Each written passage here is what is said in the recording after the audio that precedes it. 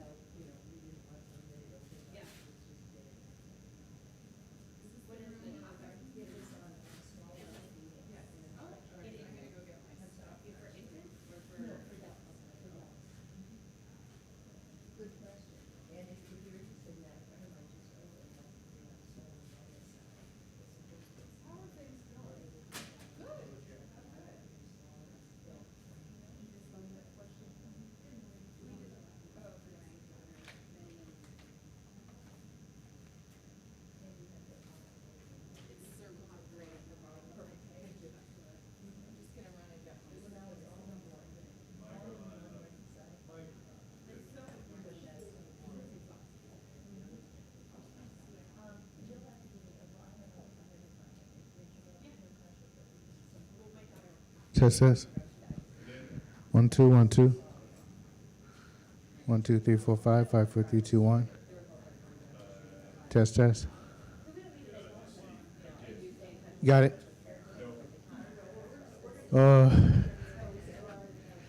Should. Yeah, that's the main feed. Everybody else is got it.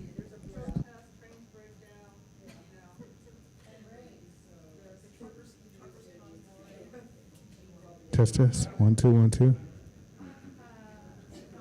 1, 2, 1, 2. Yeah, it just wasn't turned on. Okay. No. That's not, that's for phantom power. That's for an external microphone. 2, 2. Yeah, that's not for that. And plus, if you look, talk, 1, 2, 2. that bounces to Let's see where that is. It doesn't go on. Do you have different? Don't worry about that. That has nothing to do with that. It's going into this channel here too. 2, 2. Right now, there's nothing there. Yeah, that's weird because I'm coming out of this. Oh, Sorry, we're gonna need help micing up. Yeah, Rodney's gonna, Chris, everybody else will mic up.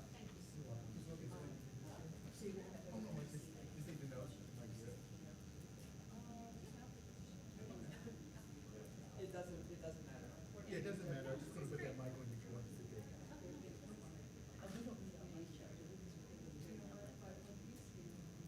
And then Kezia, I guess, go ahead and sit there, they'll mic you up in here. So, yeah, there's one there.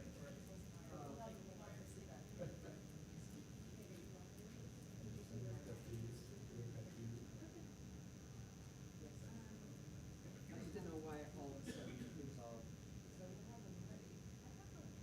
That's what I thought, but everybody was over here.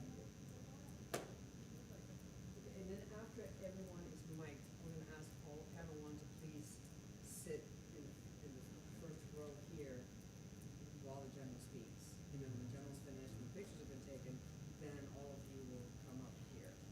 So for now, the mics will be turned off. So you'll be mic'd and turned off. So remember which seat you have.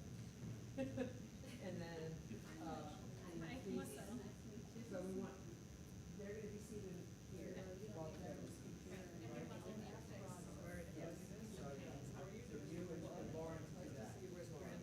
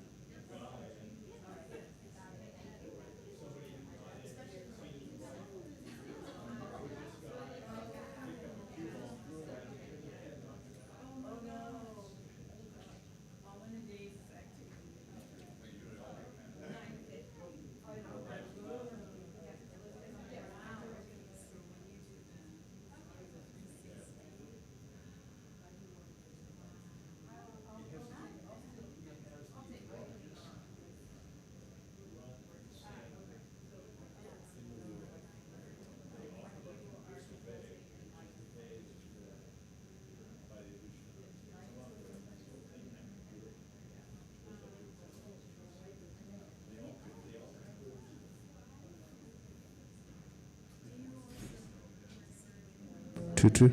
2-2.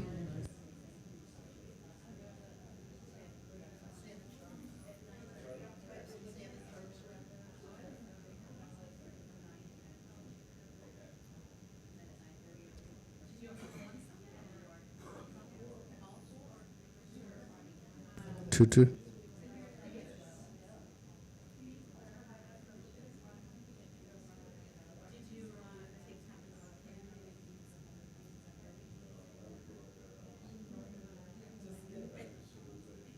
2-2.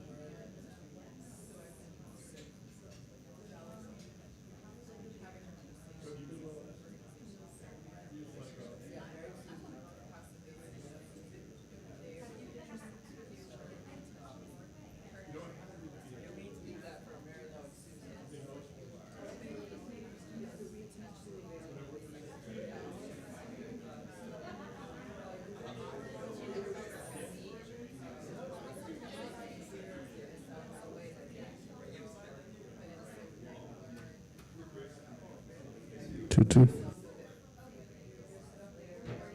You hand it to me? Yes, there you go. Okay. Yeah. I want to turn it off. Okay.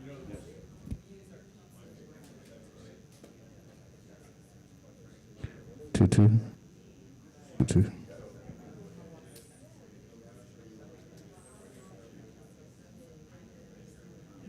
2-2.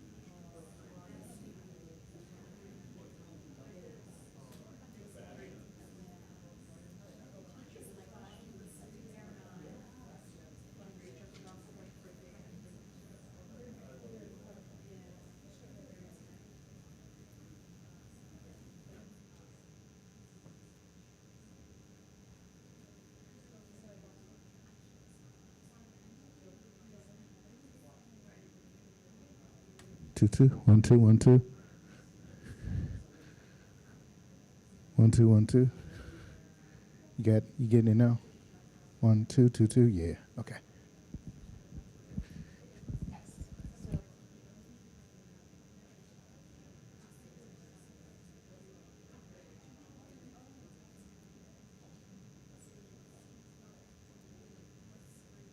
Oh,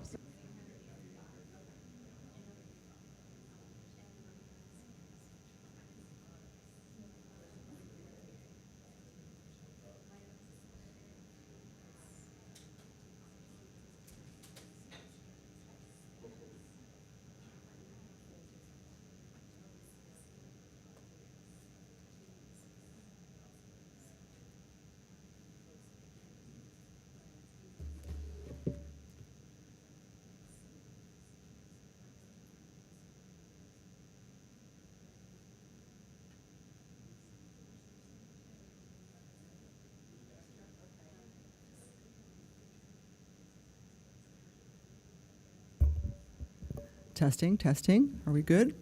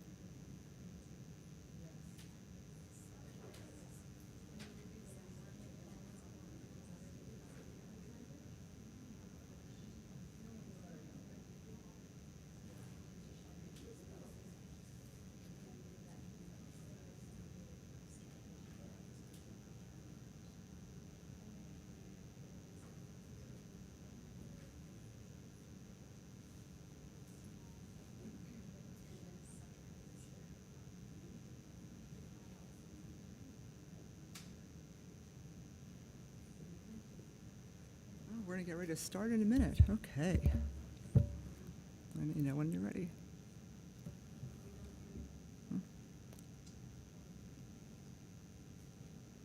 Smile, it's happy time.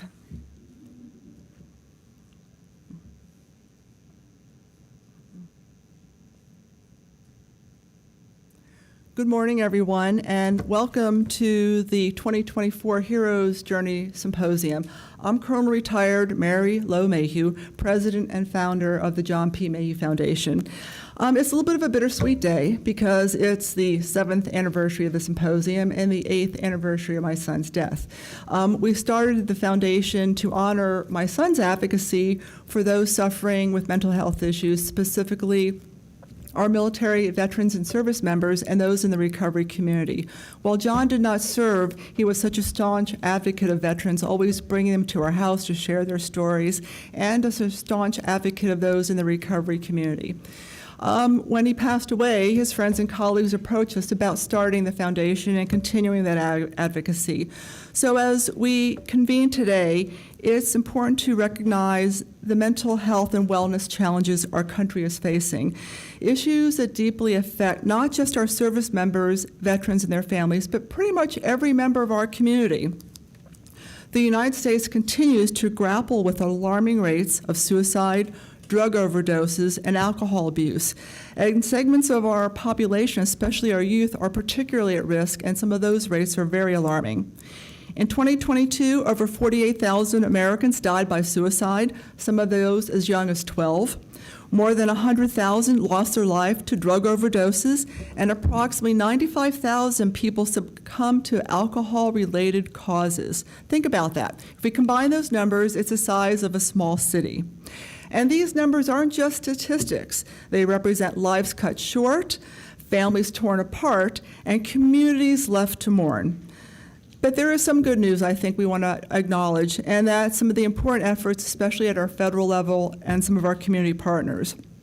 SAMHSA last year, the Substance Abuse and Mental Health Services Administration, laid out a really good comprehensive strategy to combat mental health issues.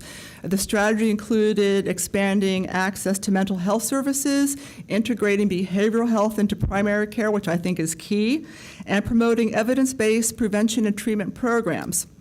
VA and DOD have been grappling with these same challenges with our service members for decades. DOD has been proactive with addressing some of these issues and initiating programs such as the Real Warriors campaign designed to reduce stigma and promote resilience and provide critical resources. And I'm really excited today that later on we're going to be hearing about one of the true crusaders for mental health and well-being of our service members.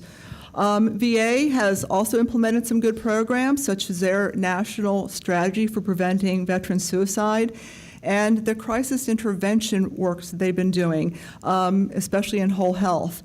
And then recently, a few years ago, they implemented the 988 hotline, and that has been a huge success. I think as of about a few months ago, there were over 5 million calls fielded through the hotline. That's a good thing. The White House has also taken significant steps to address issues at the national level. The President's Roadmap to Empower Veterans and a National Tragedy of Suicide or Prevents program aims to create a holistic public health approach to suicide prevention, and our keynote speaker talked about that last year. So that was some of the good news. But despite these efforts, we must acknowledge that there's a lot of severe challenges that remain. Stigma remains a significant obstacle, preventing individuals from seeking the care they need. There are still some systemic barriers, such as limited access to mental health professionals, long wait times for appointments, and the complexities of navigating a healthcare system, which is, in my opinion, often more focused on payment codes and charge codes than patient care. And it's important to begin to think about, as we address mental health, it would be nice if we got it to where cancer is now, where we're celebrating recovery and people in remission. It'd be nice when we can think about mental health and PTS, that we're celebrating people that turn post-traumatic stress disorder into post-traumatic growth, and celebrating those who are years into recovery. I think particularly troubling to me, though, when we're looking at the challenges, is getting innovative practices into the mainstream healthcare system. leveraging some of the great technologies that are out there and wearable devices, lack of funds for research. If we look at the rate per number of deaths per person with things like cancer and the amount of dollars we spend on research versus suicide, there's a great disparity, and I think there's more we can do to address some of that. Also, too, how do we integrate things like the healing arts more into the mainstream medicine? We'll hear some of these things today, but I think it's important that we really begin to think about that to improve how we address some of these issues. So our goal today is going to explore some solutions, share strategies, and create a call to action to help mitigate these barriers. And as we begin these sessions, let us remember that the journey to healing and recovery is not one that is undertaken alone. It requires an important effort between policymakers, healthcare providers, community organizations, and everyone in this room who can serve as an advocate. Together, we can create a supportive environment where every individual feels empowered to seek help, where no one is left to struggle in silence, and the healthcare system can be confident that people are getting the right care at the right time and the right place. Let us also use this symposium as a platform to share knowledge, inspire action, and honor the heroes among us who continue to fight for a better tomorrow and creating a better pathway from wounds to wellness. And now, to guide us through this day, I would like to welcome back our Mistress of Ceremonies, Susan Ironic. Susan has been a staunch supporter of the Foundation, and I think this will be her third time leading us through the day. And so a little bit about Susan. She's a speech-language pathologist, linguist, self-described clinical advocate, and she is passionate about giving a voice to people, to other people's voices, safeguarding the quality of life and the words we use. And I like to pull one of my favorite quotes from her. Words count because they condition how we think, how we act, and how we cause others to think and react. She is a national speaker, educator, and TED Talks speaker. She's appeared on ABC, CBS, Public Radio, and a lot of other places. And she's a graduate of Georgetown and the George Washington University and is in private practice in Washington, D.C. So please welcome our Mistress of Ceremonies, Susan Ironic. Thank you very much. Thank you, Mary Lo. After those introductions, I always want to meet that person. 3 is the magic number. Welcome, everyone, to the 2024 Heroes Journey Symposium, connecting people to the right care at the right time and the right place. This symposium, as Mary Lo said, is a bittersweet event. It's always a bittersweet event because we're honoring those who are no longer with us, and we're celebrating the lessons that they've taught us on which we're building a better tomorrow. Loneliness is a national epidemic, as you've heard our Surgeon General say. Admiral Murthy has spoken many times about it being an epidemic. We don't talk to each other. We don't use our words. We don't start the conversation. How many instances, how many tragedies that have befallen us in the past few months, let alone the past few years, might have been mitigated if we had talked to each other, if we had started the conversation. We need to communicate better. We have obstacles in accessing care. That's another story. And then there's the stigmatization of mental illness, which we don't have mental illness. We have mental health. We have mental health and well-being, and it's for everyone. But we have to change our words so we can change our worlds, and we can do it. As we know more, we do better, and we do more, and we do it together. So we thank you for coming today. Please reflect, take notes. You'll have time. You'll have what we call brain breaks, so you'll be able to ponder what's been said, what's been exchanged, contest it if you wish. You know, it's in those awkward moments that we have our greatest moments of growth. So we look forward to sharing that information, and remember that we are better together, and that's why we're here today. Now, before we go forward, they've asked me to run through the program so everybody has a clear understanding of what's happening. There are 4 panels, as you probably already know from looking at it. Each will be an hour in duration. You can read it, but sometimes it's just easier to hear somebody give you a verbal. Somebody's nodding. Thank you. I'm one of those verbal people. So we're going to have 4 panels, each an hour in duration. There'll be a 15-minute break between each one. We have the hospitality suite next door, which will be open with beverages and snacks throughout the day. Good opportunity to exchange your thoughts, build on concepts and so forth. We'll do 2 panels before lunch. We'll have an hour lunch break, and we'll do 2 panels after lunch. Of the 4 panels, the first one is improving mental health, improving mental well-being for our military children, families, and caregivers.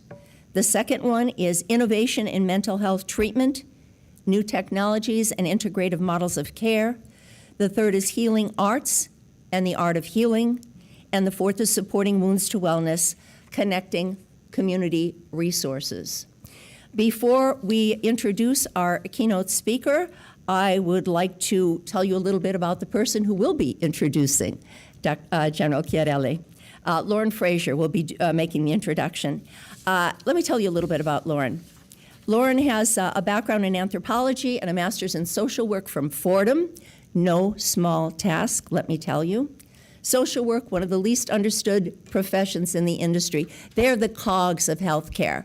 I used to think they gave sandwiches out on the street to the homeless. Social workers are the cogs. They coordinate everything. Following 8.5 years and active duty as a U.S. Air Force support officer, she was medically retired. Her passion has grown into the mind and body field, and she has experience. She had a lot of experience. She's got experience in pre- and postnatal fitness, in various types of yoga, functional nutrition, and she is also a pregnancy, birth, and postpartum doula. I don't know if you are familiar with the term doula, but I'm sure Lauren will tell you all about it. She's a military spouse as well. Her husband is JD, U.S. Air Force active duty, 18 years and counting. And she is also the mother of 4 children, by the way, 3 boys and a girl. She is the founder of Life Rich Coaching, LLC, focusing on healing with both mind and body working together. It gives me great pleasure to invite Lauren Frazier to the podium to make the introduction.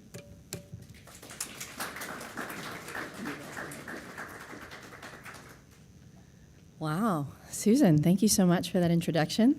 Very kind, warms my heart so much. And yes, for anybody who doesn't know what doula is, it's a servant woman. So helping other women with birthing. It's kind of the start of life, and so we should give a lot more care there, and I think that helps with mental wellness and health as well. But to the point, I'm here to introduce our first keynote speaker, General Peter Chiarelli. General Chiarelli served as the 32nd Vice Chief of Staff of the Army, military assistant to the Secretary of Defense, Robert Gates. He dedicated nearly 40 years of service to the United States. General Chiarelli was the senior officer in charge of the Army Operations Center in the Pentagon on September 11th, 2001. In 2013, General Chiarelli received the Patriot Award, Congressional Medal of Honor. General Chiarelli holds a Bachelor of Science in Political Science from Seattle University, a Master of Public Administration from the Daniel J. Evans School of Public Affairs, University of Washington, and is a graduate of the National War College. General Chiarelli is a massive advocate for our mental wellness and for military veterans. And as one military veteran can stand before you today saying that I was medically retired because of post-traumatic stress out of the Pentagon, I am so grateful for advocates like General Chiarelli to get up and speak on our behalf. Sir, thank you so much for all you've done.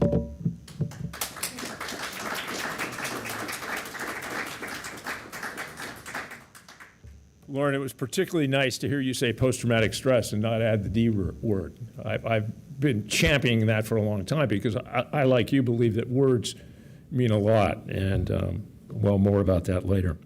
It's a great honor to be here today.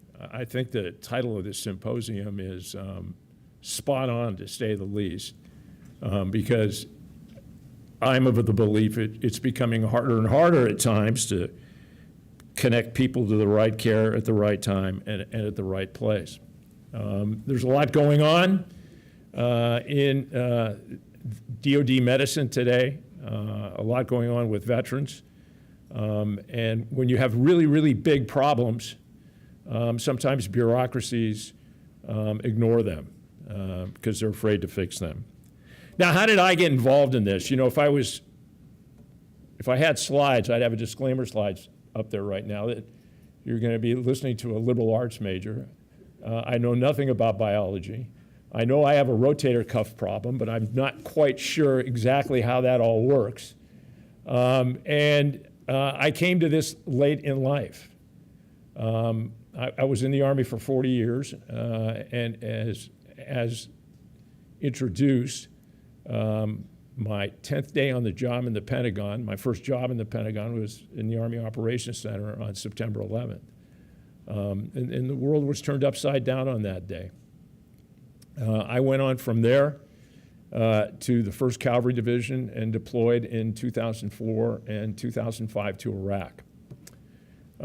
Germane to this discussion is that I had some psychological support teams, 2 of them, that basically hung out around my tactical operations center.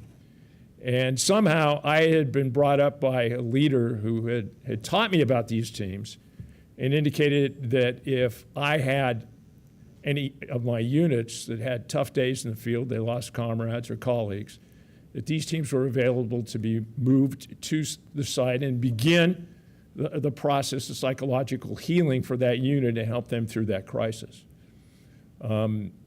He recommended to me that I provide priority for air support, which I did. And we had a tough year. I lost 169 soldiers during that year in Iraq from 2004 to 2005. These teams were very, very busy. They had priority for air support. They flew out to forward operating bases and worked with the soldiers as long as they needed to after a crisis and the loss of a comrade or more. But I really had no idea what they did. I had no idea what they did. Because I, like most combat commanders at that time, was focused on the visible wounds of war. Now, when I had a soldier who was wounded and went into the hospital in Baghdad, I'd jump in my Humvee and go see him or her, but it was always a visible wound. I don't ever remember getting in my vehicle and driving into the hospital in Baghdad because one of my soldiers had been admitted with a traumatic brain injury or post-traumatic stress. I went on 8 months after I returned to go back to Iraq to become the Corps commander. 167,000 folks worked for me at that time, and I lost 498 of those folks in that year in Iraq. But still, I was focused on the visible wounds of war.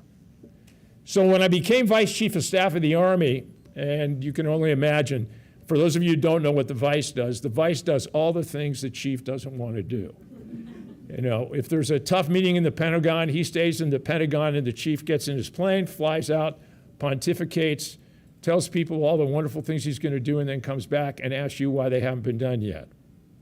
But I was sitting in my office on my 4th day in the job when they came in to brief me, the Surgeon General came in to brief me on my responsibilities as Vice Chief of Staff of the Army when it came to MedCom.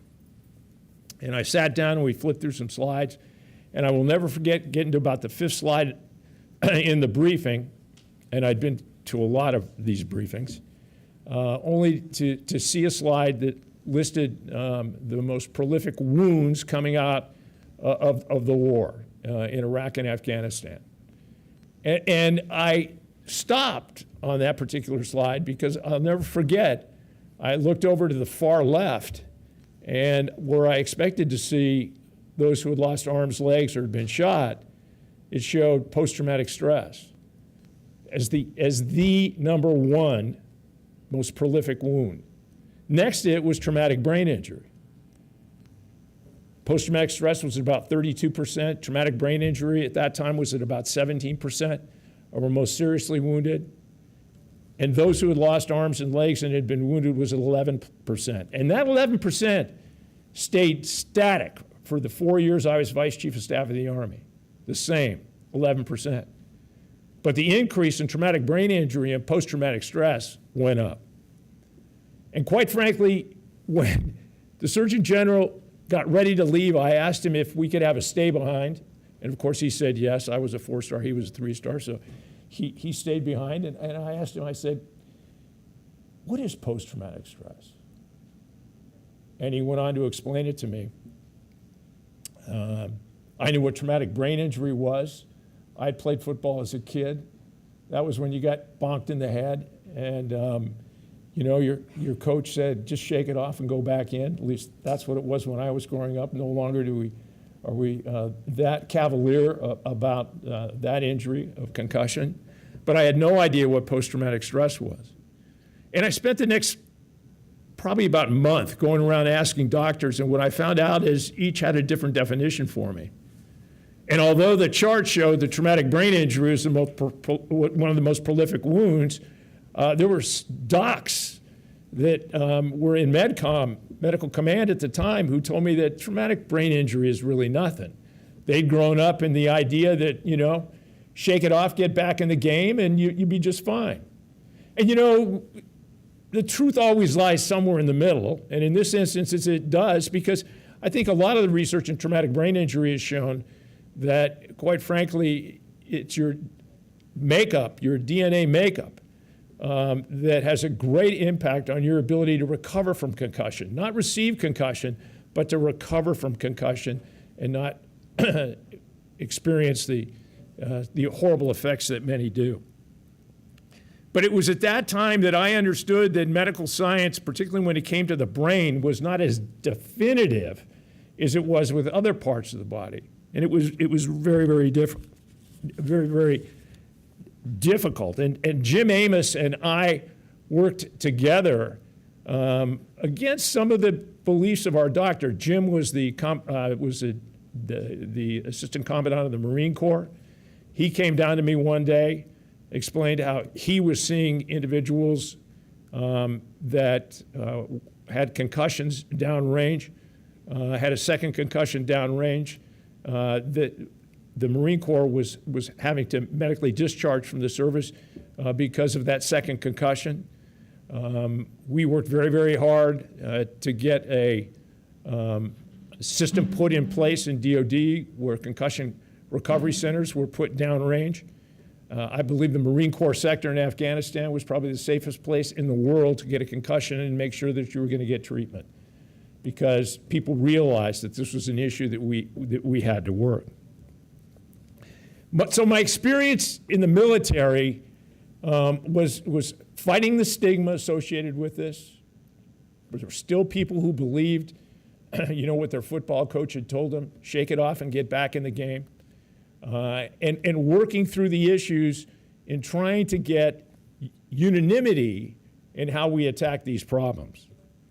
Now, when I retired from the military, I went to work for an organization called One Mind. I decided that I wanted to do everything I possibly could to try to improve the diagnostics for traumatic brain injury and post-traumatic stress, because that's what has always bothered me. You know, if you go into the doctor and say, you know, doc, I think I broke my leg, and the doctor sits across from you and asks you a series of questions, and at the end of those questions says, no, your leg's quite fine, you can go on and do whatever you want, you'd look at him and say, well, aren't you going to touch me, or aren't you going to check it out? Aren't you going to x-ray me? Aren't you going to give me an MRI? But that's not the case when it comes to traumatic brain injury and post-traumatic stress. We are reaching a point in traumatic brain injury when we have found blood biomarkers. And I think the research in traumatic brain injury has just leaped ahead in recent times. I wish we were in the same place in post-traumatic stress. And that leads me to the second point I want to make is I look at this from the standpoint of how do you solve a problem? You know, when you're a guy like me who has spent 40 years in the military, you like to solve problems. And normally when we go to the field and we have a mission to do, we sit down, we put together a plan, and we execute that plan, understanding the enemy gets a vote, but you work through all the different contingencies you have for you to enable to meet your mission. That's not necessarily the case in medical research. when I retired and went to work for One Mind, I was lucky enough to run into a guy named Jeff Manley, Dr. Jeff Manley. And Jeff was a MD, PhD at the University of San Francisco, UCSF, University of California, San Francisco.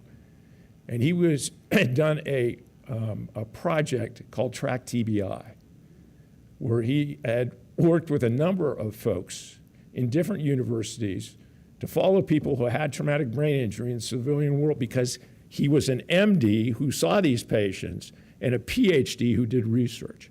I really like MD PhDs, as opposed to, and I'm not saying I don't like all researchers, but MD PhDs are special people because they see the patients, want to help the patients, plus have the ability to do the research, and that's what Jeff did. Jeff started a large research consortium called Track TBI. And Track TBI is probably one of the most successful research consortiums ever put together, as far as I'm concerned.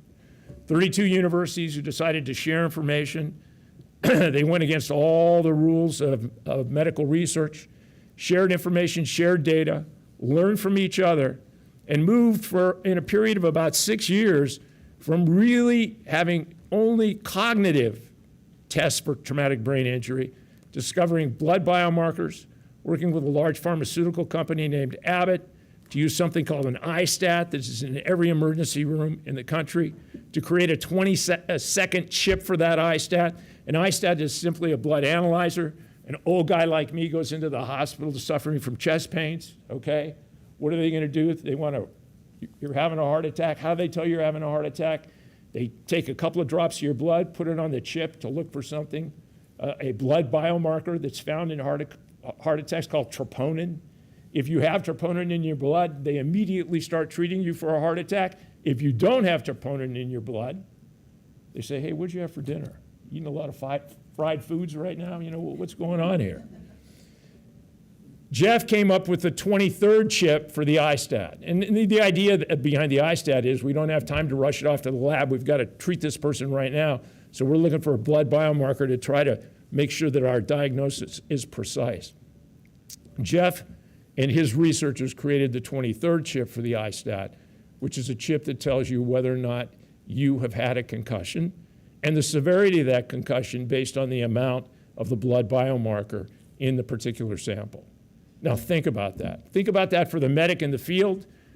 Going back to my time in Iraq when I had one neurosurgeon for all of Iraq, knowing for sure that individual had a concussion, the severity of that concussion and what kind of treatment was needed was absolutely critical. And you can do that using a handheld blood analyzer and a single chip.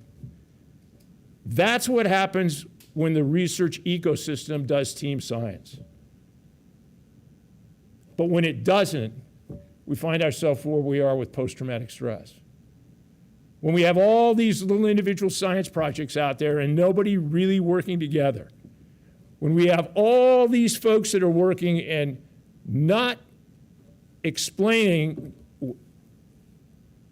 what their hypotheses that didn't necessarily work, who aren't working together in team science to try to figure out the problem, that's when we find ourselves in post-traumatic stress. And I really believe for the amount of money that's been spent by DOD alone in post-traumatic stress research, we should be much further along. We should be in a situation like we found with traumatic brain injury, but we're not, because I think there's some real issues with the medical ecosystem, the rewards, the idea that it's publish or perish.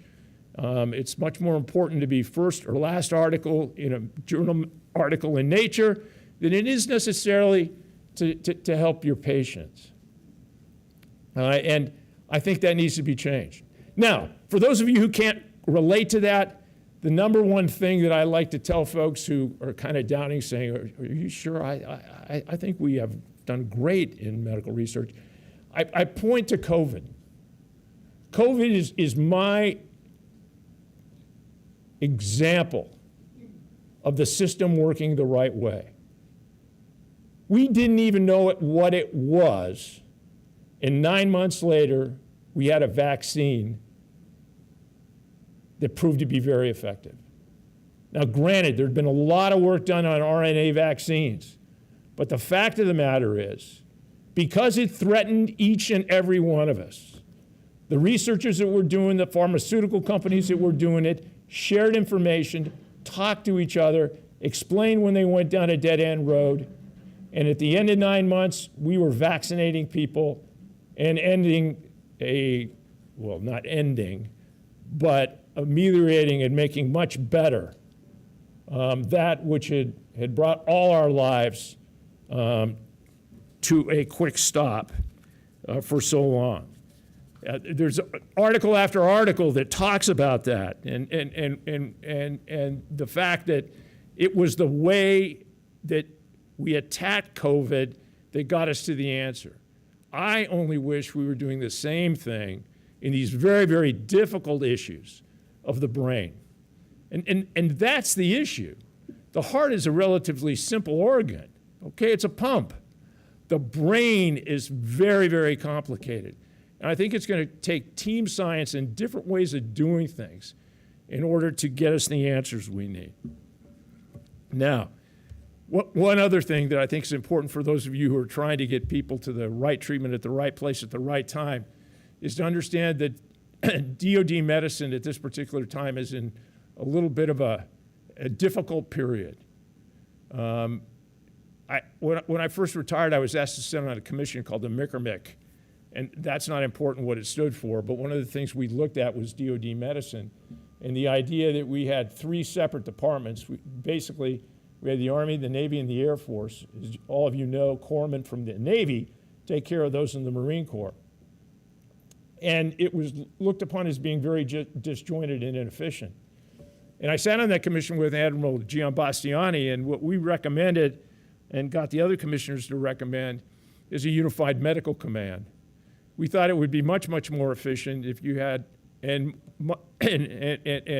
for other reasons, much, much more efficient, and we would in fact up the importance of military medicine in DoD if we had a unified medical command led by a 4-star who could sit in the tank with the other 4 stars and the chairman of the Joint Chiefs of Staff and make sure that medicine and medical care for soldiers, sailors, airmen, and Marines received the priority that it needed to have.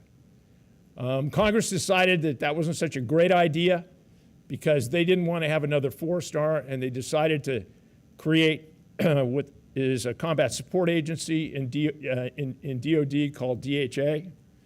DHA is a combat support agency. For those of you who don't know what a combat support agency is, it's not a commander. The person who leads DHA is a director. They created it.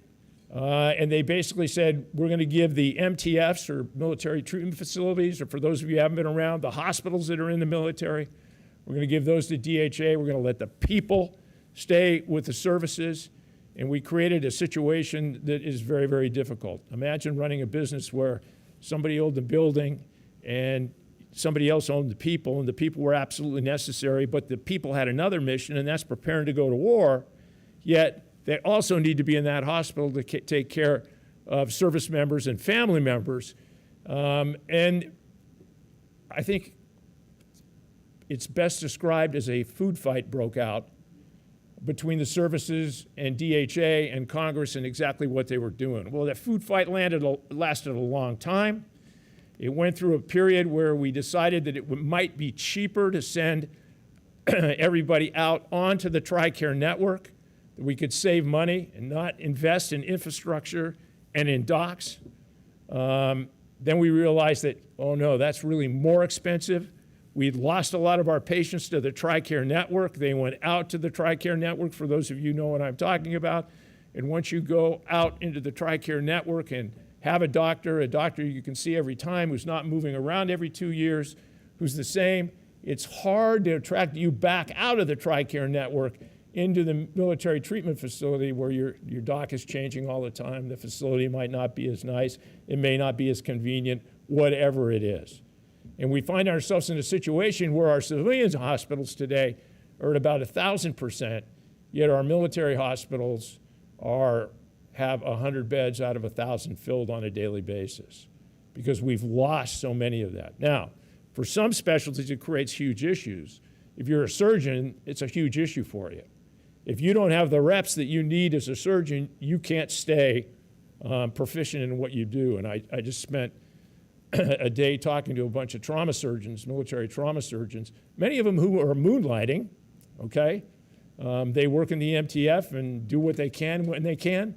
And then they work in civilian hospitals on their own at night on the weekends in order to get the reps to stay proficient in what they do. The military understands it as a problem. It only has one level 1 trauma center in the country, and that's at San Antonio. That's the only one in the whole DoD medical system where you get that kind of trauma to keep a trauma surgeon absolutely sharp in his skills. And quite frankly, when I was in Iraq and Afghanistan, what did I want? I wanted trauma surgeons who were very, very good at what they did. That's what we needed. So for trauma surgeons, this creates a huge, huge issue.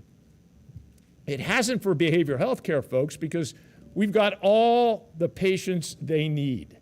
They are the busiest. And DHA will tell you today, and the services will tell you today, we are short behavioral health care folks.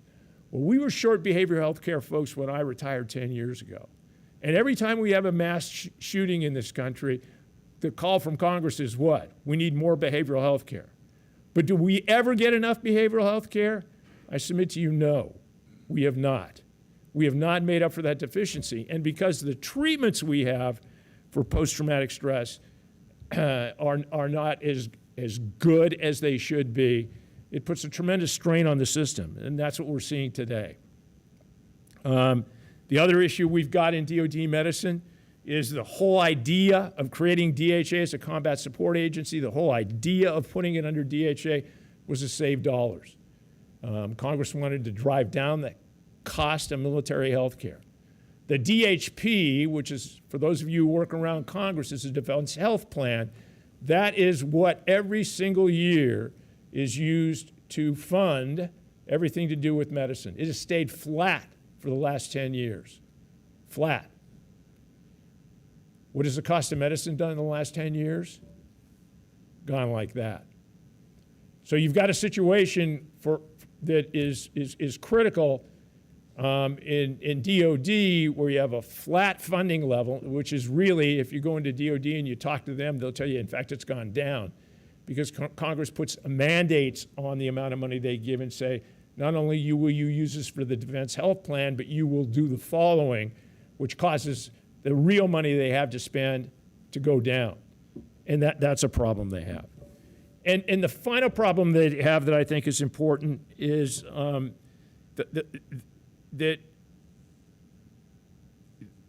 trauma and TRICARE are money-making businesses. They're going through a program now they call Recapture, and some of you may have heard about it, where they're trying to attract those of us in the military and those of us in retirees back into the MTFs. But again, as I explained before, it's very, very difficult to do that because once you've seen the big city and medicine that you begin to trust, once you've seen a doctor that doesn't move every 2 years, who is available when you need him or her, it's hard to pull folks back in.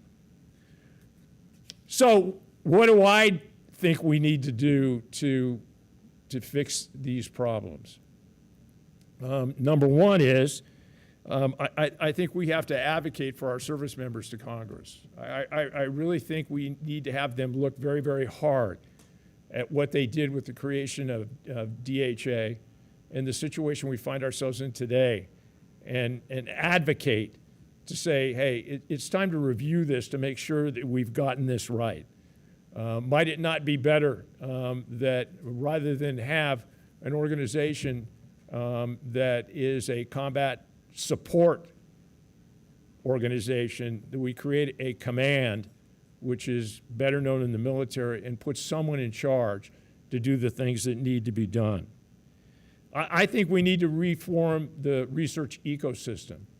In these days of big data, when we have, I think, tools that are going to revolutionize medicine, such as AI, I think it's really, really important that we break down some of the rules that force people into the publication in peer-reviewed journals and to husband and not share their data, to where we're doing more team science, where we pull together teams to take on real difficult problems like the brain. I think we have to make sure that those teams are multidisciplinary. If you want to see a profession that is replete with stovepipes, go into medicine, okay? Understand medicine and the reluctance to reach out to others to solve problems, okay? And I think team science, and Jeff Manley showed me that with Track TBI, is really the key to solving some of these difficult problems. You know, when he took on traumatic brain injury, you've all heard of the blood-brain barrier, and there was a real belief that there was no blood biomarker for traumatic brain injury because there was no way for blood to move through the brain. Now, I'm getting into an area that for a liberal arts guy is hard, but there was this blood-brain barrier that made it very, very difficult.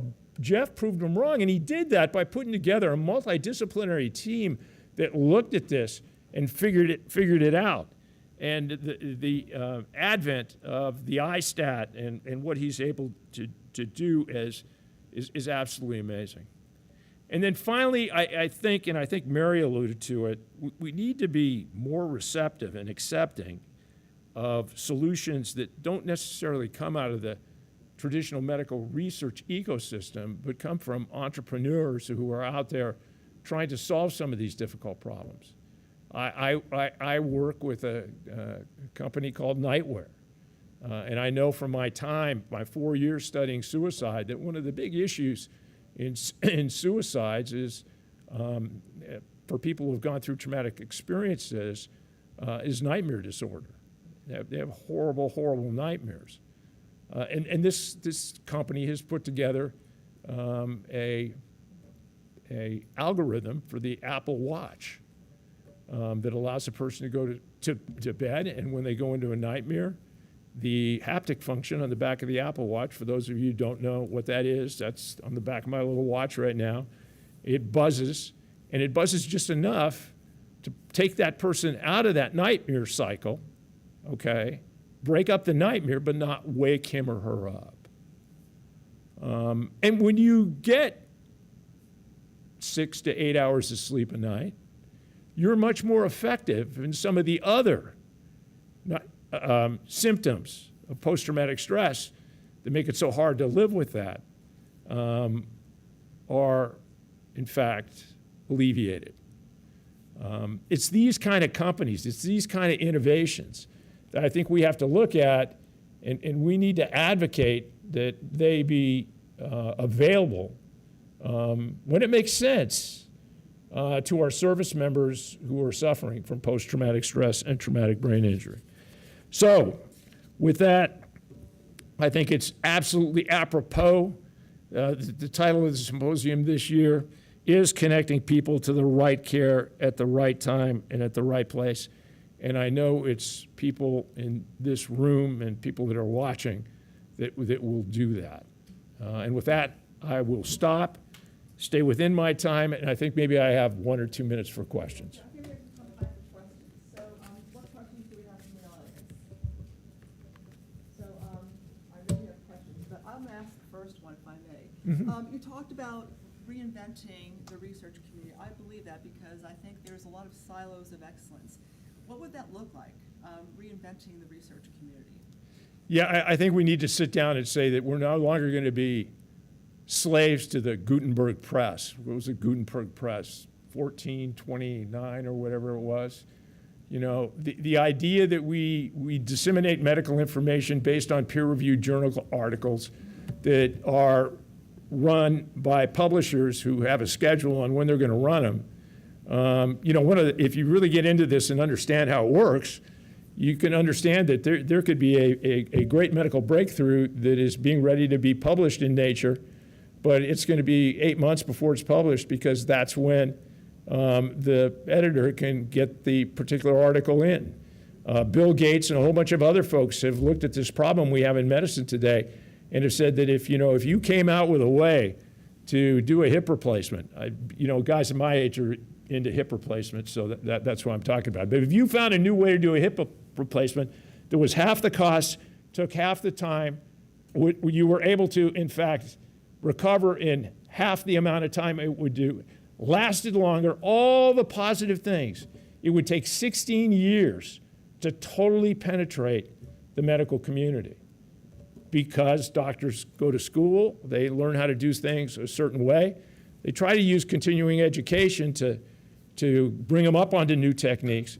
But I really think in this day and age, when we can pass information so quickly, we ought to be looking at ways to break free of the Gutenberg press and find ways to get medical breakthroughs out and disseminated as fast as we can. I really believe we have to look at team science, and we need to break down the barriers that cause us not to share data. The fact that we don't have a journal of I was wrong is really hard for me as a military guy, because we get done with an operation and the very first thing we do is what? We have an after-action review.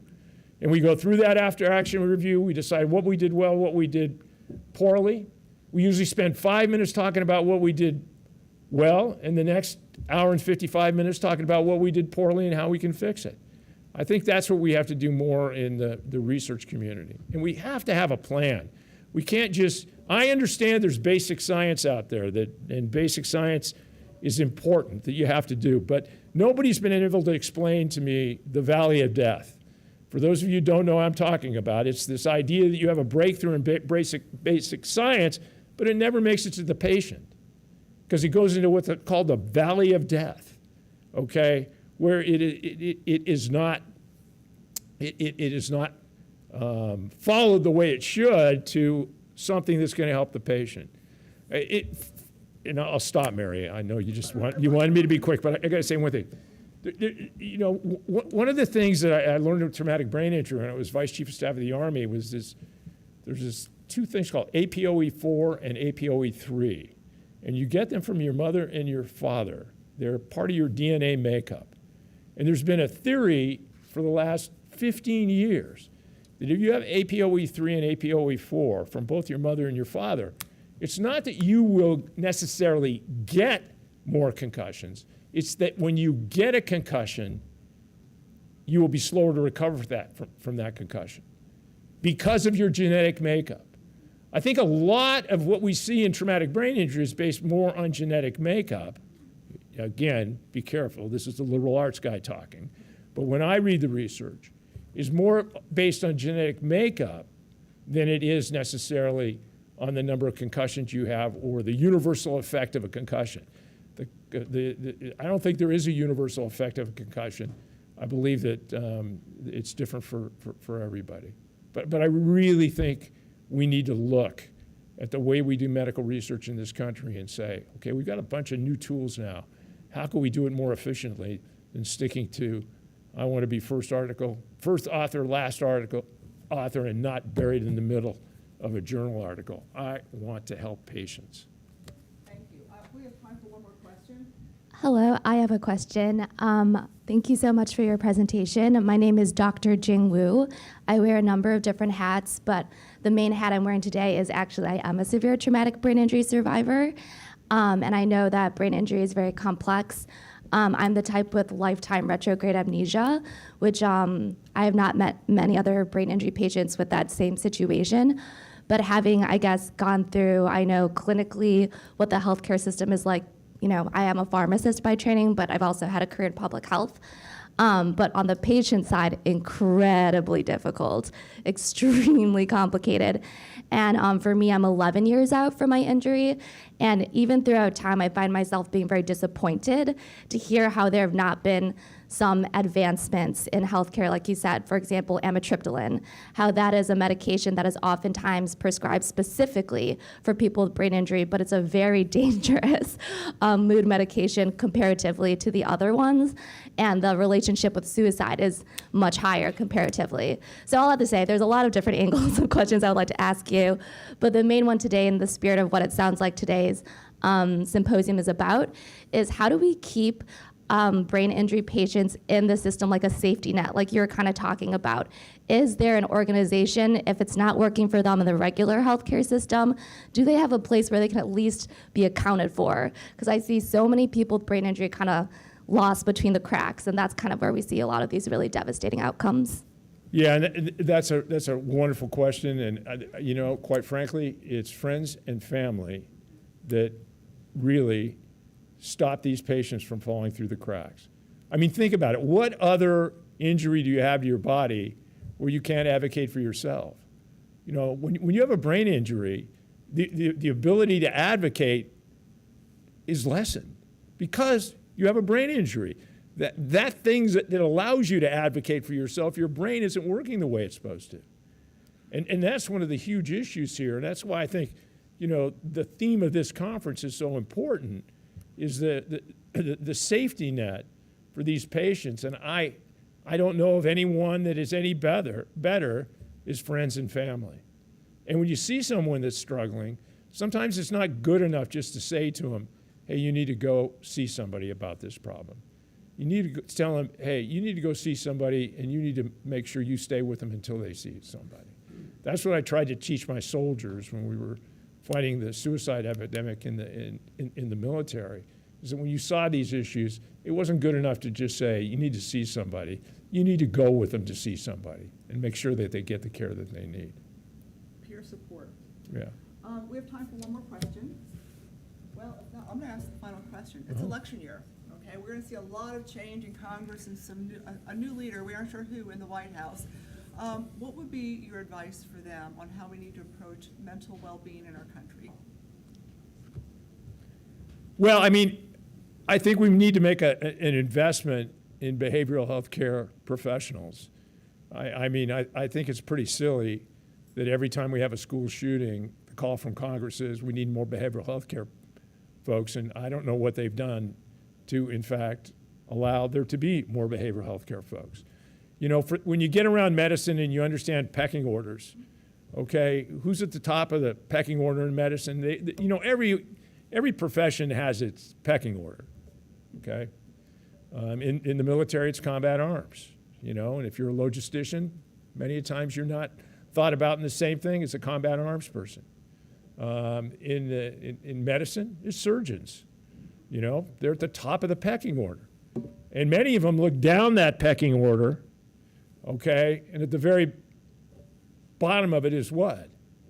Psychologists, psychiatrists, okay? In imprecise science, you just don't cut somebody open, fix it up, sew them back, and then give them over to a PT person to make better, like they're going to probably do with my rotator cuff.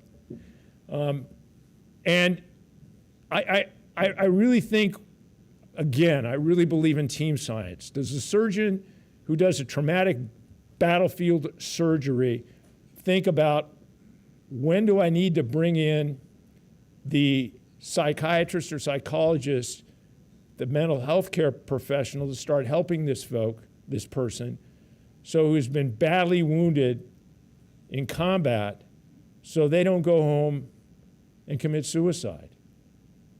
I really believe we've got to break down the silos in medicine and start to get people talking to one another.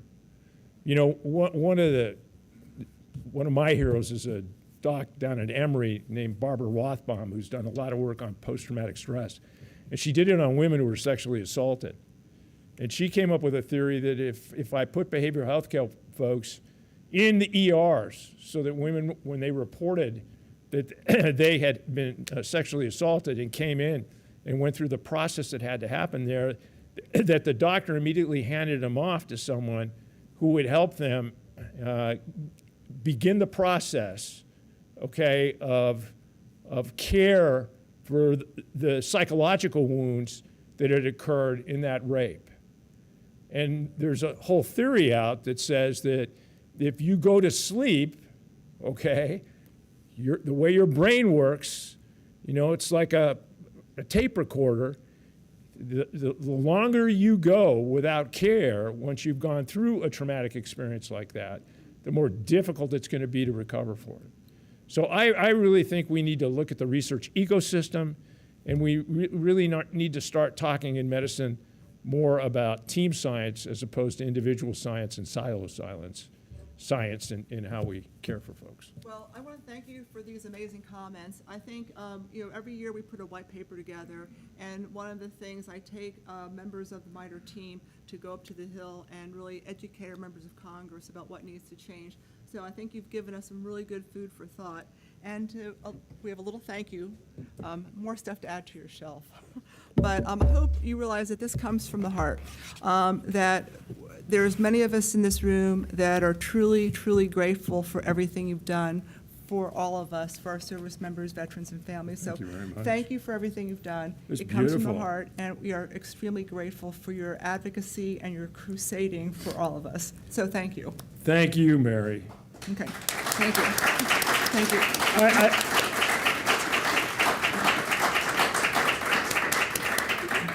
This is the first Lifetime Achievement Award I've ever received, and it's kind of scary, you know. You're definitely at the end of the runway when you get a Lifetime Achievement Award, so. But thank you very much. Welcome, and I want, if we could get a picture with our veterans, because I know there's several veterans here, and I'd like to, we're going to get a picture of you with the Okay. award. And I want to invite our veterans over here, if we may, to the banner, and come on up, come on up. Don't be shy, come on, you're here. We're going to get our formal picture over here, if we may.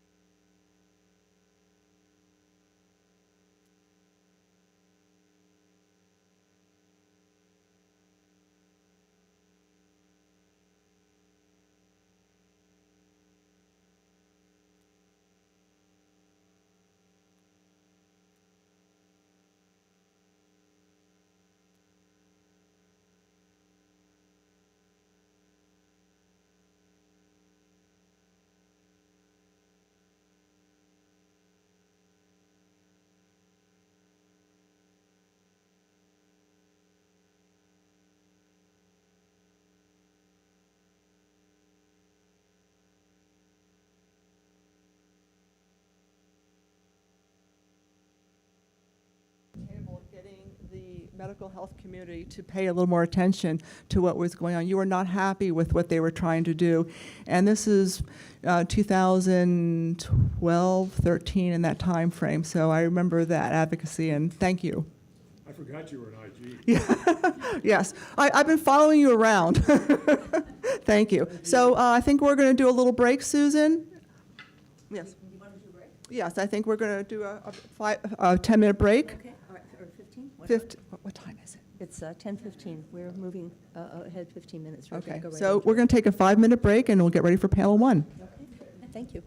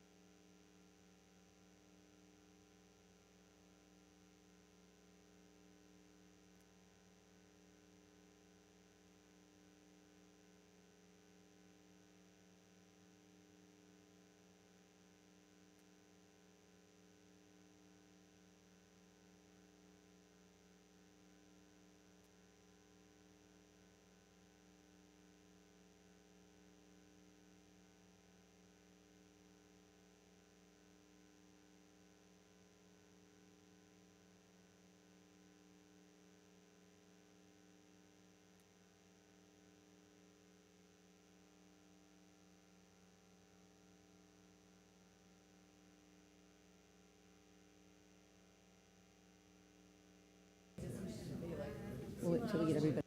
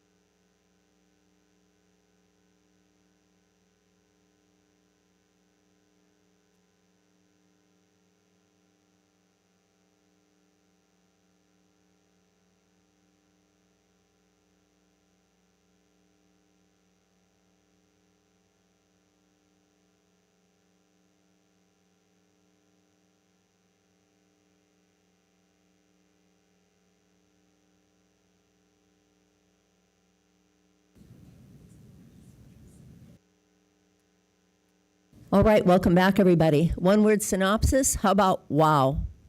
Did that invite conversation? You can tell when you can't get people back in the room because there's so much energy and people want to talk about it. Keep the conversation going. Use your words. Now it gives me great pleasure to introduce our very first panel, Improving Mental Well-Being for Our Military Children, Families, and Caregivers. Here to introduce the panel is Dr. Beth Elson. She's a behavioral scientist from the MITRE Corporation. Dr. Elson. Thank you so much. Good morning, everyone. Thank you for joining us for Panel 1, Improving Mental Well-Being for Our Military Children, Families, and Caregivers. I'm Dr. Beth Elson of the MITRE Corporation, and I'm honored to introduce the members of our panel. Our facilitator is Dr. Evelyn Lewis, the president and chair of the Veterans Health and Wellness Foundation, and adjunct associate professor of the Department of Family and Community Health at Rutgers Robert Wood Johnson Medical School. Our panelists include Dr. Kezia Edmondson, who serves as an assistant professor in preventive medicine and biostatistics at the Uniformed Services University, Dr. Shelley McDermott Wadsworth, who serves as distinguished professor of human development and family science and director of the Military Family Research Institute at Purdue University, and Lisel Perez Rogers, who serves as the senior director of programs for the Elizabeth Dole Foundation. Without any further ado, let's begin panel 1.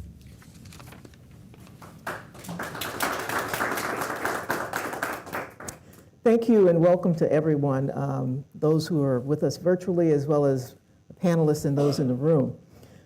This morning we're going to examine the issue and challenge of military children, family, and caregiver mental health. As you heard from our keynote speaker earlier, the issues surrounding mental health are significant, and the topic that we're going to handle this morning is no different. Before I ask our panelists to give us a brief overview of how and what they do in their respective areas of work intersect with this area of concern, I wanted to provide a little context. I'm a family doc, served in the Navy for about 25 years. As you might imagine, it was through that course of time, Iraq, Afghanistan, Gulf War, et cetera. And we sort of had a front row seat, if you will, to many of the issues impacting the mental and behavioral health for children in the military and veteran families. With this in mind, I'm going to share a few statistics with you that have been reported by CDC in a report put out in 2023. So generally speaking, the mental health of children has reached a national crisis. The CDC has reported that during COVID-19 pandemic, 1/3 of high school students faced mental health struggles. Furthermore, about 44% of those students experienced ongoing feelings of sadness, hopelessness, 20% seriously contemplated suicide, and about 9% went as far as to attempt it. These statistics are particularly alarming given prior studies indicating that mental health issues in children and adolescents can lead to immediate and long-term physical health consequences that include things like chronic diseases, risky behaviors, difficulties in social relationships, as well as adverse educational and employment prospects. Even before the pandemic, mental health was significant among the population that we're going to be talking about. It was identified as a top cause of disability and negative outcomes among young individuals, affecting about 20% of the U.S. population of children aged 3 to 17 that had mental, emotional, developmental, and behavioral disorders. For children in the military and veteran families, it just contemplates another level on top of everything else that we're talking about. These mental health struggles are identified or intensified due to frequent relocations, deployment of parents, and in the case of Iraq, Afghanistan era, it could have been the deployment of both parents, obstacles to assessing care, and other stressors related to military service. Additionally, military children face heightened risks of financial difficulties, food insecurity, housing instability, and the presence of parents or caregivers who are frontline workers, all of which could adversely affect their mental health. So I just want to repeat something when I talked about additionally, military children face heightened risk of financial difficulties, food insecurity, housing instability. That's not what we expect when we're talking about people in the military. Yet it is front and center with many of those who serve. So as we begin this conversation this morning on this topic, I want to start by asking each of our panelists here to give us a brief overview of how their work in the respective areas that they serve in, how does that intersect with this area of concern that we're talking about today? So start with you. Oh, great. Thank you. And thanks to Mary Lowe for inviting me to be here. So I am not a clinician. I lead an institute that started as a research institute but has expanded to take on engagement and outreach work. So I've tried to think of ways to use my training to try to address these issues. I was trained to think about contexts and places. Those of you who have ever studied psychology might recognize the name of Yuri Bronfenbrenner, who's my intellectual grandfather. And in his tradition, I've tried to think a lot about places and systems. Military and veteran families have to engage with a very complex array of systems to get what they need. Many of our programs and interventions and outreach initiatives are aimed at helping families to deal with crazy systems, and less so to try to deal with systems. Bronfenbrenner, who was a developmental psychologist very interested in the healthy growth and development of children, talked about how systems interact with each other. And he promoted an idea. He gave a name to something that I like very much. The name is wonky, but the idea, I think, is great. He called it a mesosystem. And a mesosystem is the connection between other systems. If you think about children, you can think about home and school, for example. If home and school are mutually reinforcing, you can say that's a strong mesosystem because a child is getting the same messages from both. If home and school are not mutually reinforcing, if they're giving conflicting messages, now you have a weak mesosystem. And that's very hard for children and does not really promote healthy development. And so in my work, I'm very inspired by this idea of trying to build strong mesosystems. And so in every initiative that we design, develop, and deliver, that's part of what we do. I'll give one example now, and then maybe I can give another later. We are part of a partnership with colleagues at the Center for Deployment Psychology at the Uniformed Services University, where we for years now have been training community behavioral health therapists to be better prepared to serve military-connected people. We have delivered hundreds of thousands of hours of training to thousands of providers, and we have a directory now of providers across the country who are trained and ready to serve military-connected people. We have made sure from the beginning that these providers are learning from us about military children and family members and caregivers, and we're very proud that the calls and the referrals that we get in our directory are about a third service members, about a third veterans, and a third family members. So that's just a really tiny little way that we try to connect existing systems, help them work better, and build strong mesosystems. I'll stop there. So it's interesting that you mention this network of providers that you have, because you say that you have provided some training for them so that they recognize and understand military kids as they come to them as a part of looking for services. Because one of the major things that we find that are issues with getting help is that the providers who are out there are not trained or knowledgeable in terms of recognizing the differences or the significant impact that the military has had on the patients that are sitting across the table from them, particularly if they're children. And so it's imperative that we provide that sort of knowledge for them, because as we know, the vast majority, specifically of veterans, are not seen within the systems That's right. that we have, like the VA and DoD. And so it is really quite critical that those physicians and others, other healthcare professionals understand those patients. I should mention that the name of the initiative is STAR Behavioral Health Providers, and that's exactly why it was created, because there are far too many providers in communities who aren't really prepared. Yeah, one of the things in terms of education process that I engage in is doing similar work. And one of the things that we talk to providers about is asking a very simple question. Are you a veteran? Have you served in the military? I tell people I retired in 2003, and I have never been asked that question. Would you now let us share with us your work in terms of what you do and how it sort of intersects with the question that we're addressing this morning? Yes, thank you. So I will start off by saying I have a little bit of a different perspective. This is my 20th year on active duty, and I started as an enlisted corpsman, so seeing kind of the front lines. After some of the things that I saw, I transitioned to the officer side and started working on policy and healthcare administration. So being there and seeing some of the struggles that particularly families were having getting the care that they needed, because oftentimes we see, as we talked about earlier, there's a limited number of mental health providers. And what is the number one priority?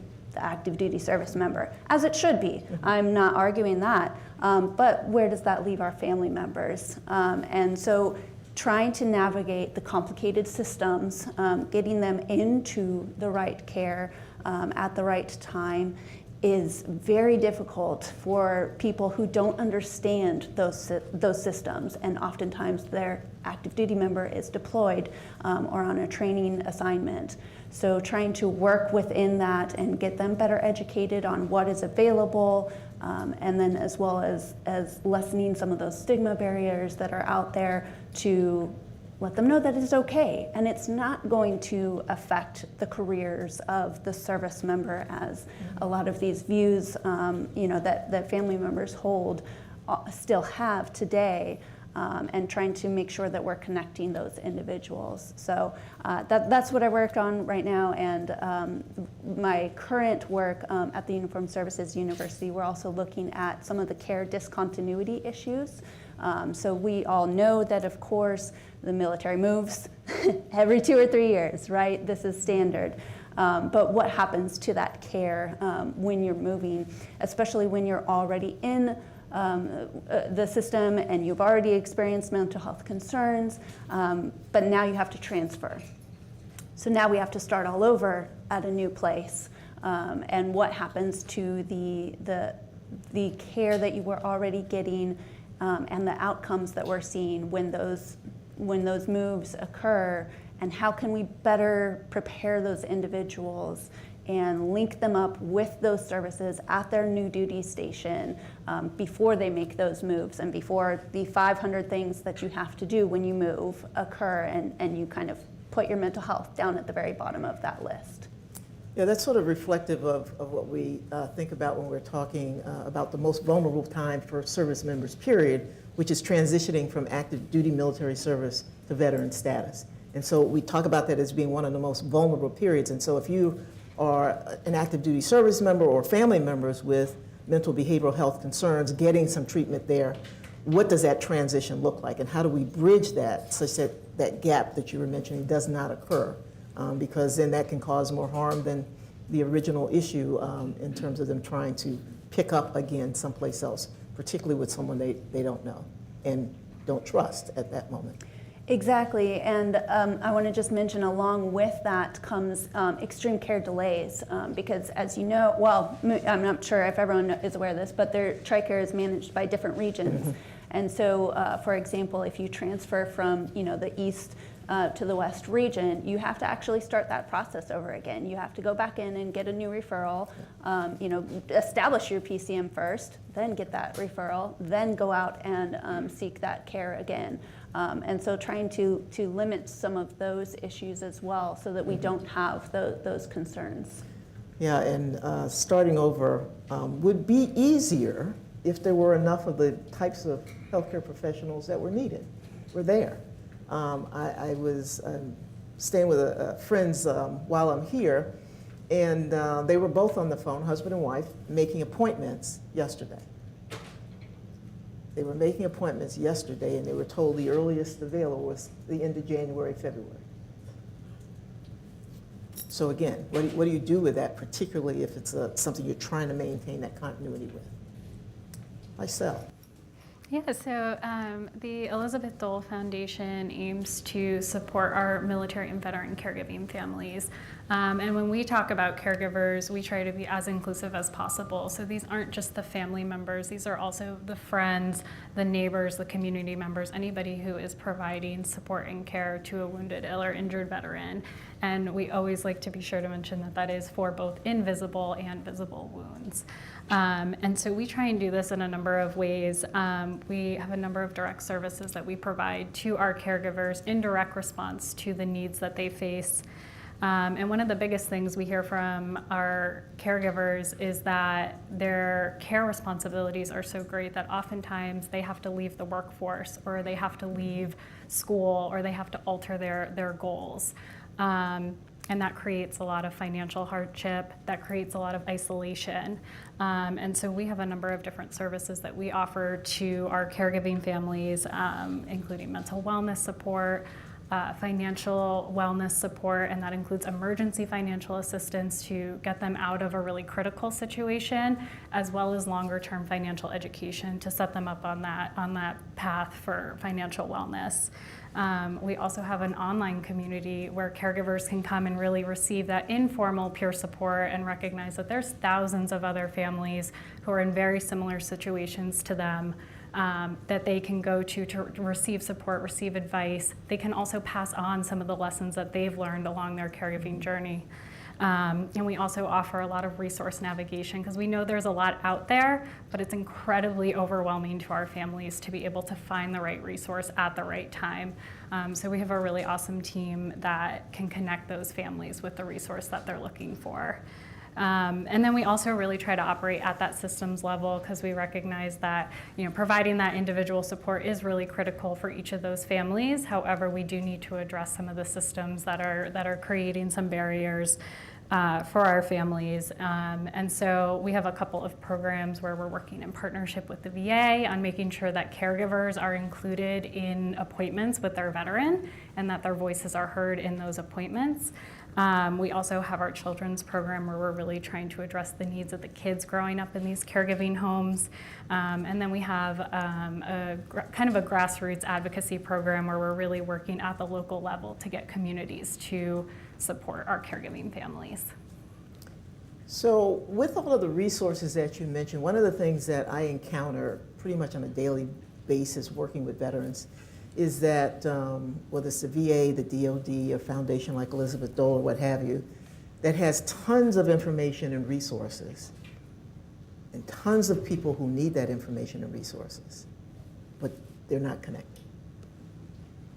I'm often in meetings, et cetera, and we're talking about this, particularly like when the PACT Act was passed and all of the efforts that the VA and other organizations also made to get that information out, to get veterans out, get them registered and screened and all of those kinds of things. I would tell people I could walk down the sidewalk and if I encountered 10 veterans, 8 of them would not have heard of the PACT Act. Never mind thought about going to register. They wouldn't have heard of it. So one of the questions I kind of want us to sort of think about as we're asking and talking the rest of our time here is what could we do better? How could we do it better to get this information where it's needed? I mean, it's out there. Again, the work I do with veterans, so I'm always on the computer looking for this, that, and the other, and I stumble upon something that's like water after having been in the desert for a month.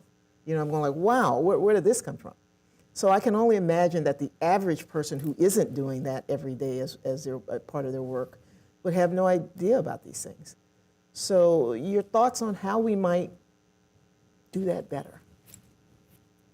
Well, I think there have been a lot of initiatives created in the last 20 years where the logic has been, if we build it, they will come. So in a lot of communities, there's been interest in, creating some sort of one-stop shop place.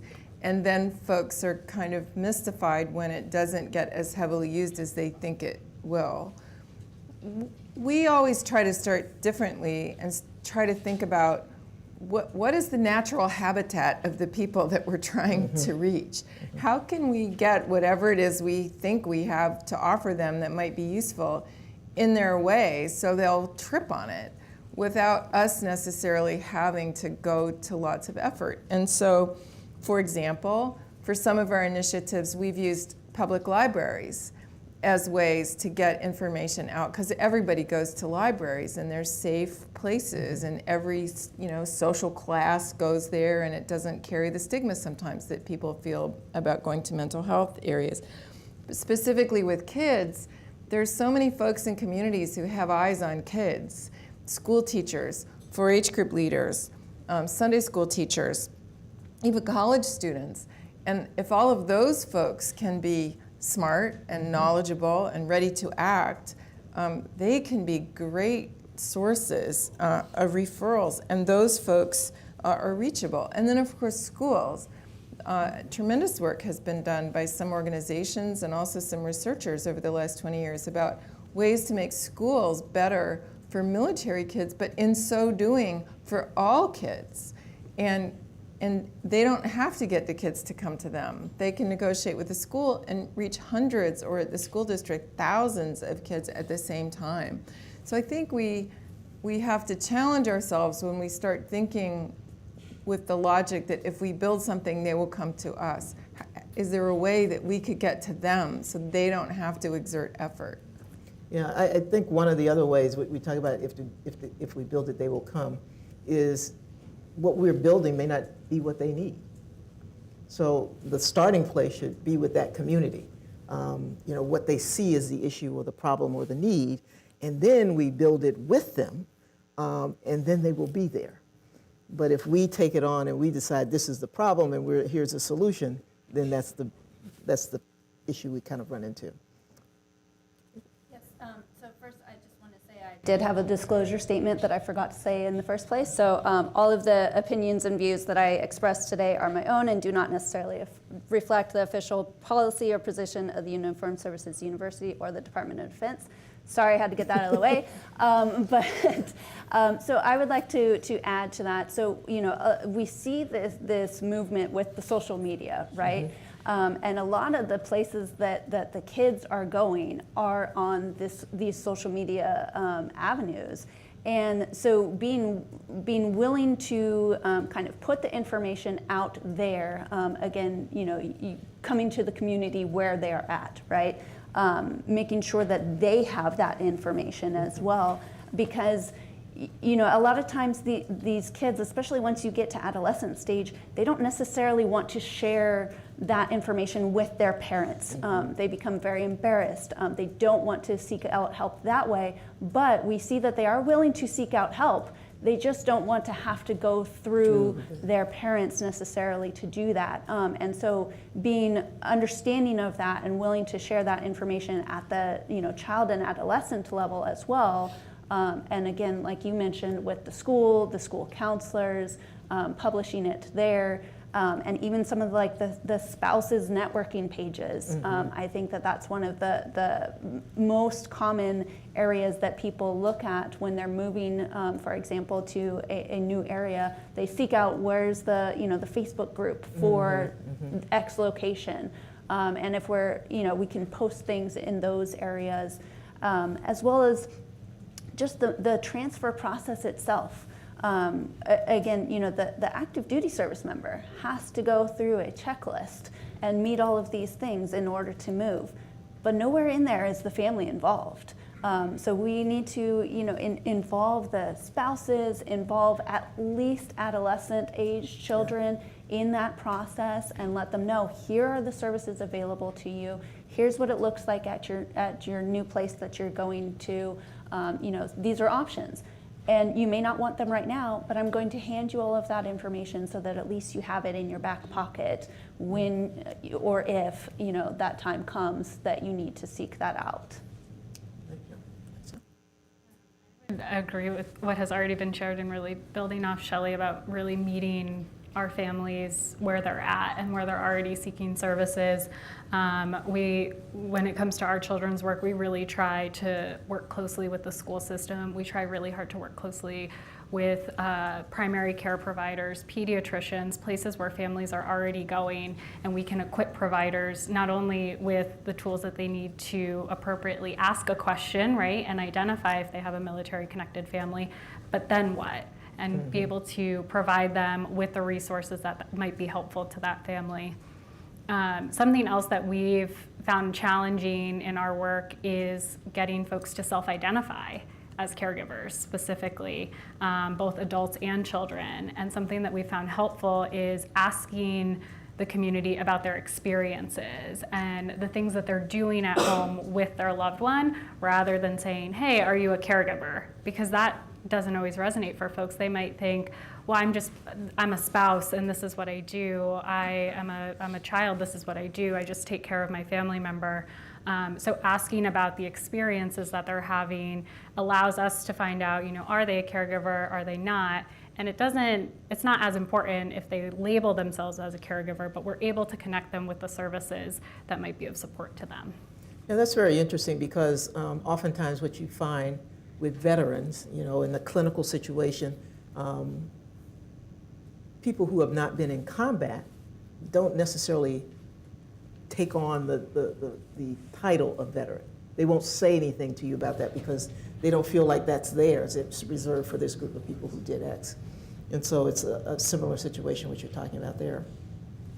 Since we sort of been talking about this family issue and how it has or has not been as included as it should be, for you, Lysel, what's the most important thing for us to know about children who are growing up in military and veteran caregiver families, whether they're a caregiver per se or a part of that caregiving environment? Yeah. I would say the most important thing is to recognize that no matter how old this child is, if they do have a wounded, ill, or injured service member or veteran in that home, there is a chance that they are providing care. And this could be kids as young as 6. They are actively involved in the care of their family member, or they're impacted by the care needs of their family member in some way, shape, or form. And so I think just acknowledging that we do have kids in homes who are providing sometimes medication management, they're helping transfer a loved one, they're helping monitor their loved one's moods, they are engaged in care. And we don't always talk about that because I think there's this, fear of involvement with Child Protective Services, for example, or getting reported if the kid is providing care. And so we need to be better about having a conversation around what that care looks like and how we can better support our kids. Because it's showing up for them in their sleep, in their mental health. They have higher rates of anxiety and depression. It's showing up in how they engage at school. Thinking about when a student shows up and they're falling asleep in class. Well, maybe they were up all night caring for their loved one, or maybe they had to go to the hospital with their loved one that night. And it's not that they're not interested in what's happening in school, but their mind is elsewhere, and they're exhausted from their responsibilities at home. Caregiving may also look like taking on a lot of adult responsibilities and caring for siblings in the home and taking on other household tasks. They might be doing laundry, they might be grocery shopping, meal prepping, driving their loved one to appointments, driving their siblings to appointments. They really are taking on quite a lot. And they're balancing all of that with school, and then they're missing out on experiences that other kids their age are having, sports or socializing with friends, because they have to take care of their loved one. And so I also like to always say, while there's a lot of challenges that come with being a hidden helper, as we call them, when we've talked with our hidden helpers, a lot of them have shared, there's some good things that come out of this too. Like, I get to spend a lot more time with my loved one when I'm providing care for them. Or I've learned how to do this certain skill by providing care to my loved one. And what we're hearing from parents is, they're seeing this growth in their children, and they're very loving children. They're very compassionate. They care about all of the people around them in a way that is a little bit different than their non-caregiving peers. And then we've seen some of our hidden helpers grow up to, pursue nursing because of the care that they provided to their loved one, and it really inspired them to pursue their career. And so there are definitely those challenges, but there are significant strengths that come out of the caregiving experience. So when that comes out in a positive way, like what you're talking about there, obviously we're not worried about those kids in particular, but out of respect for both camps of those who say PTS or PTSD, there's that secondary piece too, like that people get from caring for folks with that. So when we think about children who are caring for their parents or siblings or what have you who return with those kinds of injuries, what about those secondary effects on those kids?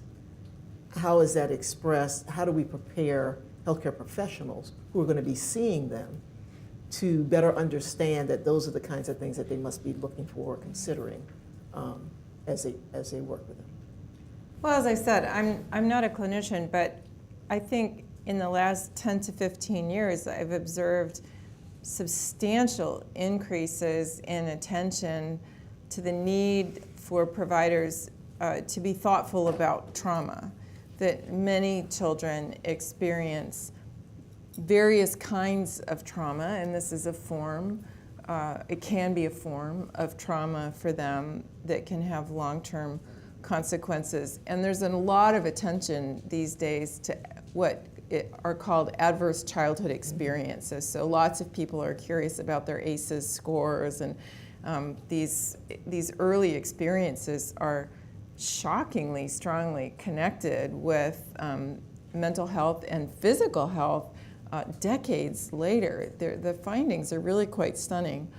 But I think logic would suggest, and we're starting to get the measurement to bear this out, that there must be countervailing experiences that, that help to balance ACEs. Otherwise, I think we would be in much worse shape than we are. And I really love the metaphor of a sailboat that has this heavy keel on the bottom, and so a sailboat can get blown way over, but it can come back. And I think of that self-righting tendency as resilience. People vary quite a lot in their ability to sort of bring themselves back up. And sometimes when we're talking about mental health problems or the difficulties that children face, we're very focused on helping people cope, but we're not always as focused as I think we could be on making sure that children have access to what some people call benevolent experiences, or the positive experiences that can counterbalance adversity and that can mobilize children's tendencies and other people's natural tendencies often to do things that will help them preserve and protect and grow their mental health. So it's not just a matter of kind of gutting it out and coping and surviving this adversity, but finding ways to build resilience despite it. As you've pointed, you gave a wonderful example of that. And so providers, yes, need to be watchful for exposure to trauma and secondary effects of anger management problems brought into the home or the difficulties imposed by caregiving. But they also need to be aware of the tools that they can prescribe that will mobilize processes within individuals and families that will help people right themselves and maximize the internal resources they have to work on their mental well-being. Of course, seeking appropriately external help, but that can, I think, help people feel empowered as well and add momentum to whatever help they're getting from external sources. Well, one of the things you mentioned that is a little bit curious, particularly as it plays in the conversation right now, is ACEs. There's research out there that shows a lot of folks who go into the military enter to get away from those adverse childhood experiences, if you will. And so, Keza, can you talk to us a bit about the importance of early intervention as it relates to child and adolescent mental health? Sure, thank you. So I would say one of the things, so you mentioned, that a lot of children that have those adverse childhood experiences do grow up and try to get away by joining the military. And potentially, is this one of the reasons that we're seeing some of the mental health concerns that we do within the active duty forces? But one of the interesting things that we see is that when you have very early childhood mental health concerns, your risk for suicidality later in life just increases, and it can be, as much as 3 times a greater risk of lifetime death by suicide when you're experiencing these things at an early age. And so that's one of the reasons why it's so important to make sure that we are, in fact, identifying these issues before they become at a crisis level. And treating them appropriately, again, at a younger adolescent age, and sometimes even earlier than that. I know you mentioned that you were working with some younger children and seeing the suicidal behaviors, as young as very, very early elementary school age. So making sure that we are looking for those even earlier than we were previously, and identifying and putting those people into treatment earlier enough to make that impact and to stop this before they get to the level of suicide attempts and progress throughout their adult lives. So as we sort of go down that continuum and think about those early interventions, how can we think about the impact of care delays as we think about improving care coordination? Absolutely. So I want to actually kind of bring this back to a little bit of the discussion that we were having earlier with specific to the military and the moves. And we talked about having to start over with that. When you're moving every 2 or 3 years and you're starting over again each time, this is extremely disruptive to the care delivery system and your own mental health. And so making sure that we are smoothing that transition as we're moving through the process, and getting people in as early as possible with some of that screening and the prevention services as well, because otherwise it's extremely detrimental to their mental health. So. Yeah, and I found it interesting, from our keynote speaker, General Torelli, this morning, when he was talking about research and how it's done here and nothing happens here. I actually retired out of USIS, and so did a bit of research there, and it was during that time when NIH was very much going what they call translational research. What I then rephrased as bench to trench, so that you're doing this research up here in the House of Research and looking at how you take that and actually apply it so that it becomes useful, if you will. So as we think about that, you sit in a place, in a space of research, as well as clinical practice, and you're at a foundation that sort of gets programs together, operationalizes that into the communities, et cetera. And you are working at a place where you're training and working with clinicians. So from each of you, how do you think it's best to bring all of that together such that it has the greatest impact for the people who need it? I mean, because again, we get back to this discussion of having these things available for folks and them not knowing that they're there. So if they knew that they were there, how do you see what you do working together with the things that the two of them do to make this solution the best that it could be? This has been something that has been very important to me and very consistent with this same idea of trying to connect systems. And so we really never do research at MFRI without some clear sense of whose work we're trying to influence and how we're going to accomplish that. And so, for example, we're conducting one of our largest studies now called Operation Military Experience, where we're checking in on what I call the OEF generation of kids to see how they're doing long after their exposure to parental deployment. But the insights that we're able to generate are going to feed directly into the Project Focus, which is a very large family resilience building initiative that's operated at military installations around the world. So we have a pathway to the trench before we ever even started the study, and the psychiatrist that oversees that program is part of our research team. So I think part of it involves making sure that when we plan, we're thinking not just about what we think ought to happen and what we're going to do, but how we are going to get it to those other places. And we're going to be trying to build the relationships.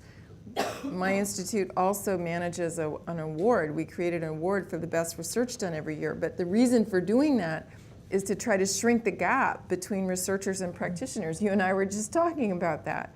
Because lots of times, researchers are, laboring in the lab and they don't really know all the expertise that you have for the work that you're doing on the ground.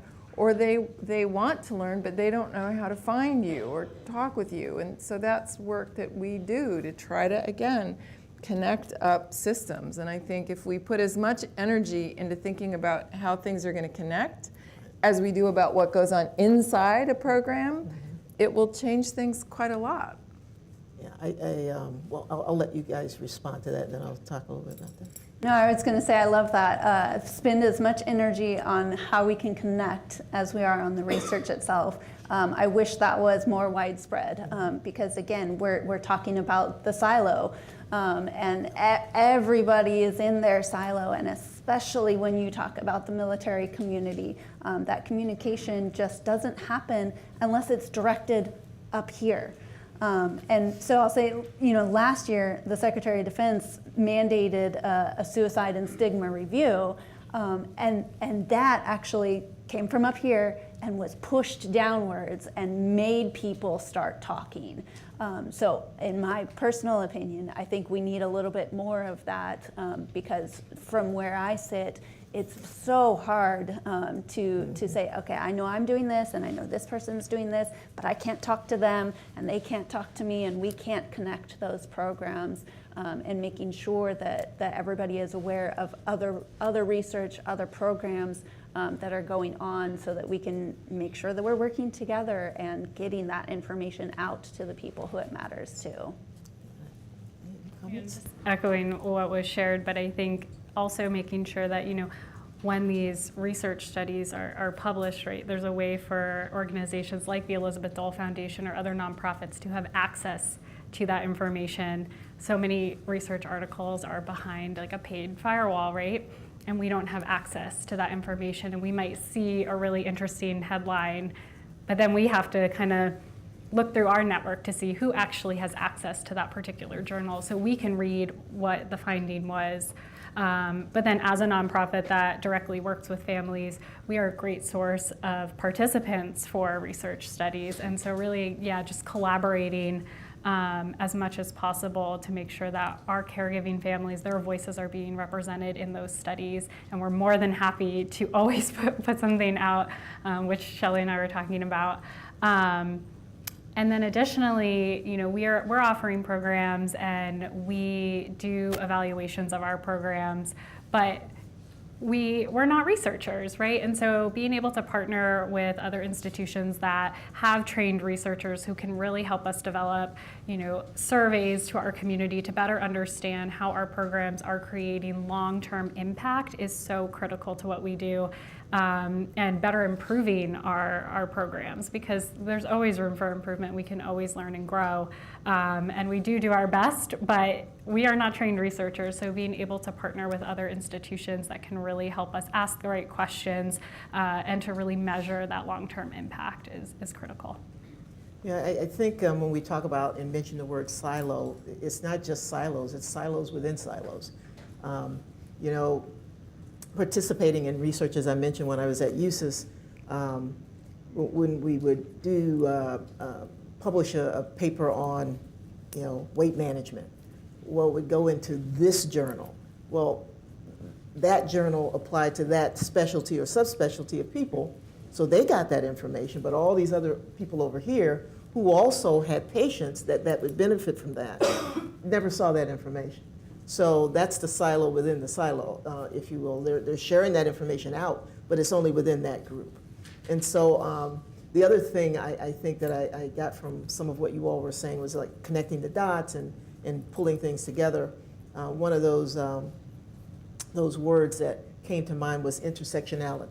So where do all of these things intersect so that we could best dispense that information, collect that information or data, analyze it, and then put it back out such that it would impact the greatest amount of people, whether they are in the research community, the academic community, the foundation communities, or what have you, to enhance the outcomes of the people who will better and benefit from the things that we're talking about. So I'd like to thank my panelists here. It was a pleasure working with you all to bring this information to those who have joined us today. And if there's anyone out here who has a question or two, if we have time, we'd love to entertain that.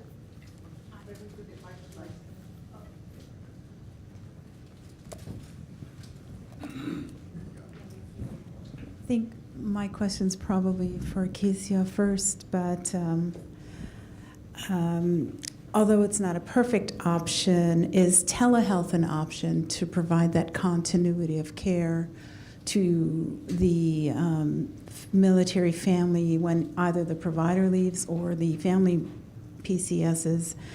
And if it is something you're working on, what are some of the obstacles you're encountering? Sure, thank you.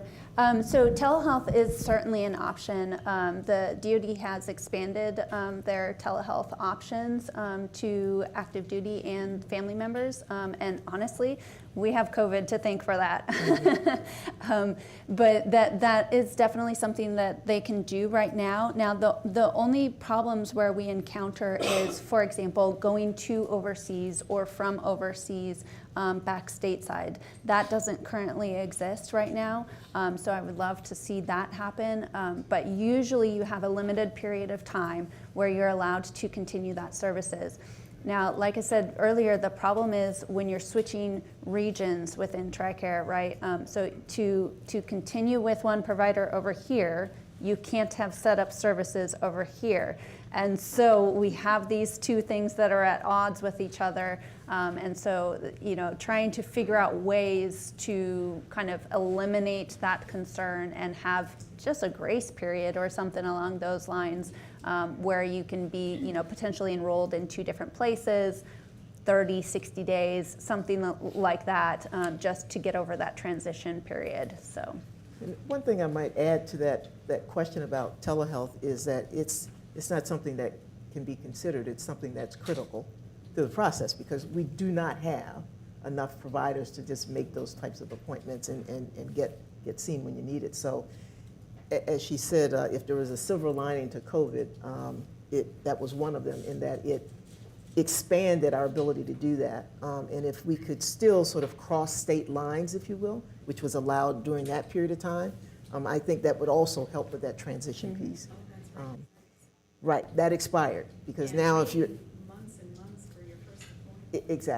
Exactly. So it's a critical piece to bridging that problem that you was talking about. Any other question? Yes, sir. I don't need a microphone. I'm not picking up. Oh, okay. Hello, can you hear me? Yes. Listen, the question I have, and thank you for this. I'm getting a lot of information from this. Kaza, you mentioned something about the adolescents, the kids. Suicide, what are some of those tendencies or behaviors that we need to look for? Can you elaborate on that a little bit, please?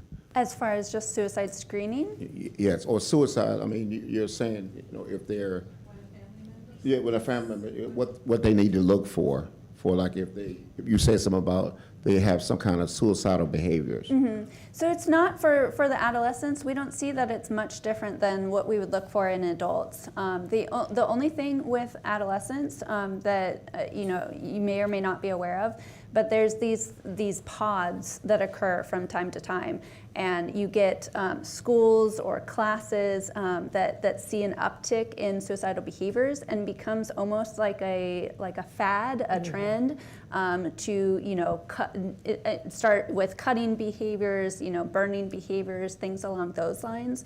And so that would be one difference in the adolescent side that you don't typically see on the adult side. Thank you. Appreciate that.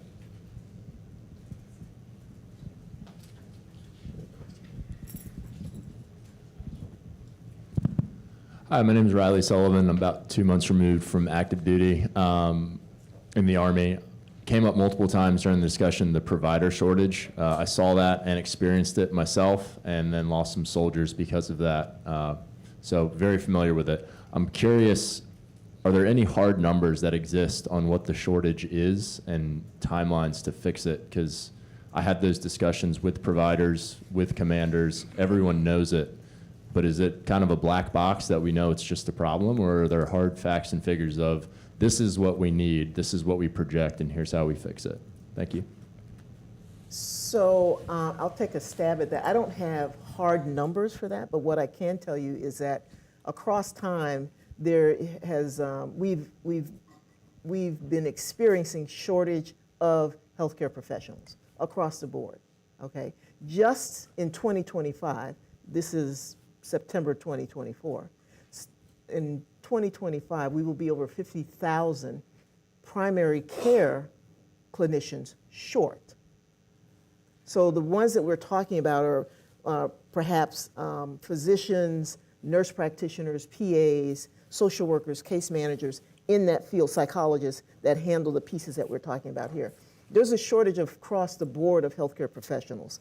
And so even when the general was talking about DOD and DHA looking to sort of recapture people that we had sent out to the civilian sector to put them in the TRICARE. I listened to that. I actually spoke about that earlier in the year at the Uniformed Services Academy of Family Physicians meeting, where we're talking about recapturing, bringing people back in so that they can have access to these things. Well, the one thing to realize is when they pushed them out, a lot of those providers were pushed out also. So you can bring them back in if you can convince them to come, okay? But you don't have the people to take care of them because they're also gone, okay? So the response was, we'll recruit them from outside. Really? They're not out there either. So how are we going to make up that difference is an extremely good question. It's been recognized that we need them. There are different kinds of programs that have been put into place to encourage people, just like scholarship programs to encourage people to go into medicine and nursing and what have you. So those programs exist, but we still just don't have the masses of people coming in over the course of time that we need them to get them to a place where they can start helping us resolve some of these issues. I don't know, you all might have some other... I would like to add just one quick thought. Because we have a clinical psych program at my university, and I've been so curious. It seems like a great growth opportunity for them because it's a very competitive program to get into, and I ask them, why can't you increase their capacity? And the answer I routinely get is they can't find sufficient clinical placements for their students. So their capacity to take in students is limited by where they can find places for students to do their internships. It seems to me that ought to be a solvable problem. The second thing I'll mention is that the turnover in the behavioral health community is 40% a year. So all the work that we do to get people into the profession is almost half of it is wasted because every year 40% of them are leaving. And those are 2 points of intervention that should be, I think, quite accessible to us if we can figure out ways to tackle them. Well, I was just going to add, so lessening some of the barriers to entry. So especially when we're talking about TRICARE, the reimbursement rates. So I'll just say reimbursement rates. And then also just the training and licensing requirements that TRICARE adds that are kind of above and beyond what the state level has. So lessening some of those might help that problem. Yeah, the reimbursement rate will certainly help that problem. As a clinical professional, I can tell you that this is an issue. This is an issue on both sides, trying to get placements and so forth. But the good part is we've identified the issues. Now we can get together and we can work on solutions. It's systemic. We can do this, and we can do this together. I'd like to thank panel number 2. I keep going in and out. I'd like to thank panel number 2 for a wonderful, wonderful share. And we look forward to having additional conversation on the outside. We're going to take a break. We'll see everybody back here at 11:20, okay? 5 minutes, all right? Thank you.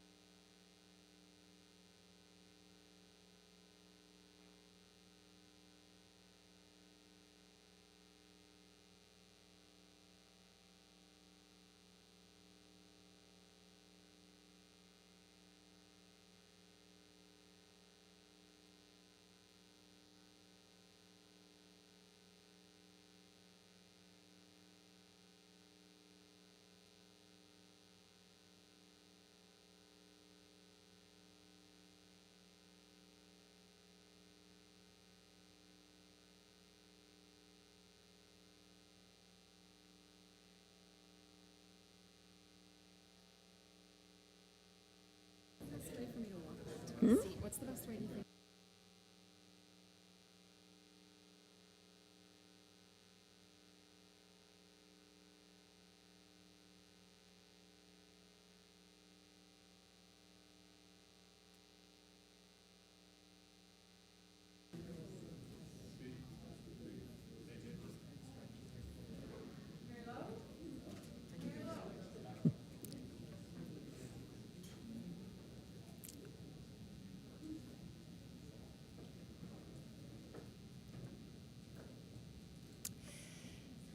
Welcome, everybody.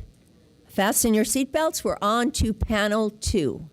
The topic for panel 2 is innovation in mental health treatment, new technologies and integrative models of care.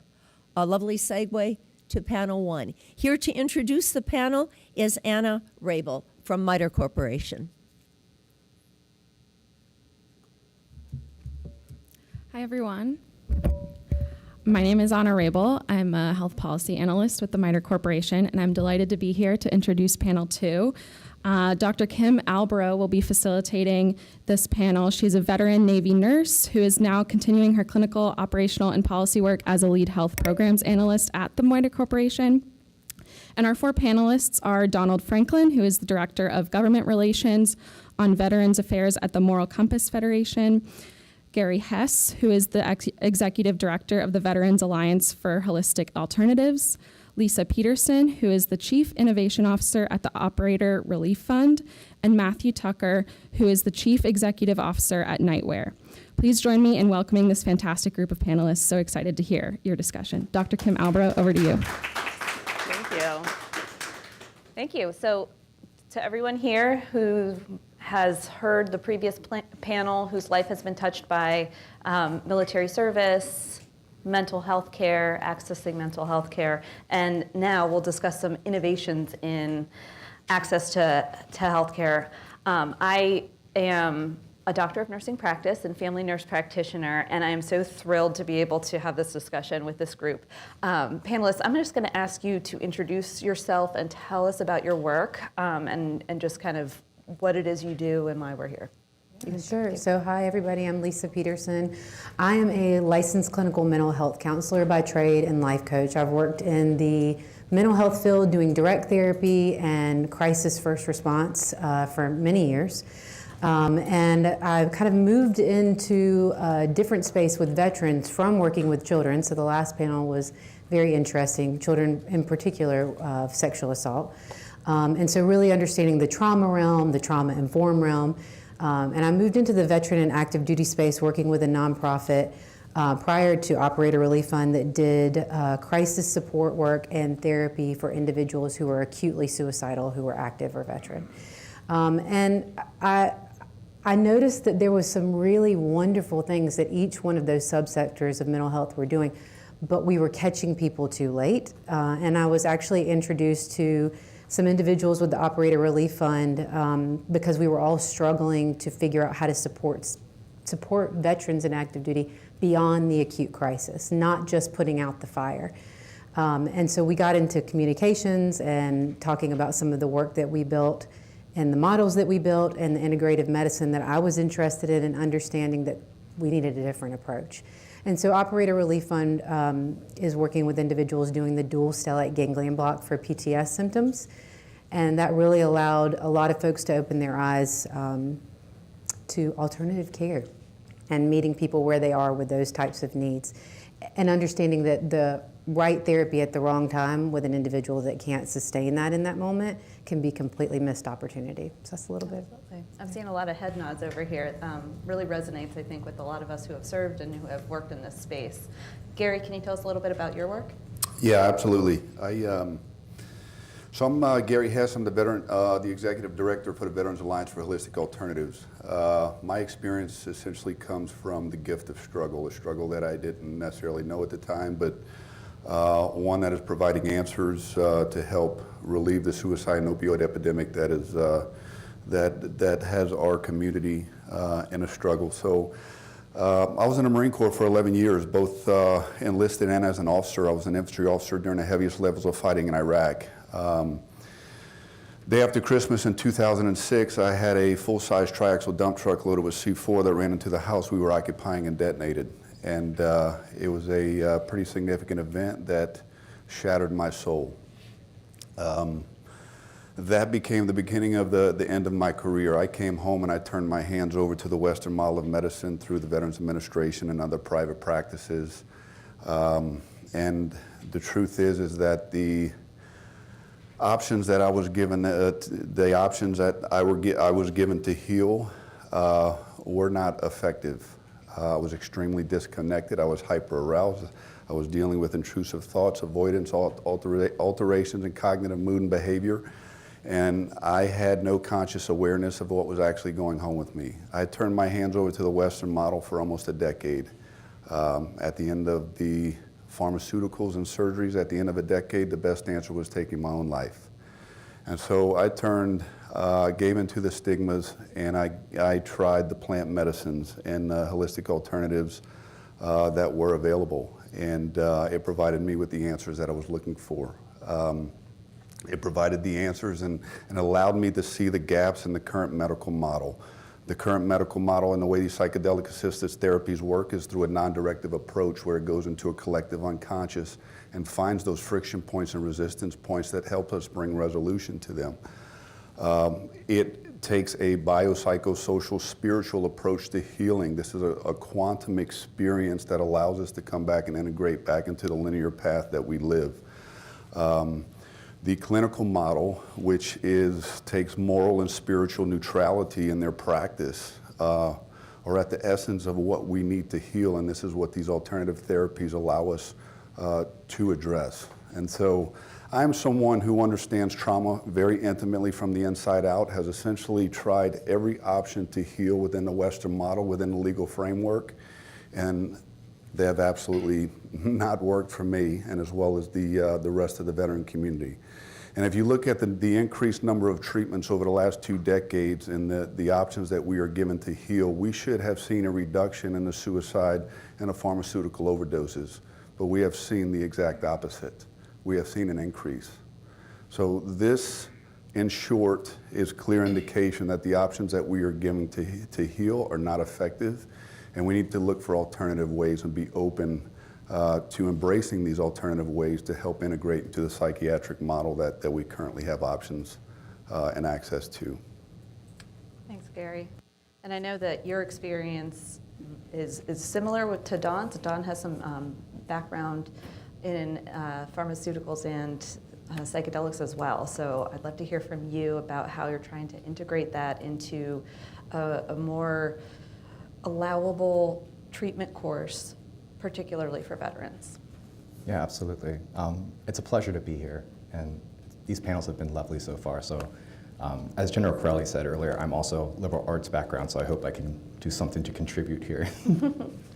But as a director for the Moral Compass Federation, as well as a senior advisor to the Special Operations Association of America, we've been working with Congress for about the last 4 or 5 years about some of these alternative pathways that can provide immediate curative treatments as opposed to these palliative types of treatments for veterans suffering with acute disorders like substance use disorders, post-traumatic stress, moral injury, and major depressive disorders. Happy to address some of the pathways that are available as well as roadblocks. And really, it really takes a whole community here to raise our voices to Congress, raise our voices to people that can actually pull some levers. Yeah, and we'll get to that, particularly with our calls to action at the end.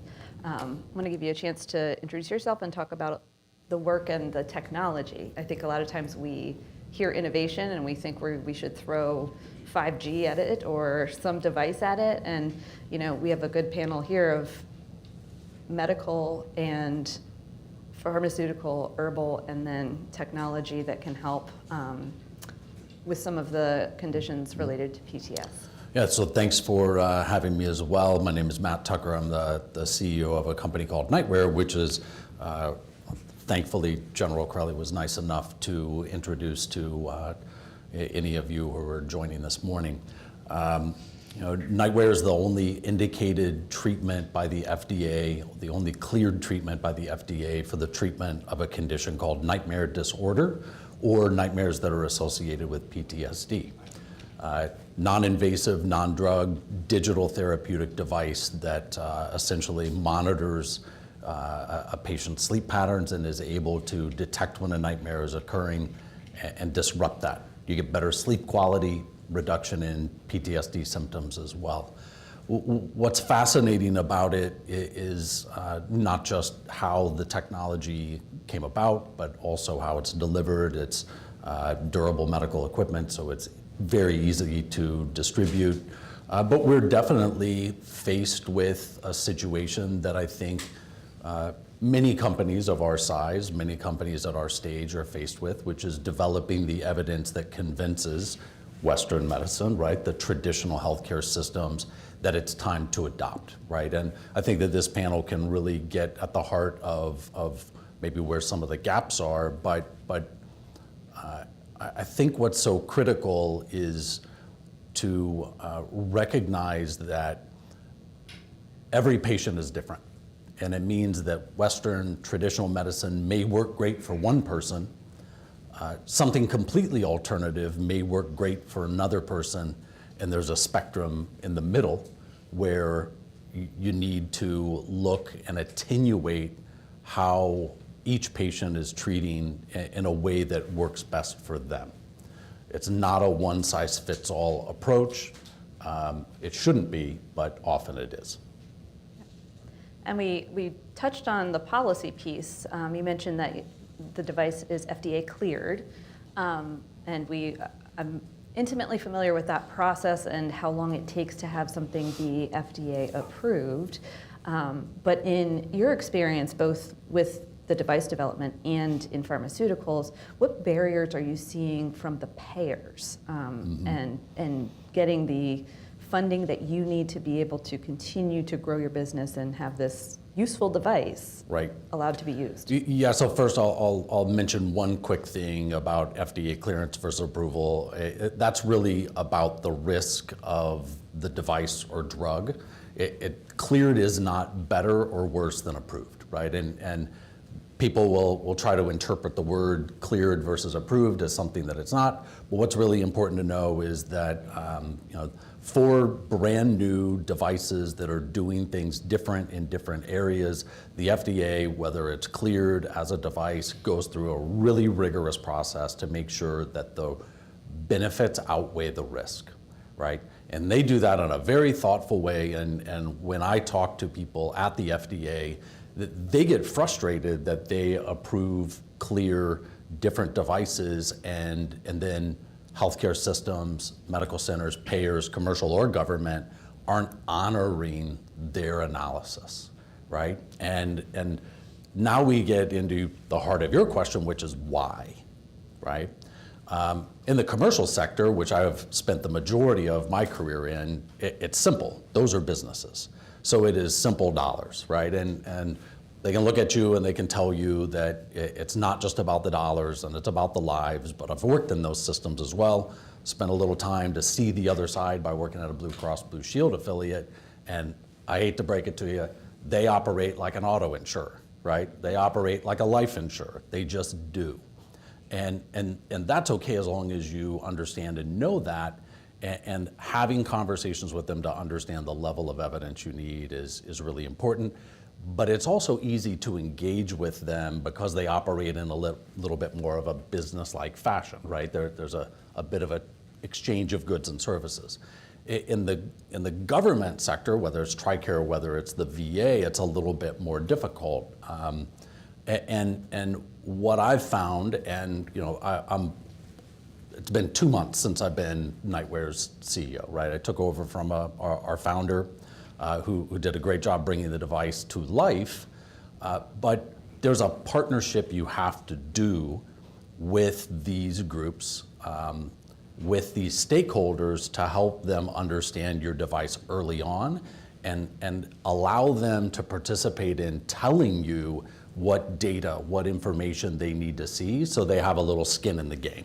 And what I can do is I can look at our journey and I can say with clarity, in retrospect, before I was involved, we didn't get enough skin in the game of people who are involved in those innovative decision making determinations.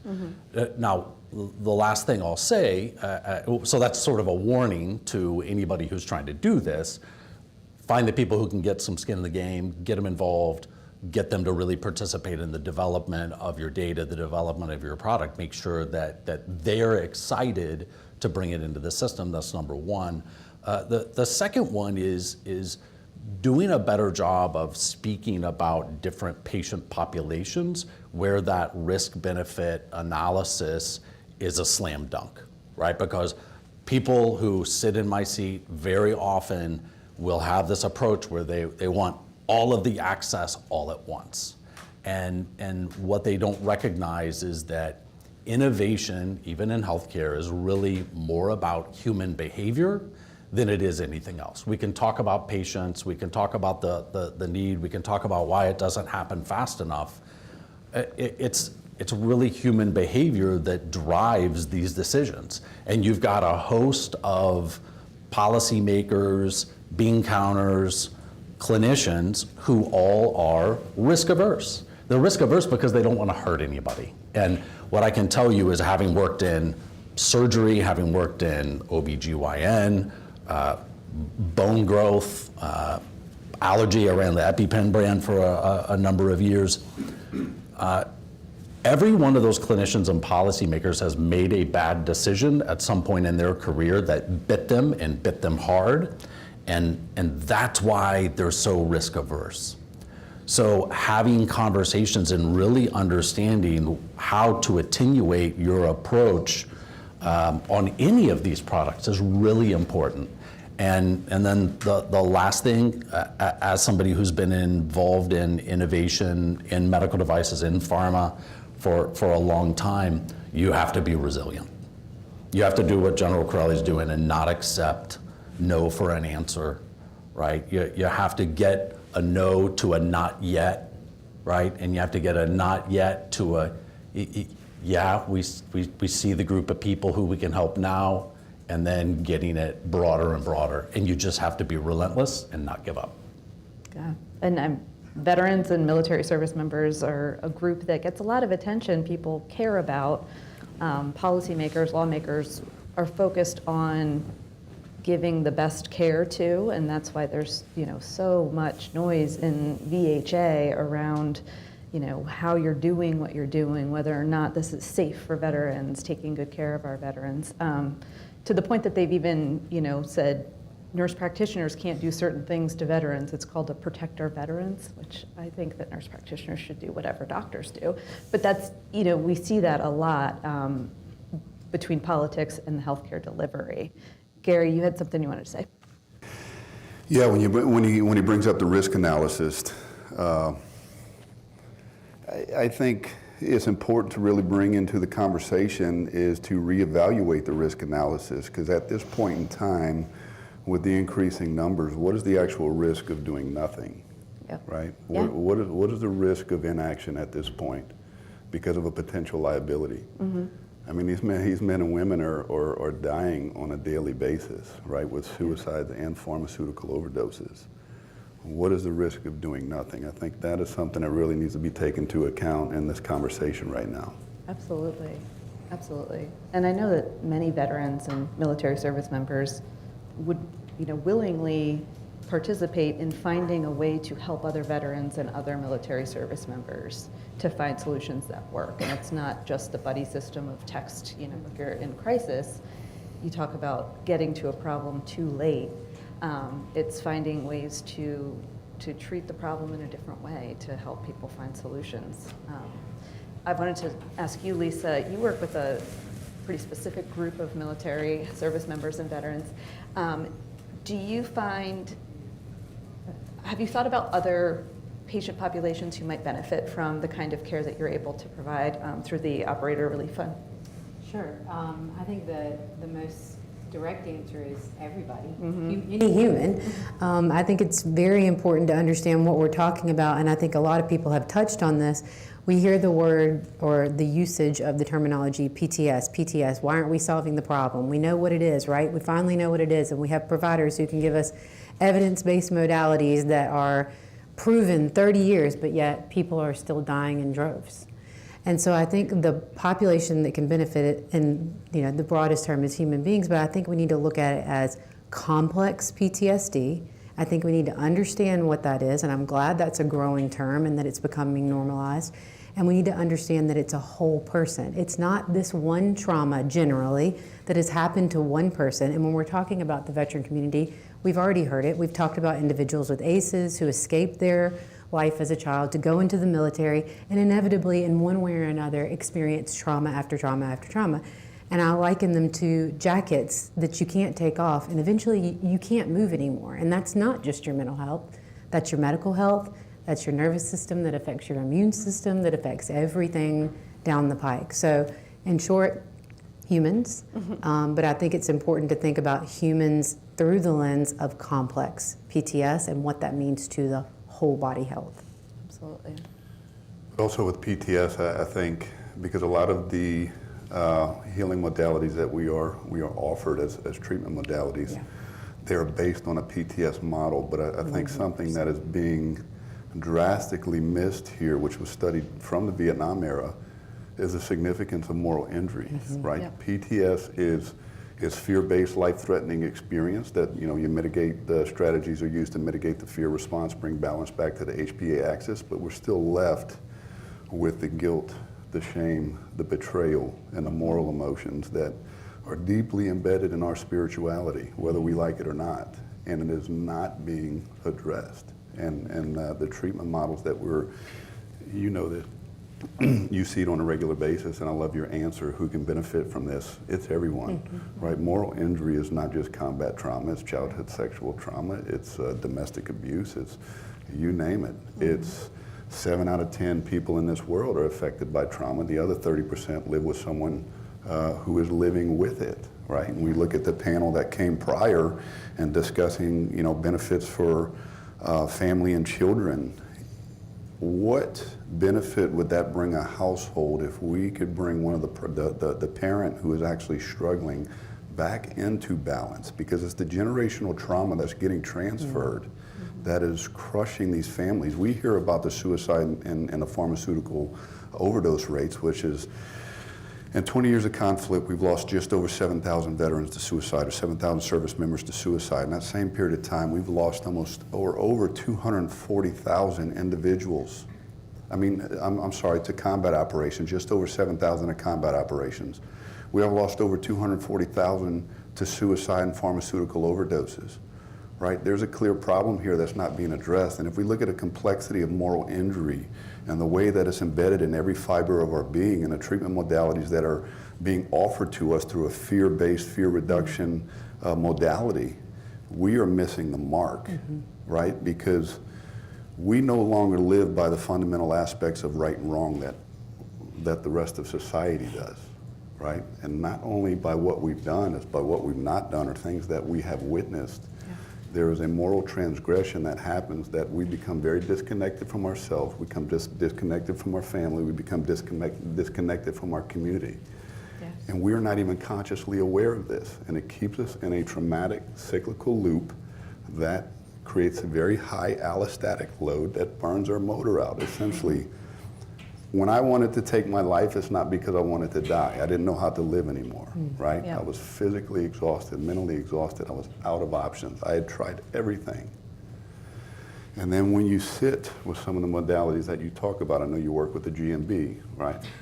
Which is incredibly powerful, but using some of these alternatives in the psychedelic-assisted therapies like MDMA or psilocybin or ayahuasca, they open up emotional and energetic pathways that have been blocked off from us for a significant period of time. This is not something that we can consciously access through talk therapy or through a psychoanalytical approach. If these medicines and these treatment modalities can be brought into a controlled, safe environment and integrated with the clinical modalities that you operate with on a regular basis, like EMDR and cognitive restructuring, after we have brought the healing, acknowledgement, understanding, validation to those moral injuries, and we have been accepted back into the community, and we have gained agency over our lives, then we can come back and start integrating into the EMDR and the cognitive restructuring of those thoughts and experiences. But these gaps are pretty significant. And I sit up here, and I came here and I found myself coming here, is my voice going to be heard today? Because I find myself in DC a lot, and I feel like I'm telling the same story over and over. But as each year goes by, more men and women are dying, and the laws aren't changing. Yeah.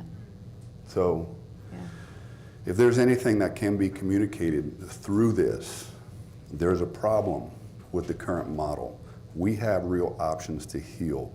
And there is legislation that is on the table right now that needs to be supported by our lawmakers through the Breakthrough Therapies Act and through the Douglas Mike Day Psychedelic Assisted Therapies to Save Lives Act.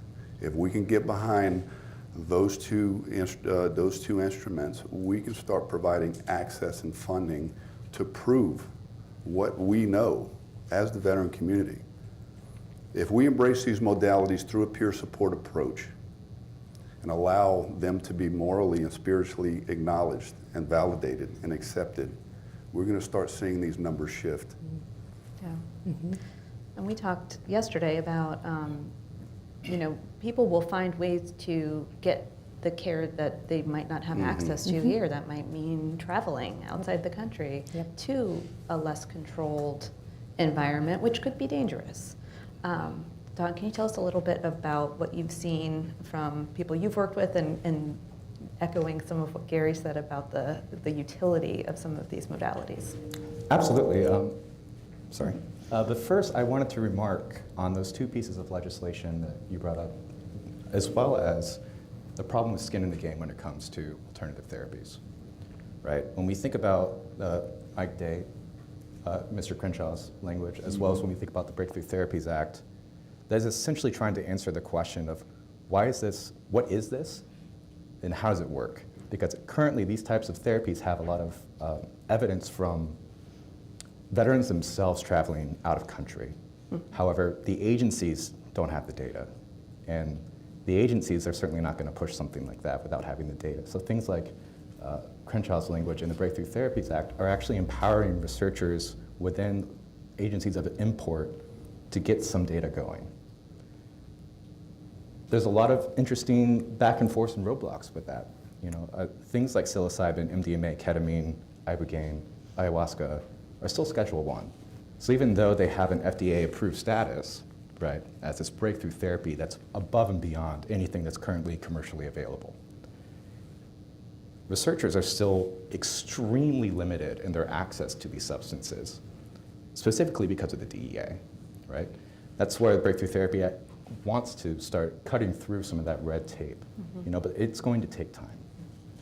Speaking of the populations we've worked with, folks that are suffering from moral injury, right, which has like 6 domains of impact, at least through the literature that's available, including self-perception, community perceptions, a lack of any type of belief and trust in yourself or others that you're going to act in a moral way, including the institutions in America. They are much more likely to say, I'm going to go out of the country then. I'm going to go pursue something that seems to give me promise. Anecdotally, it works. We have seen incredible recoveries with special operations veterans, both physically, spiritually, and emotionally. I've worked with SEALs that had to have neural implants for their nervous systems to control pain, stutters, to even make their limbs start to be able to function again.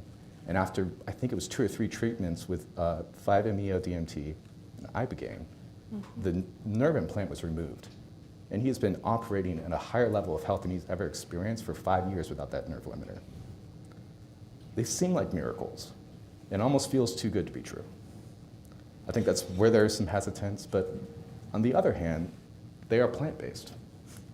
And as you mentioned, it's really hard to get skin in the game if you can't patent ayahuasca, if you can't patent psilocybin. we're still trying to work through that. I only here just to say that's what my experience has been. Mm-hmm. I really believe that we should support our veterans. There are plenty of great nonprofits out there that are able to fund veterans in need to be able to go to get access to these treatments and therapies, be able to come back there collecting that data. It's just a matter of whether the agency's going to accept that data. Yeah. We know that the VA likes to have their own research. We know that DHA likes to have their own type of research, and they're going to trust their own people over, submitted testimony. Yeah, and like Gary mentioned, it's getting that research done in time to save some lives, because we can't wait any longer. I'm interested to hear, and we talked about moral injury, about the whole person. I'm interested to hear about how your product, Matt, helps with sleep and why sleep is so important. Not just getting out of a nightmare state, but also just being able to have a restful night's sleep following a trauma. Sure, I think that one of, sorry. I think we've all had the experience of lack of sleep. I woke up at 4 in the morning to get to a plane at 6:15, right? I caught an hour extra of sleep, right? And I feel like maybe I'm 85% on my game this morning, right? Sleep is foundational to everything we do. Sleep and the lack of sleep exacerbates every problem we have, right? So the concept for a device like NightWear is giving people back that foundational sleep that they've not been able to get for a very, very long period of time. And I think that anybody I've talked to with disruptive, disturbed sleep, all the way to very, very severe nightmare disorder where you're having 3-4 nightmares a night and you're getting literally a couple hours of sleep over a period of time consistently for 2, 3, 4 months. There's a cycle, a downward spiral that we see with patients that often starts with sleep avoidance, right? Starts to culminate in anxiety and depression, starts to come out in day-to-day relationships, both personally and professionally. Substance abuse, huge correlation, whether it's alcohol or drugs. And then, what we hear all too often, the stories like Gary's conveying where it's not that I don't want to live, not that I want to take my life, I don't know how to live because it's so desperate. So what we've seen with, we've had 1,500 patients who have been onboarded with our device through prescriptions in the DoD and VA on sort of an interim, temporary, provisional basis. But we've heard so many stories of people who, when they were able to get that good quality sleep, they're able to start addressing the fundamental foundational issues that have occurred, right? They're able to go in and have conversations with psychologists and psychiatrists. They're able to have conversations with a family practitioner, and they're able to get back on their feet. And it doesn't happen overnight, right? It takes a culmination of a couple months of good quality sleep to be able to do those things. But sleep is so foundational to everything that we do that it's not simply just about the nightmares, it's about giving people back that ability to be rested and participate in day-to-day activities that have become challenging and sometimes insurmountable. Yeah. Right? Normal things that when you're rested, normal things that when you're not going through this you take for granted is just easy to do, become complex and difficult and devastating, right? So, what keeps me going, what keeps my organization going, what keeps General Corelli going when we have the opportunity to work with him is knowing how many people are still being left behind and trying to get them one at a time. And some days we succeed and some days we don't, right? But it comes back to the choice that we each make. We're all doing the things we're doing because we have a belief and a passion for change and that it can be better. And sometimes you get punched in the mouth, but you've got to go and just keep doing it day after day after day, and you'll reach the people. And there will probably be somebody who takes over for me one day and takes it even further, and then so on and so on. And that's how change, that's how innovation happens. It's a rough road, but if you think about it just like how we're treating sleep, you just got to get better every day and just keep getting back up and working a little harder the next day. Yeah, and you mentioned being able to do the things you have to do and the things you want to do once you're well rested and not hungover, not recovering from having put yourself to sleep with substances the night before. And I think, thinking about showing up for your fellow service members, for your fellow veterans, for your family, and being the best version of yourself is one of those things that I think drives people to seek treatment and really be willing to try something new, something that will work. We just talked about sleep. Lisa, can you tell us a little bit more about the modalities that you use and how they help to bring that foundation of restfulness within the nervous system? Definitely, yeah. So a lot of folks are familiar with the single shot stellate ganglion block procedure. That's becoming more accepted on bases. There are trials on certain bases, particularly in North Carolina. And that is a great step into the nervous system reset, if you will, space. But it is very short-lived. And the data is very few and far between. So there's a couple of studies out there, primarily through the Stella Institute, that are showing about 71% relief from PTS symptoms, and that's lasting people anywhere from a week to a month. If it's an active duty member, maybe 3 days. If it's a veteran, they get the longevity of that result. What Operator Relief is doing in working with medical clinics is to give a dual procedure where there are 2 shots done. And that is indicated on our initial data. We just closed our study in August, and we're going to start a new study this fall. Is that it's about an 81% decrease in PTS symptoms and an average of 6 to 9 months plus relief. So why does that matter? And some folks look at us sometimes and they, well, that sounds great, but what do you get? You get time. The DSGB shot is not a magic pill. You're not getting a magic wand or this toolkit necessarily upon getting the procedure, but you get someone's physical being who is able to accept, like many folks have mentioned today, other wellness curriculum.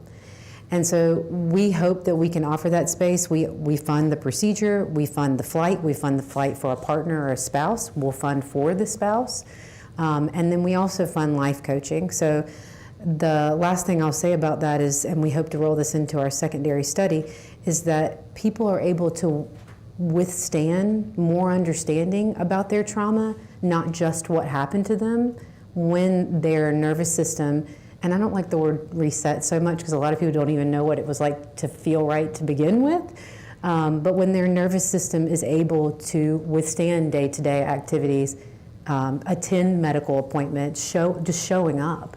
And that can be really hard to walk through, what I often hear, a VA door where the provider you liked last time is no longer there, or a therapist falls asleep, or whatever that looks like can be a really scary door to walk through when you haven't slept in years, you don't digest your food well because your nervous system forgot, and the basic body functions aren't working for you. Yeah, absolutely. And there are so many aspects of PTS that we talk about that are truly physical and 100%. Psychosomatic, perhaps, but also just the result of being on high alert all the time. Yeah. And we talk about it related to the time frame right around what we assume would be trauma, before the deployment and after the deployment. And you've done your 3 appointments after your deployment and you're still here, so you're cleared. Yeah. And a lot of us can think through, the next month and time in service and push through and get through that. I know for myself, I always just thought, I'll deal with that tomorrow. I'll think about that tomorrow. Right. I will focus on that when I have time to focus on me. and then I had a baby, and then I had another baby, and that, you know, and I have not, you know, taken the time to look internally and say, what is it about your experiences, whether they were diagnosed as traumatic and having PTS following, or just something that you need to kind of think through and work through so that it doesn't become a weight for your children to carry. 100%. Or a weight for your spouse or caregiver to carry. So I really like that you include family, you include the spouse in the treatment protocol, and think through that. That's your body will keep up with it, whether you're able to or not. So no, that's great. Great to hear. I think that's an incredibly important point, the integration of family in that treatment model, right? Trauma is not what happens to us, it's what remains inside in the absence of an empathetic witness, right? And so having that empathetic witness there for the acceptance and the validation is huge to the healing process. And so I have a question for you, if you don't mind, with the GNB protocol and the stats that you guys are pulling from your research. Is there a psychotherapeutic cognitive approach that is also augments and affects those numbers? Yeah, so that's what we hope to study with our secondary clinical trial that's going to come up in the fall or the first of next year. So we know we have those numbers and those successes based on no other wellness intervention other than life coaching. We do offer life coaching, and that can include spousal sessions as well. And so we thought, wow, if we can get that result for that period of time, and we know their nervous system and body is in a place where it's likely to accept other cognitive approaches, let's add them on and study, well, does it get them 90% effectiveness? Does it give them 2 years? What does it look like for them? And so our secondary study that will be coming out soon will involve both the pairing of the SGB procedure, the advanced or the dual, as it's called, the life coaching, and an additional wellness support. So we're designing wellness curriculum that will be individualized for individuals. We've already run some test pilots, and that looks like more in-depth labs from heavy metal toxicity that's distracting the immune system, from gut issues that are causing mental health symptoms as well, but also tailored providers and therapeutic choices like somatic experiencing. You're not going to go and have that sponsored and have insurance pay for somatic experiencing to release some of that trauma.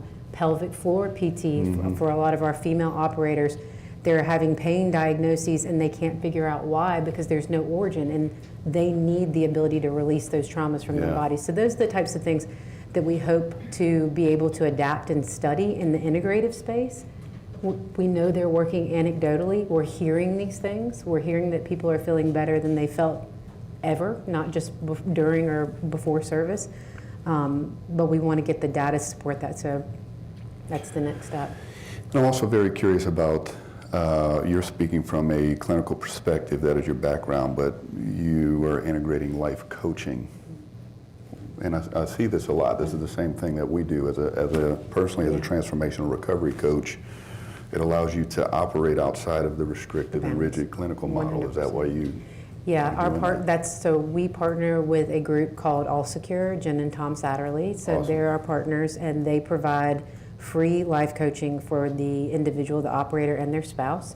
We try and get folks in prior to the procedure so we can get a baseline. 9 times out of 10, they come in and they're ready for their spouse to join the conversation because they're more at rest and able to accept some of those things. And they have space for that. So life coaching, Jen and Tom definitely started that to be able to operate outside of those bounds. As a clinician who worked during the pandemic for a suicide-specific organization, the walls that were taken down during the pandemic were nothing short of a miracle. And hopefully the clinical compacts will catch up soon. Yeah. But yeah, that's why a lot of people engage in life coaching, and all of those life coaches that we work with are licensed clinicians, so they understand how to turn those skills on and off and to be able to work for those individuals in a way that meets them where they are right now while they can't as a clinician. Yeah, that's awesome. Thank you. You mentioned some of the barriers that came down. That includes, access to care through telehealth from home. Yes. And Gary, I know that you you have some experience with telehealth, and your program helps to connect people with the cannabis that has been medically prescribed through telehealth. We absolutely do. Cannabis was one of the first medicines that I did intentional work with that truly put me on the healing path. It literally reverses the stress response. It leads to, PTSD or PTS is hyperarousal in the amygdala, hypoarousal in the prefrontal cortex. And when you consume cannabis, you can see it on fMRI imaging, that response is reversed. And so just very similar to the GMB, where it reduces the rigidity and opens emotional flexibility so that you can actually work with some of these heavily guarded and protected painful emotions that our body does not give us access to. And so once I learned that process, I could integrate cannabis and do a lot of that work with intentional use. Myself, a great example is going in and sitting in a sushi restaurant. I don't know why, but my body gets hyper aroused, and within 10, 20 minutes, there's too much activity, and I avoid. I have to remove. My blood pressure is through the roof, and all the other symptoms that come with it.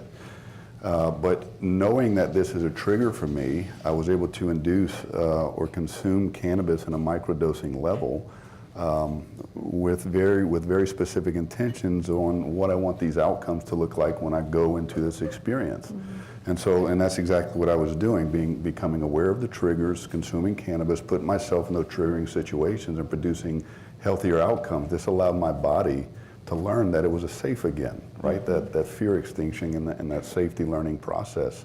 I was able to start doing this on my own.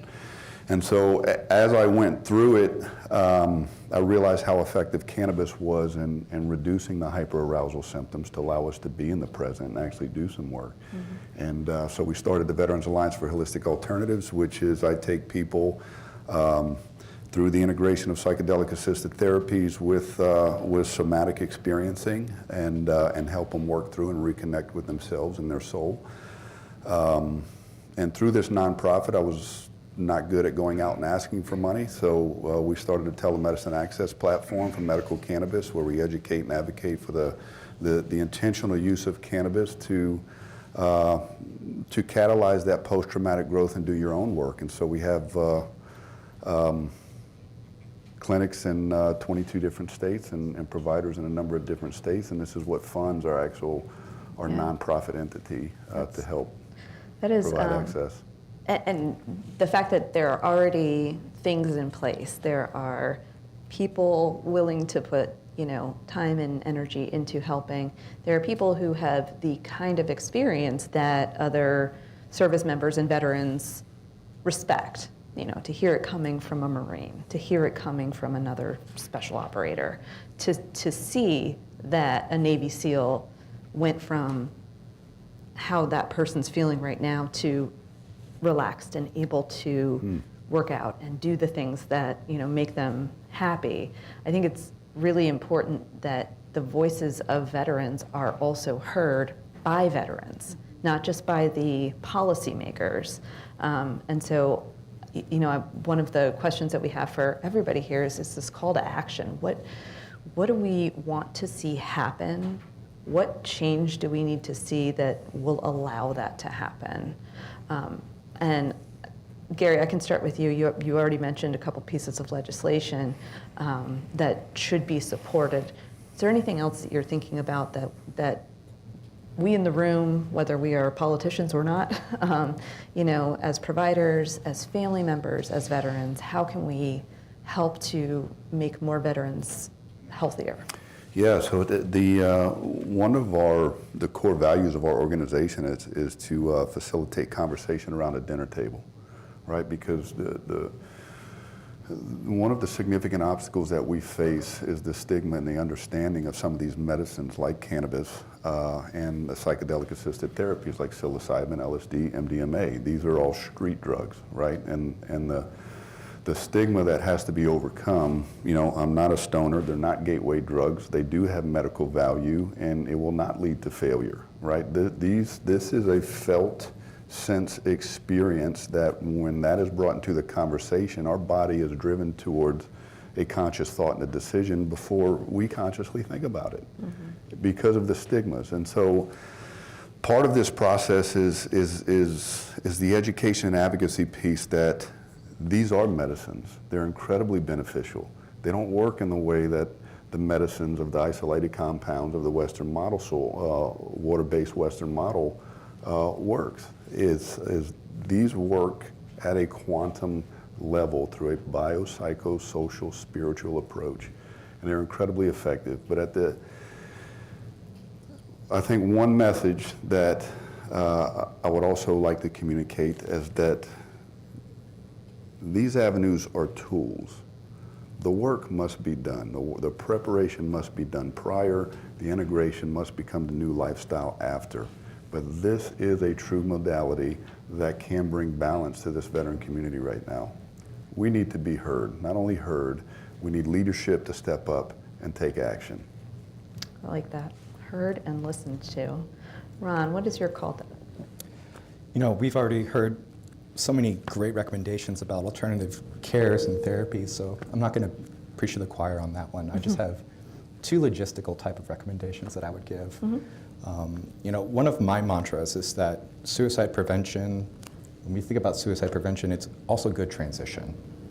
You know, when a service member is transitioning out of the service into their veteran life, going back to their communities, if there's disruptions within their transitions themselves, we see 6 to 12 months out of transition to be one of the highest marks of death by suicide.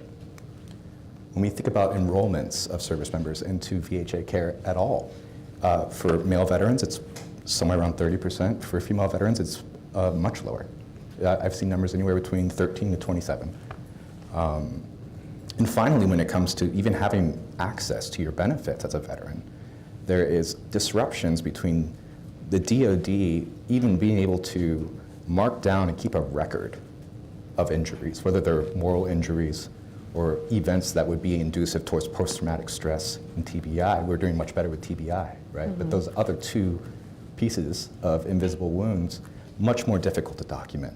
And if it's not documented, it's much harder to get care through VA itself, even if you are enrolled.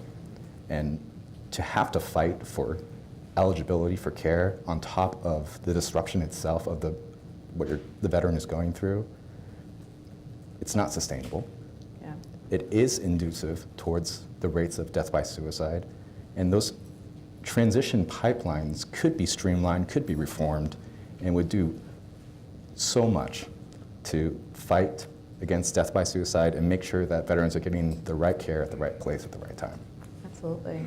And I mean, I came out of active duty service when electronic health records were just rolling out. So to think about anybody older than me who had paper charts in places, I know that it's not enough to just have an electronic health record that talks to the VA. Matt, I'd love to hear from you about what your call to action is. I'll give one for each stakeholder, if that's okay. Great. So the first one for anybody who is out there struggling with any condition, a patient, you have to be your own best advocate. That's the reality of how the healthcare system works today.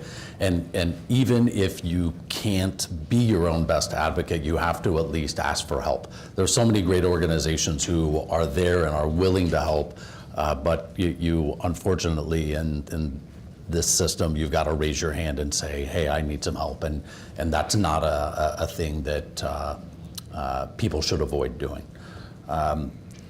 Manufacturers, companies like myself, we have to be more creative. I think companies like ours, we have a variety of seed investors, we have Series A, Series B investors who want to return on their money. That's how innovations get fueled. But we have to do a better job of not going the payer or bust route and figuring out a way to assist patients directly when payers are sitting on the sidelines. And that's something that I'm starting to take a look at in trying to figure out how we might be able to creatively do that. There are some restrictions to that because there are some laws in place that can really burn you if you try to do those things. So you have to structure it very carefully. But we've got to be more creative. Payers, and I'm going to focus it on the policymakers, the people who are making decisions for products such as these, assuming that they're FDA cleared, approved, commercially available, things like that. The people who are making policy decisions and are making coverage determinations, they need to talk to patients. They need to talk to providers. Because I tell you, unfortunately, the reality is that they assume they know what the patient journey is like. They assume they know what the clinician journey is like, and they're making a lot of assumptions. And I don't think that they're doing it. These are all good, kind-hearted people who have the right intentions, but they're busy. But take the chance to talk to 5 patients and 5 clinicians for 20 minutes apiece, because it will likely change your perspective on what many of these people are dealing with, and conditions that you don't think are that big are bigger because they're severe. Right. And then I think the last one is clinicians. They're pressed for time, but when that patient's being an advocate for themselves, you gotta listen. Yeah. You can't assume that they're like everybody else and apply the same old model. Again, I believe everybody's heart is in the right place, but what happens is we lose out having the right conversations with each other because we're placing something as a priority over patient care and working together. And we just have to get back to that and dedicate ourselves to doing it more. Yeah, I completely agree, from someone who charts. And Lisa, what would you say your call to action is? Yeah, I think the biggest thing that I will say, and I know everybody's in one way or another touched on that already, is that the SGB procedure has been around for a very long time. This is not new. It's been used in pain management, like we mentioned before. Yep. So exploring the alternative uses, the off-label uses, being less scared of exploring those things and seeing some of the data, looking, and I heard this mentioned earlier, and I think this is crucial, looking at us little nonprofits that are gathering the data and having willingness with hospital systems to partner with us. We'll give you access to data, good data, you give us access to your name so that SGB can become a standard model of accepted care. I like that. That's great.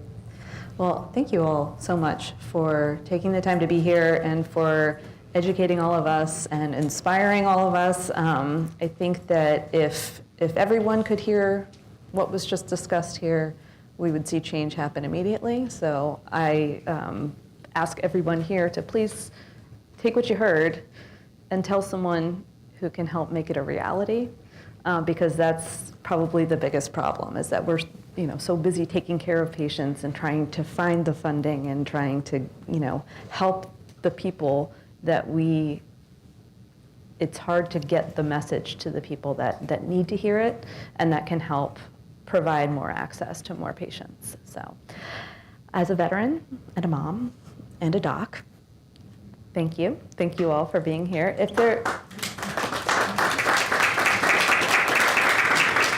there are any questions, I'll go ahead and let you guys. One? You've got?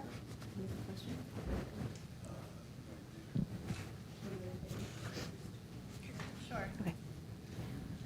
Hi, thank you so much. I'm Jessica Walton. So, so many conversations about mental health treatments with the veteran community, right, is, about after the fact, right, to treat people. So I know we touched upon it a little bit, like I know Lisa mentioned, life coaching, but what are some of the more non-traditional or lesser known treatments for service members that are preventative in nature? I can go ahead. Yeah, please. I am a huge proponent of evidence-based modalities as well as the more alternative approaches. I'll always pick the alternative approach first. I've worked in both sectors. I love brief cognitive behavior therapy for suicide prevention. I helped implement that with the last suicide entity that I worked with. It misses the mark on the connection to the body. It's an amazing protocol if done in tandem with whole body approaches like polyvagal therapy and somatic experiencing. If our mind and our body are not connected, our nervous system is not going to run our biological functions as one. So we're still going to have headaches, we're still going to have upset stomach, we're still going to feel hypervigilant and we don't know why. But when we're in our therapy session, in our brief cognitive behavior therapy or CPT or whatever that looks like, and we'll feel better right then, but it won't feel fully better and we won't act in our environments as we need. So I always recommend things like polyvagal and somatic experiencing, EMDR, but I'm a large proponent of dual techniques and not being scared because something hasn't been studied for 30 years to be utilized. Yeah, that's a great question. To add to that, as the layperson, if you don't have access to EMDR or the other therapies through a clinical approach, or ice bath, breath work, and meditation are three modalities that we integrate into our program. That's incredibly powerful and is used and is adopted and used and creates resiliency in the integration process afterwards. And what these modalities teach us to do, and Lisa's talking about the connection of the mind and the body, we don't even realize that we're disconnected. And when we're disconnected, our heart is out of coherence. When we reconnect the mind and the body, we establish heart coherence, where we are fully in the present, and that's where the magic happens. There's a monitor, if you go to the Heart Math Institute, there's a monitor that you can connect to your ear, and you can look at the disconnection prior to doing an ice bath or doing breath work or going into meditation, and then you look at the heart coherence after these treatments that can be done at home. It's absolutely incredible. And when you are able to reconnect the mind and the body and just truly feel without interpretation or judgment, the body is the most powerful pharmacist. There's a lot of healing that transpires. So ice bath, breath work, meditation, surrendering the resistance, the attachment to those thoughts and the emotions, and just allowing your body to be, is a healing modality and can be used as a very effective preventative measure. Thank you. Thank you. Please join me in thanking Panel 2 for an outstanding share.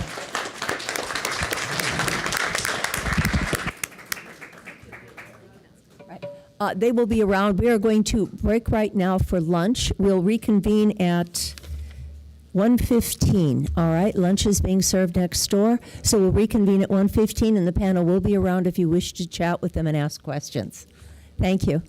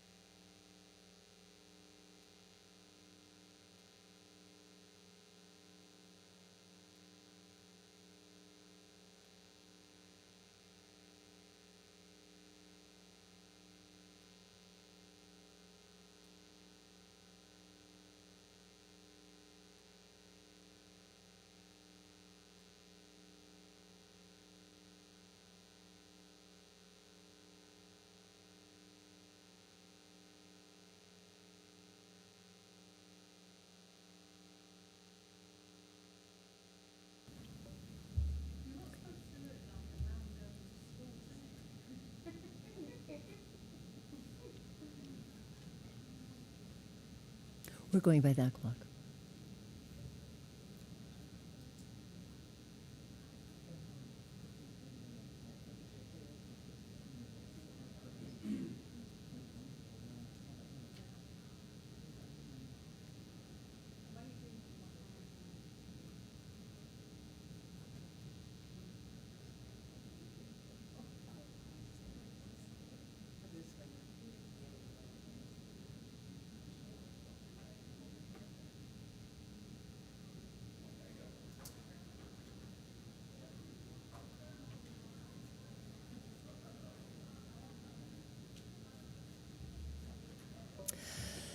Good afternoon, welcome back. Are you prepared for panel 3? Panel 3 is Healing Arts and the Art of Healing. And here to introduce the panel is Malaysia Mitchell. She is a health analyst from MITRE Corporation.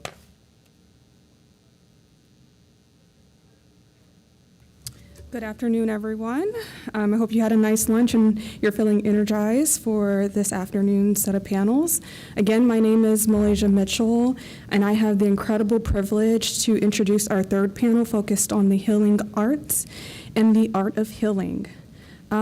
Unfortunately, Anne-Marie Halterman could not be with us today to facilitate due to unforeseen circumstances, but we are truly grateful for Anne-Marie's support over the past few years and really grateful for her incredible work in the healing arts space, and we hope to have her during future discussions. Picking up the mantle, we are honored to have Dr. Alicia Christie facilitating. Dr. Christie has led a distinguished career focused on clinical research, obstetrics and gynecology, and health disparities. She recently retired as the Deputy Director of Reproductive Health for the Veterans Administration, and now in post-retirement serves as a physician advocate and painter, illuminating salient issues in healthcare. For our panelist, we have Dr. Joya Chilton, who is a registered and board-certified art therapist with over 25 years of experience. Dr. Chilton currently works at the Intrepid Spirit Center in Fort Belvoir as part of the AT Augusta Military Medical Center, where she supports active duty military experiencing the effects of traumatic brain injury and post-traumatic stress disorder. Our second panelist is Elisa Sims Booth. Ms. Booth currently serves as the Executive Director of the Smith Center for Healing and the Arts, which is a Washington, D.C.-based nonprofit health, education, and arts organization and a national leader in the utilization of arts for healing. Ms. Booth has an extensive leadership career spanning over 30 years in media, politics, community organizing, and advocacy. And last but not least, we have Mr. Nicholas S. Turk. Mr. Turk works at the British Embassy as a staff officer for welfare support in the British Defence Staff, United States. Mr. Turk is responsible for the well-being of approximately 2,500 military personnel, UK civil servants, and their families across 32 states and 5 different time zones. He also provides policy advice to the chain of command for welfare cases and is the safeguarding lead, coordinating child protection strategies and reporting those concerns. So without a further ado, please join me in welcoming our third panel.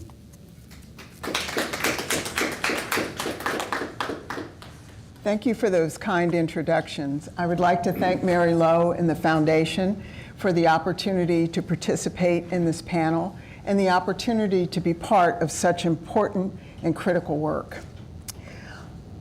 I will try my very best to fill Anne-Marie's shoes, but I know that that may not be something that I can accomplish, so I hope you'll be patient with me. I'd like to start with some comments that Anne-Marie provided. And she said, I love the mix of experts on this panel, in part because these experts came together through years of the John P. Mayhew Foundation programming. These are dedicated leaders from varied fields who prioritize this symposium, knowing the tremendous impact these panels have had and will continue to have moving forward. Mary Lowe and her talented team identify leading programs and leaders making a difference in their communities and in their specialty areas. These leaders are part of a bigger discussion that sheds light on calls to actions and efforts to carry the knowledge forward. In the Healing Arts session today, our collective group has more than 120 years of experience in medical, community, and government programs. The 3 panel members have served in roles dedicated to improving the health and wellness of others. I'd like to start with Anne-Marie's first objective, and that's defining arts therapy. And we're fortunate to have medically credentialed creative art therapists, therapeutic healing arts specialists, and representatives from organizations like the Smith Center and Uniting Us programs to help us achieve this objective. So let's start with a common understanding of incorporation of arts and humanities activities in both medical care and in community program. So I'd like to start with Joya. With your decades of experience as a creative arts therapist and credentialed medical professional, can you describe the continuum of arts and storytelling activities from medical therapy services to community engagements? And can you also comment on access to care processes for both DoD and VA programs? Absolutely. Thank you so much for having me today. Before I get going, I do have to offer that any opinions that I express here today are the private views of myself and are not to be construed as the official or reflecting the views, opinions, policy of the Henry M. Jackson Foundation for Military Medicine, the National Endowment for the Arts, the Department of Defense, or the U.S. government, and any mention of organizations does not imply endorsement by the U.S. government, and I'm operating solely as a contributor. So with that out of the way, I'd love to answer your question. I am an art therapist employed by the Department of Defense, and I work in conjunction with Creative Forces, which is the NEA, National Endowment for the Arts, Healing Arts Network. And what this network does is place professional creative arts therapists in medical settings and clinics, and also supports community arts engagement programming out in the community. And so let me back up a little bit and explain for those of you who don't know. So I've been an art therapist, like we said, for a long, long time. But I got my master's degree in art therapy, which is an actual credentialed profession. So I'm both registered and board certified. And I study how to help people use visual arts by actually making artwork to express their thoughts, concerns for specific health goals.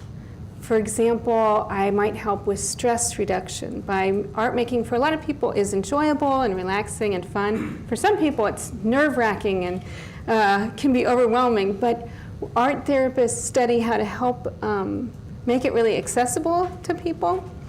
But we also have training in when a certain kind of art form might be helpful for individuals who might work for looking to do stress management, but they also might want to do emotional regulation goals. They might want to do identity, self-exploration, and meaning-making goals.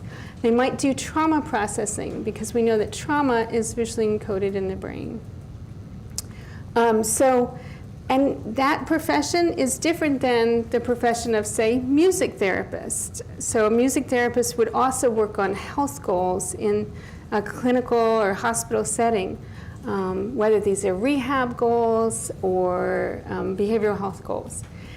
So these are distinct so sometimes we say creative arts therapists as kind of an umbrella, and within that are distinct professions of art therapy, music therapy, dance movement therapy. There's even such thing as drama therapy, poetry therapy, and so on. So each of these is distinct, and that's very different than the community programming, where we have people who are learning more about the arts and using the arts as a healing venue and a place to create community and build resiliency.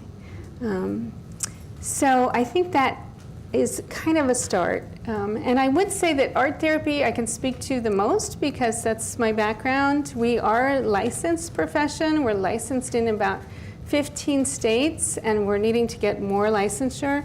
We are licensed in DC as of this year.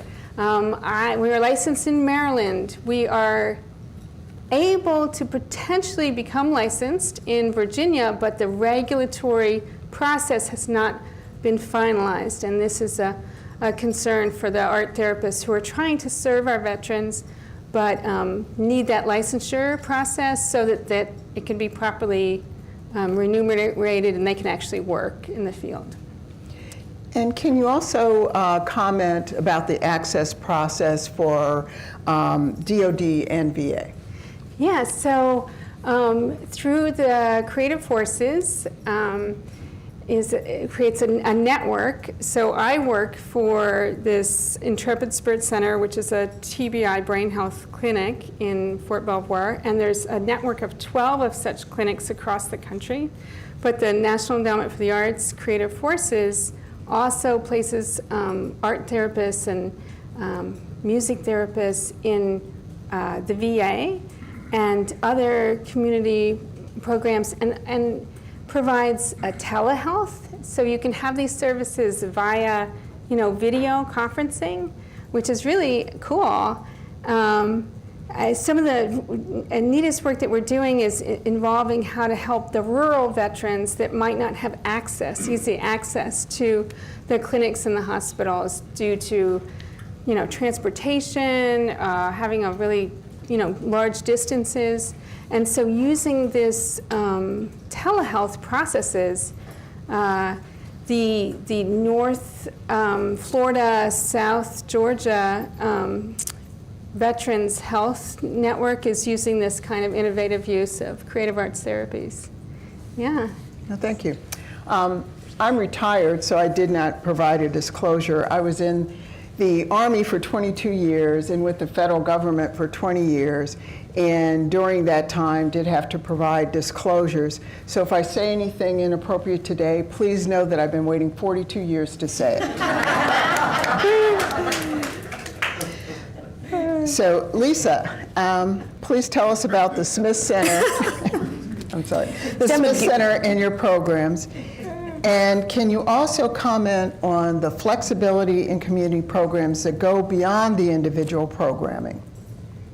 Yeah, sorry, I'm a giggler, so that's got me wanting to laugh, but I'll do my best. It's so wonderful to be here. Thank you so much for this opportunity, and great shout out to Mary Lowe for all the amazing work that you do. So Smith Center is a 28-year-old nonprofit that focuses on people's health, education, and we use the arts as a tool for healing, and we've been a national leader in that movement for a long time. And we provide services for people that have cancer and the general public, and we use an integrative model. So our support and our resources are all focused on your physical, mental, and spiritual well-being. And really think about the whole person and how we support you. Our programs are free or low cost. We never want money to be a barrier, but people getting access to these integrative approaches. Often these sorts of programs may not be accessible, and we really want to be that community partner that can make sure people have access to that. So our programs range from yoga and nutrition classes to creative writing and poetry to Qigong.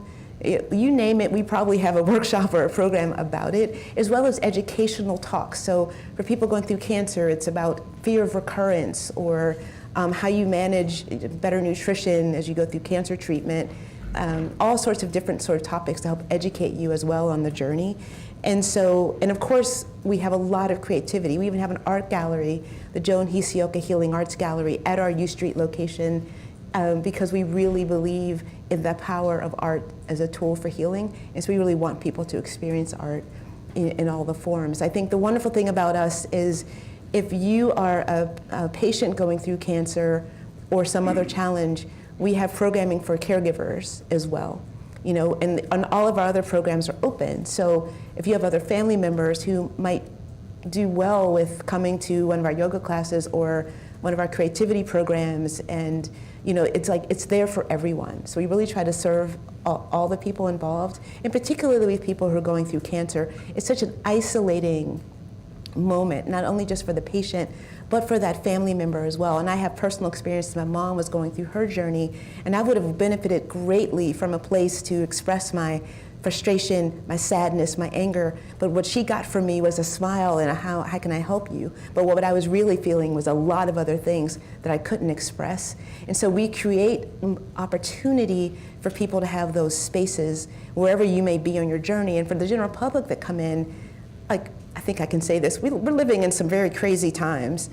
And so what I say to people, like, whatever's happening outside in the world, when you walk through our U Street doors, you immediately are coming into the gallery, you're immediately washed in art, and you can leave whatever is happening out there, and we can be a respite and an oasis in a moment where you can find community and support. And that's the kind of work, and that's the mission that we're on. We don't want anyone to go through whatever journey they're on alone. And so that's pretty much our mission. Nick, one of the things that I learned from Anne Marie is art therapy and art as therapy. And my understanding, please correct me if I'm wrong with this, is that art therapy is usually in the context of a therapeutic session with a credentialed provider, and in that environment the art is created. Whereas there's also exists art as therapy, where individuals can use artistic expression as part of their healing or wellness.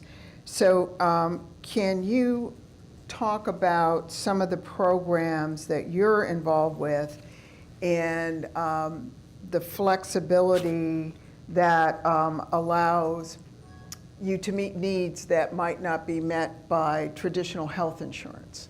So, thank you, and thank you for inviting me to be part of the panel. Mary Lou, thank you. I do have to just put a disclaimer as well, that my views are not those of the British government. I am not a diplomat, and if you listen to me for about 5 minutes, you'll understand why. Yeah, just have to get that out of the way. So I think there's, yeah, it's really interesting. So I'm on this journey of understanding more about art therapy, and I've been reflecting on what we've been talking about. And I think, so going back 10 years, I was running a play club in the UK for ages 5 to 7. And there was a young lad there, 5.5 years old, and he, over the course of an hour and a half, had 4 altercations with other children. And at the end of the night, I'm talking to mum and dad and saying, look, he's not had a good night tonight. At the start of the night, we had done little panels painting for each of the children. There's about 25 in there. And I went to get his, and I picked it up, and it was entirely black. Just there wasn't a spot of light. And I'm like, yeah, I should have seen this at the beginning of the night, because it would have been a clue. And it was clear that everybody else has done like a dog or a cat or a dolphin or a unicorn or whatever. They're 5 years old. And his was just, there wasn't any other color on there. And that was actually, I was reflecting now, that was quite a key indicator of that this 5-year-old was going to have a difficult night. So there are, as you've been saying, there is art with therapists, which as a result of the panel discussion last week, I found out that it might be able for the British service persons and their family members over here to access. I've actually checked on that. So there's a way you can do it. And then there's the actual therapeutic art that you can do from knitting, which I think is one of yours, and I've referred somebody to your group recently. There is, as my colleague was pointing out, in the UK we've had military voice choirs, which is just the coming together, so you have the social aspect of doing something creative in the singing.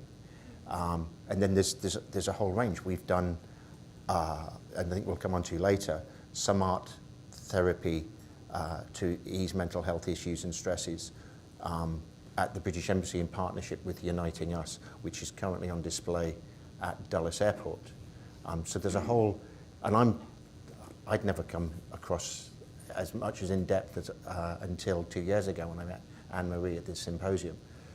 So I'm still learning about art therapies and art therapists, and then all of these other creative arts, such as drumming, and this release of tension, and this a chance to also to be creative. Yeah. If I can add, we think of it as a continuum. So we might have art therapy or music therapy with that credentialed therapist in the clinic, all the way through. Maybe I go with the service member I'm working with. Maybe we go out to the community program where we can do clay and work in a ceramic studio and explore learning how to throw pots on the wheel. And then they're able to do that program without the therapist, and find the many other wonderful programs. Smith Center Armed Services Arts Partnership is a fantastic program in this area that also does virtual programs. And there's many others. Down at the Lorton Workhouse Center for the Arts, they have a Military in the Arts program there. So all over the country, the National Endowment for the Arts is helping fund some of these programs, and they're getting funded in other ways. And so the arts can be an incredible source of community and connection, and place where people can refine their joy in life and meaning, and support. And I think that's what happens frequently at Smith Center. Yeah, I was just going to jump in. I think that's what we see a lot for people, that when they come in, and a lot of people are like, oh, I'm not an artist. And it's like, you don't have to be an artist. I'm not an artist either, but I know when I sit down with my coloring book after a long, stressful evening, I feel so much better after 2 or 3 pages of coloring. And I think what we find that for our folks, for the stress and the anxiety and all the things that they're maybe dealing with, especially if they have a cancer diagnosis, and they come in and, number one, they're with other people. And community is so important. Loneliness, as I know that we've talked about a lot here, is a huge, huge issue. And so because we do a lot of our things in group settings, so you are with other people, and there is that bond that gets built, and then you're doing creativity, and you find your stress level goes down, and you're sort of processing, and you don't even realize it. It's not like you're in an active therapy session, but you're just processing as you're doing the art, and you come out of that in a different place. And for us, it's like we want to help you find your sense of resilience, your sense of purpose as you're going through that, the journey that you're on. And we know that the initial research, and we need a lot more research, but some of the initial research on drawing shows that drawing for 20 minutes reduces levels of cortisol. That's that stressed out, part of where the body gets activated and we move through our busy days, but drawing can lower that. And we know the long-term health impacts might be very large. We need to do more research to really figure it out. So some of that drawing research was done through Drexel University, showing that reduced cortisol rates after 20 minutes of drawing. And they studied whether it was important to draw in a circle, like a mandala, or whether it was a square was perfectly okay. And they found they both work. They both work. All this, drawing is something that's really helpful. And we know that it's activating the brain in all these different ways. So this next question is for Joy, and then I'm going to ask you, Lisa, a similar question. So if a DoD or VA beneficiary would like to engage in therapy with a creative arts therapist, how would they begin that process? Would it be a consult from their primary care provider, or how would they access the services? Yeah, so where I work, I'm embedded in a multidisciplinary, interdisciplinary health clinic where the primary, the person's doctor gives them a referral to enter that health clinic. And I work in conjunction with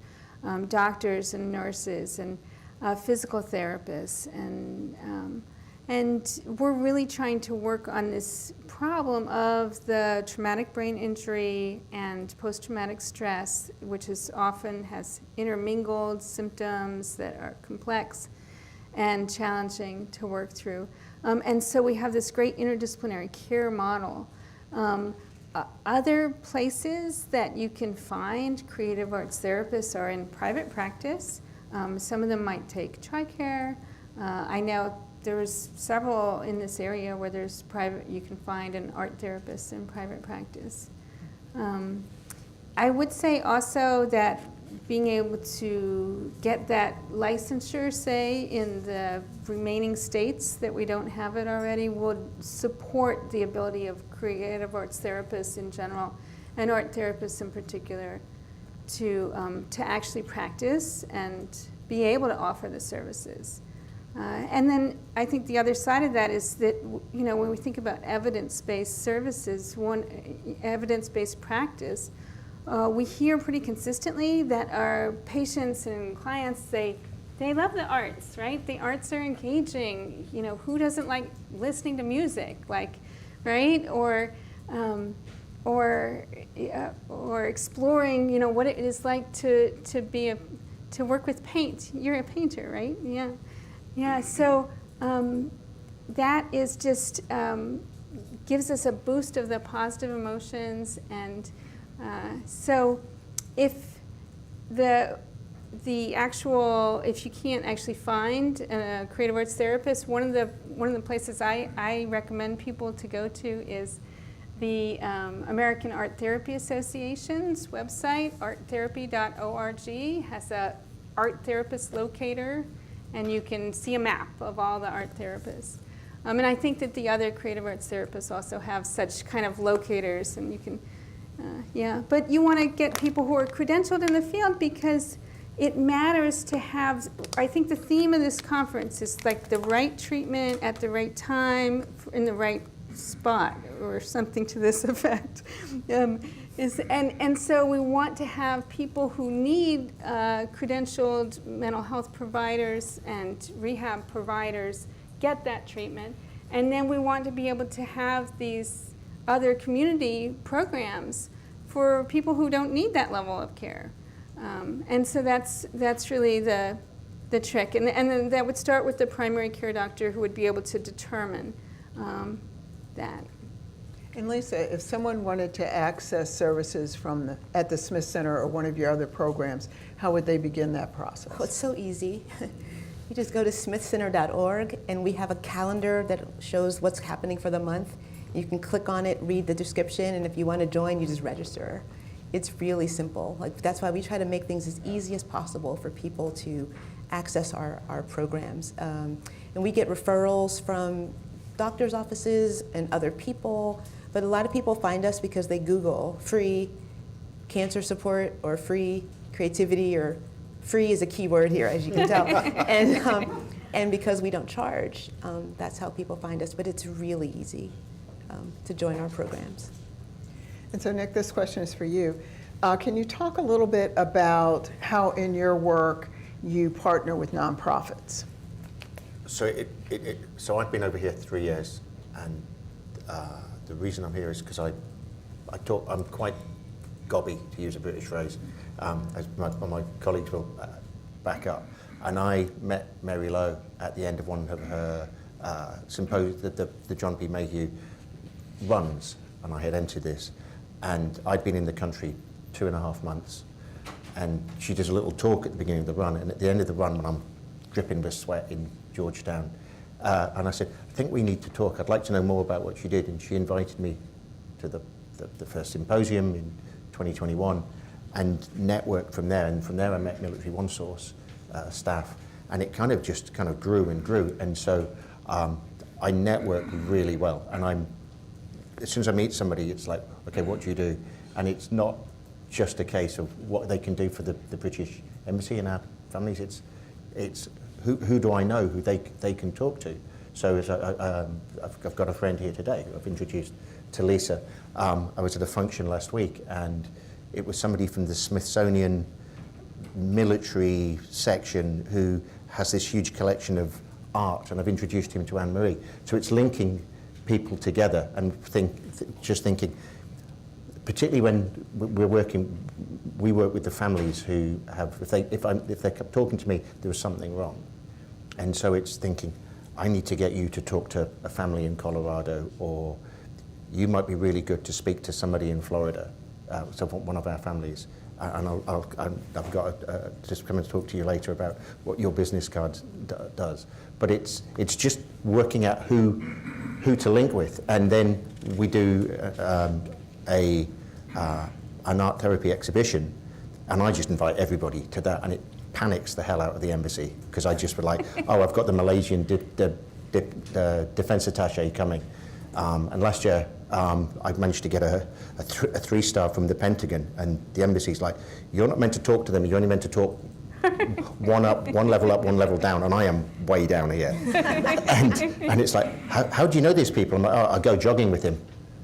Okay, yep, come in. And it's about conversation, which is, I think, one of the themes today. Just talking to people and I like to go and talk with people rather than just rely on electronic stuff. Rather than to the floor upstairs, I'll walk up and chat with them, and it builds that relationship. And so it means in the job, if somebody on the desk next to somebody is struggling, they'll go, Nick, can we have a private word? Because they know me and they're not sending in an email to an anonymous person. So it's about building friendships, about building relationships, and just having a conversation. I hate emojis, so I would much rather talk to somebody direct, and you get the nuances of the conversation, you get the body language, and so that's kind of how I network and try to bring people together, and it's been really, really successful for our families. Lisa and Joya, many of the individuals who could benefit from your services may be located in rural areas or may have mobility issues. Can you talk about opportunities for involvement remotely or online? Yeah, so we are able to do telehealth sessions. I did one last week where I worked with a service member who he was dealing with some depression, but he also had foot surgery, and so he was laid up a little bit, and we were able to use the video conferencing, and back in the pandemic and through the Creative Forces programs with rural veterans, we really developed a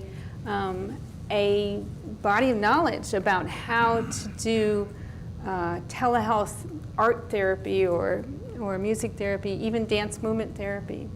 And so he didn't happen to have, usually I send home some art supplies, but he didn't happen to have any, but that's okay. He had a pen and a notebook, and he dug through, he found his notebook, he found his pen, and we were able to do a meditative doodling process where he was able to relax, express himself, and kind of just have that moment of community, as you're talking about, that's so important, just that social support, and to not feel alone.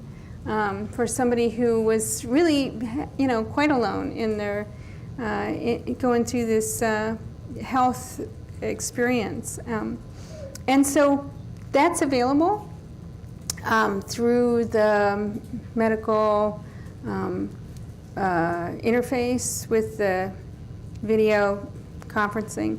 But there's also quite a number of really cool virtual events through the community partners.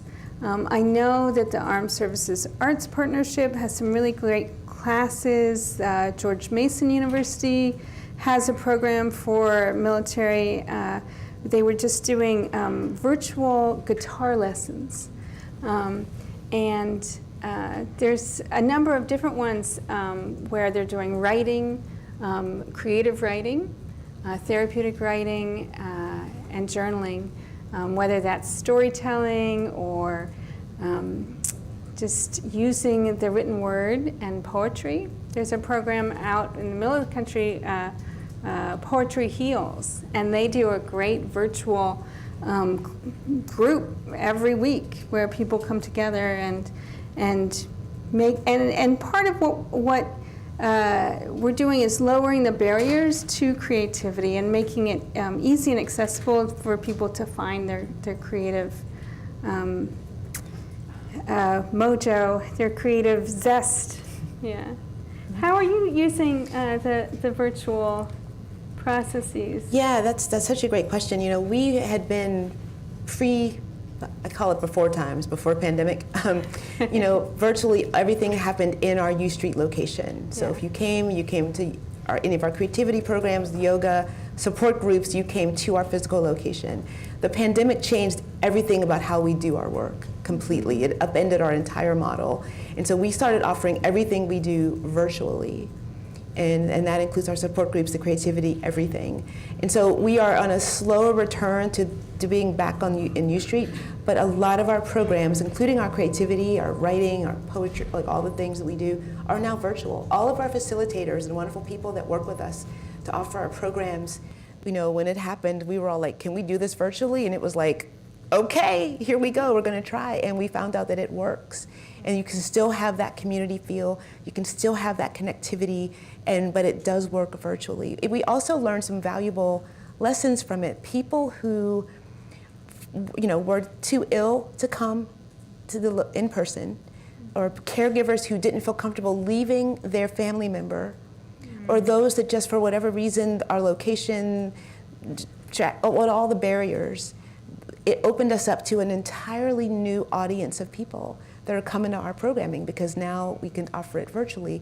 And we've gone a little bit beyond the local DMV, which is what we had been before, because now we're getting people from other states, even a few other countries, popping in on some of our programs because they're hearing about them. So it really has opened us up and allowed us to reach another segment of the community that we couldn't serve because we were locked into the building. And so now we're trying to find the balance of doing both, because some people want to be back in the space. And if you're in the DC area, I'd welcome you to come visit us.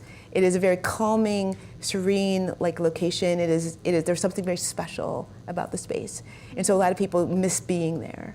But for others, we had an event the other night, and it was the first time someone had been in person, but they'd been joining us virtually, and they were just like, oh, the building, wow. I understand what people said about the building, but they also love the virtual. But it has opened us up to a new audience and helped us serve those who were in need, but could still. Several of our folks who are now feeling well, have their laptop and they're in bed, but they're still partaking in the programming, and it's helping them feel a little better, even if they maybe physically they don't still feel much better, but it's uplifting them and giving them connection with others, and that's benefiting them in that moment. Nick, can you comment about the Love and Fear exhibit that was at the British Embassy as an example of an opportunity to participate both remotely and in person? I believe that exhibit is now at Dulles Airport. So, yeah, it's I think Gate C of the Dulles Airport, and I do get messages from people who've taken, and I get photos of it sent to me. Oh, look what I saw when I'm walking past. So this was a collaborative art piece, and it was a collaboration. Initially, I met one of the military spouses of a service person who was posted to the US is a professional artist, and she had done this Love and Fear in the UK, and I introduced her to Anne-Marie, and then I just sat back and they just chatted and worked this whole thing out in about half an hour. I just sat drinking tea, and it was 80 different panels, of which on two faces. One was called Love and one was called Fear. And if you did panel number 1, which would be the top right-hand corner in Love, you did panel number 1 in Fear. So there was this juxtaposition of these two of you, and you could do anything, whatever represented love to you.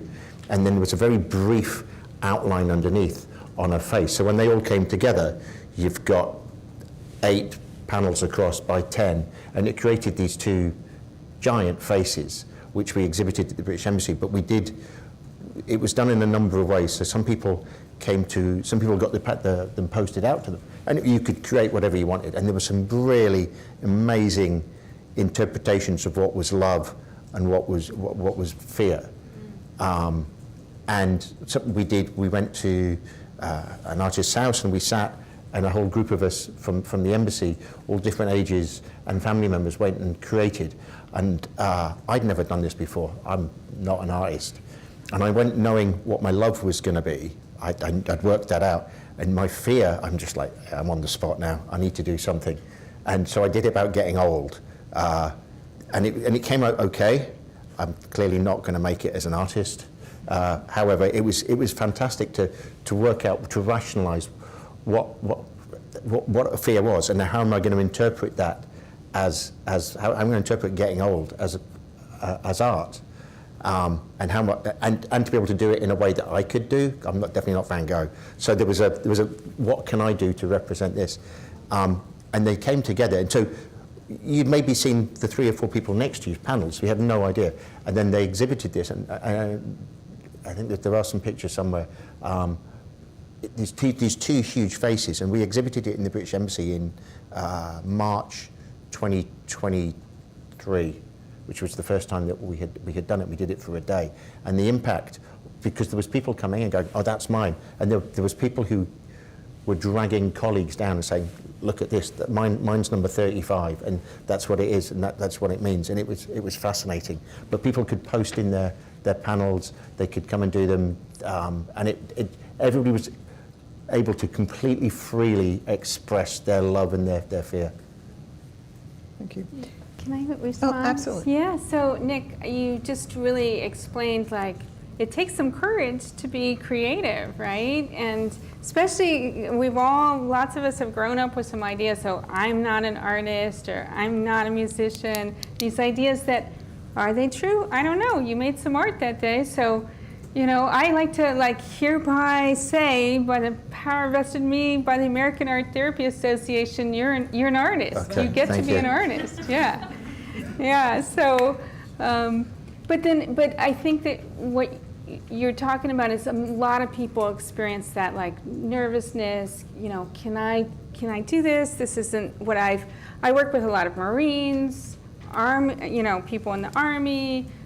People who never identified themselves as artists, and to have that courage to make something, you become an artist. And while you're doing it, you're activating these different large-scale brain networks. When you're being creative, you're activating the default mode network, which is where that idea kind of floated up. Maybe I'll do something about aging. That came up for you. You were activating the prefrontal cortex and the part of the brain that notices what's important and sorts out, what am I going to do next? How am I actually going to create this? So all those different parts of the brain just light up all over, and we get that neuroplasticity where those little neurons connect with each other, and you have a new idea, and you're growing your brain muscle through being creative. So there's this neuroscience behind the creative impulse that is so exciting. We're learning more and more about it. And thanks for that example. And I really want to see this whole piece now, because it sounds incredible. I'll see if I can find a photo of it. But we did it again at the British Embassy this year over 3 days. We did an art exhibition in January, and it will be in April 2025. And there was murals being painted, and there was a very young Air Force officer, and he was on a 6 months training, 6 months position in the US, and he's going to be a fighter pilot.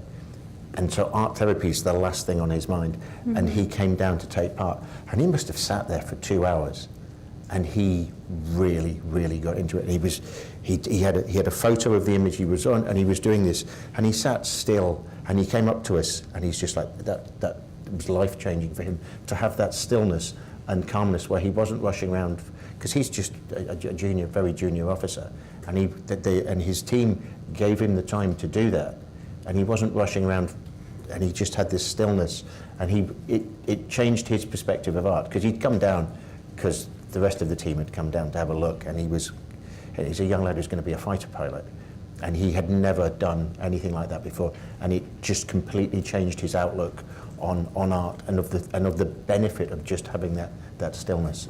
There is a meditative moment that happens. I think that's the power of the arts. Whether you're listening to music that really touches you, or you're doing an art piece, or you read a poem or something that really strikes you, there is something that is activated, to your point, in the neuroscience. But I think there's also something that happens in your heart that opens up in a way that is just really powerful. I think when you see something that really touches that part of you, and I think that's, from our work, we want to help you find that part. Like, we're not our therapists necessarily, but we want to help you find that. And I think just being still and committing to doing the thing, it's like my coloring. Like, I pull out my coloring book and I'm just like, oh. And I found a couple new things to do recently too that I'm like, ooh, this was really good. It helped me like let go of like 5 hours of stress from earlier today just by doing that. So there's a lot of power in it. Yeah. And in that sense of belonging too, right? We see that across the work that we're doing. Whether it's the collaborative artwork or coming together in community and making individual pieces, or being part of this larger story of how we can have our brains and our hearts and our souls and our bodies all rejuvenated through the arts. Thank you. Nick, you mentioned the 2025 festival. Can you tell the audience about the Uniting Us and Embassy partnership for that event? So again, as I say, it started 2 years ago, 2022 in here, where again I didn't know very much about art therapy, and Anne-Marie was sat where I am now talking about it, and we were having the Embassy refurbished at the time, and at the end of the event I kind of said, I've got an exhibition space, and it's about mental health, which is one of our key aims within the Embassy, is to improve well-being for the staff. And I said, do you want to do an art exhibition? I said, I've got no idea how to do it. And she said, I can do that. So we kind of planned, and we did a one-day exhibition, of which we were lucky that our ambassador, Dame Karen Pierce, came down to see, and she loves art, so she gave it the blessing. The deputy ambassador came down, and he got it straight away, and he said, next year, let me know what you need, I will open the doors for you, which is having the blessing of the senior staff makes it a little bit easier, because the first year we did it, I had to battle all the way, because they just didn't get the concept of what I was trying to do. And so then early this year for the January exhibit, we did it over 3 days, and it's getting a bit bigger, and we had some music therapy in there. There was this art project going on as we were in there that was painted over the 3 days from start to finish.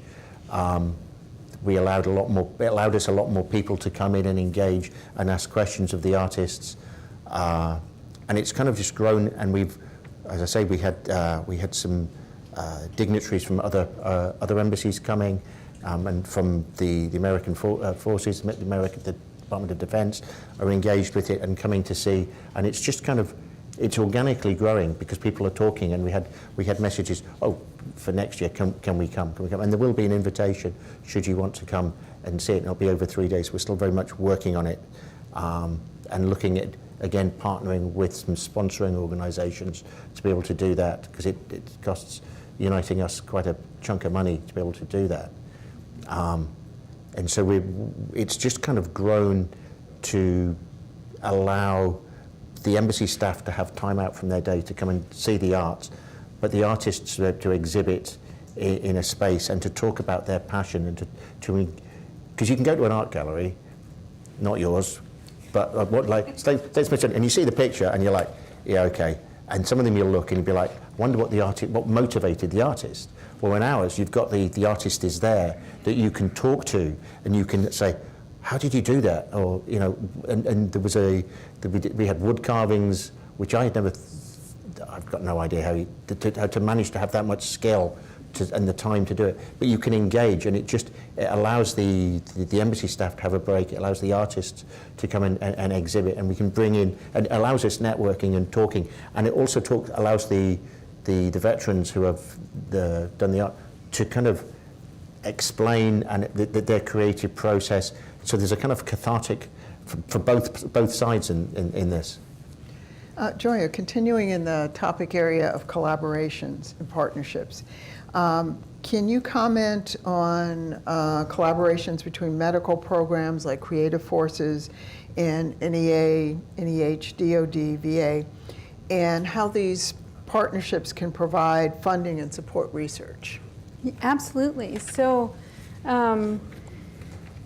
Creative Forces is now is congressionally funded to this, National Endowment for the Arts funding, and they went back and they said to Congress, and they said, hey, we'd like to expand the programs because we're developing this expertise on how to work with military and veterans and active duty folks, but we know that there's first responders out there. We know that there's the world we're facing has more and more disasters and conflicts happening all over.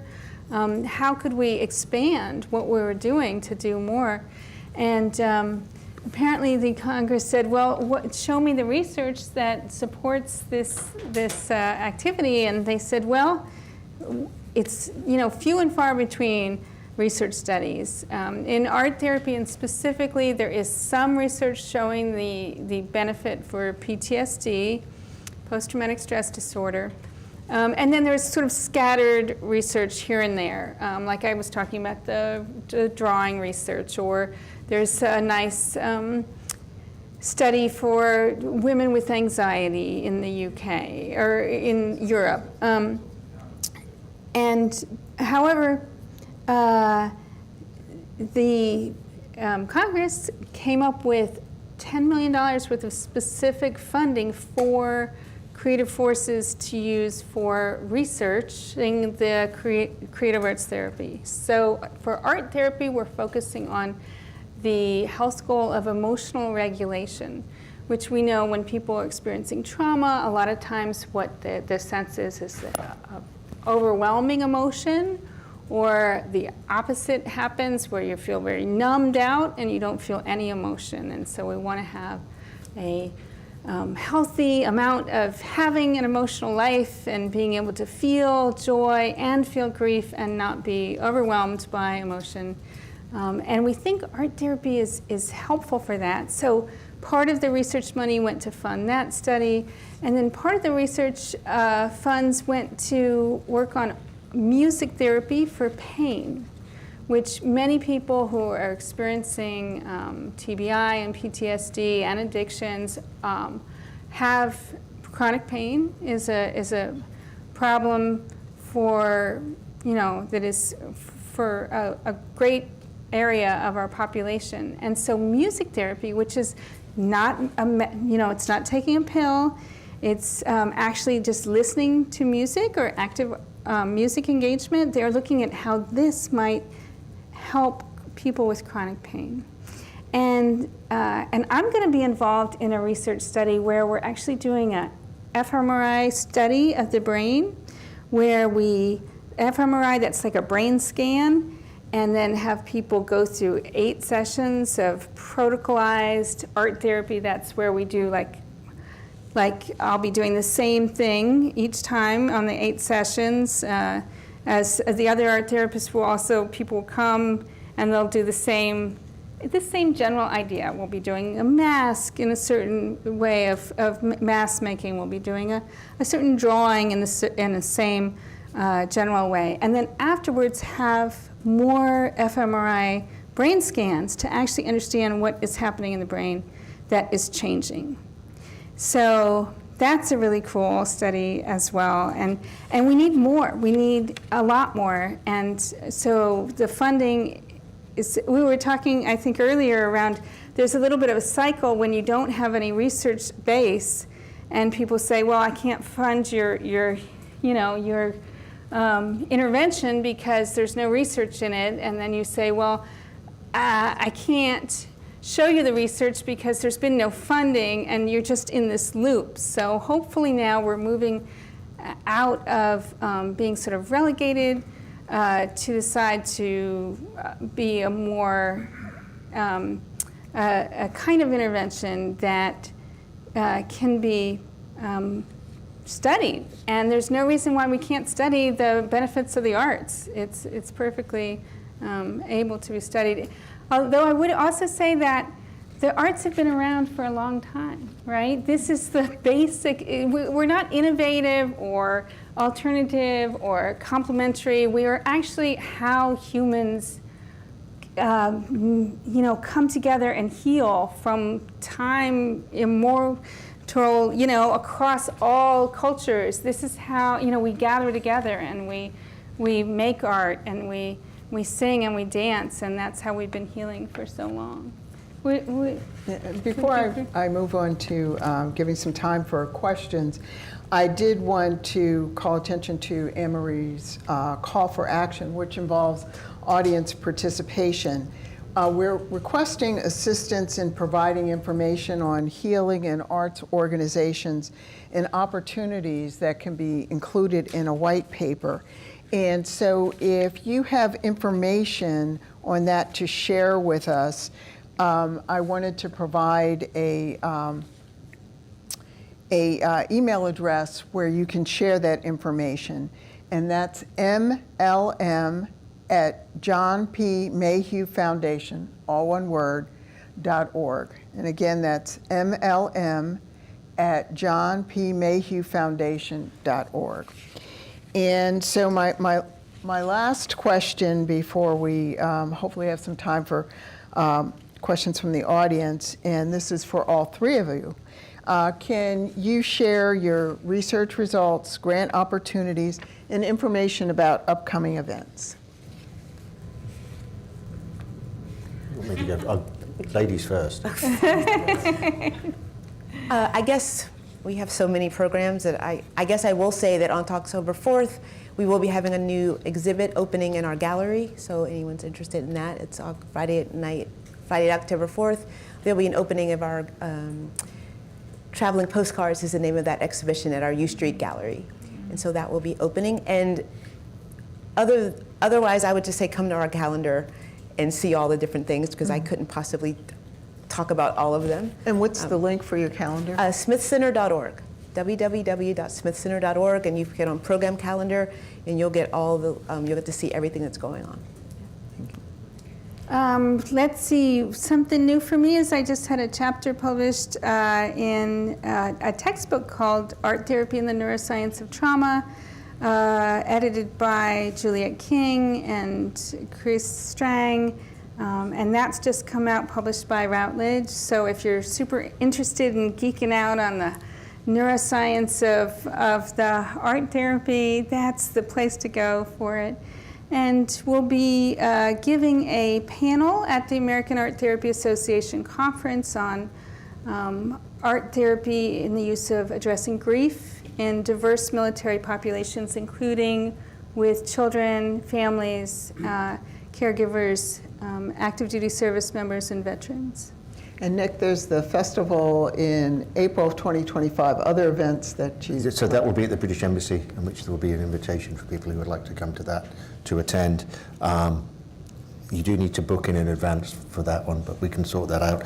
But also, for Anne-Marie's non-profit, Uniting Us has an event later this month in a couple of weeks on Friday, 27th of September, from 11 a.m. to 1 p.m., and that's at the DCVA Auditorium, which has got some, again, some collaborative artworks, and that artwork will be on display of the Veteran Center there.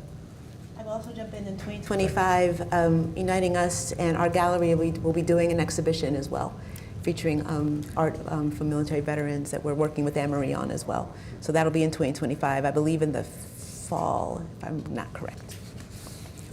Okay, before I open for questions, I just wanted to share something from Anne-Marie.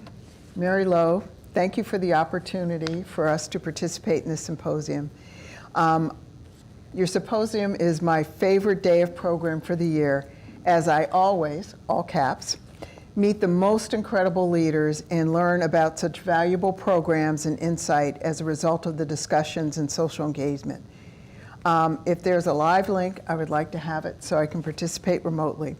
Thank you all for dedicating your valuable time and insight into a collaborative environment that seeks to improve programming, access, and impact across our nation and the world. So thank you. And do we have any time for questions?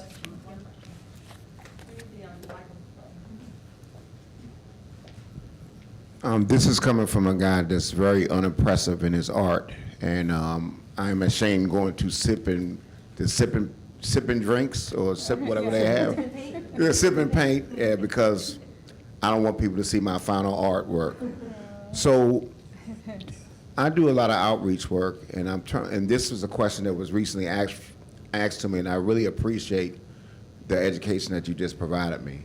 But is there a certain type of technique that a person with a traumatic brain injury compared to a person with PTSD that they will go to in this techniques, in the art techniques that you have found out, from your, experiences?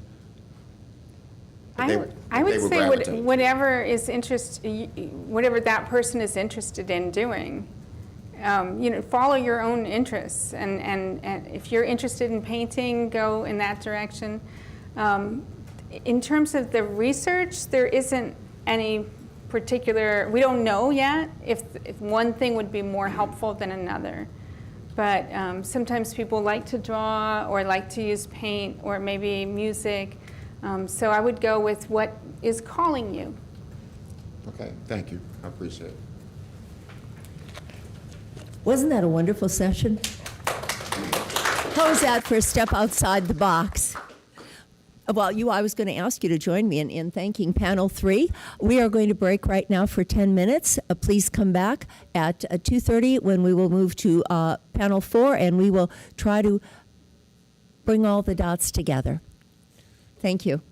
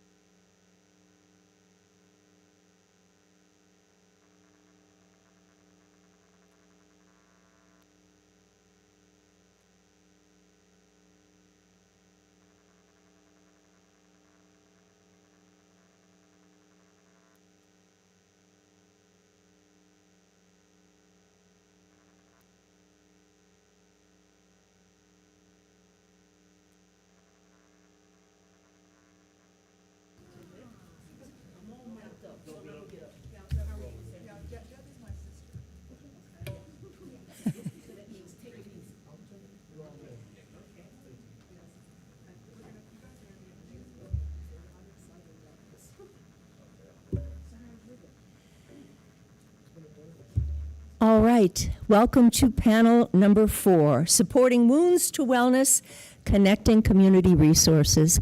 Here to introduce the panel is Jessica Walton. She's a MITRE colleague and a blogger on mental health issues and in the security field. Blogger on mental health issues in the security field. That's very interesting. Thank you. Please take over. Hi everyone, Jessica Walton. This is my second year participating in this symposium. Very excited to be here. So our next panel is titled Whole Health, with a focus on supporting wounds to wellness, connecting community resources. Our panelists are going to discuss how to leverage a more holistic national approach to improving mental health outcomes and wellness.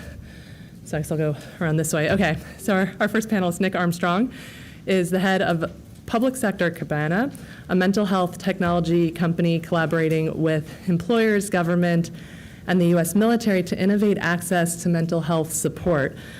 Previously, Nick was the managing director for the D'Amelio Institute for Veterans and Military Families at Syracuse University, overseeing the development of a prominent research and evaluation team. In 2019, Nick was named to the Hill Vets 100 list of the nation's 100 most influential veterans and community advocates.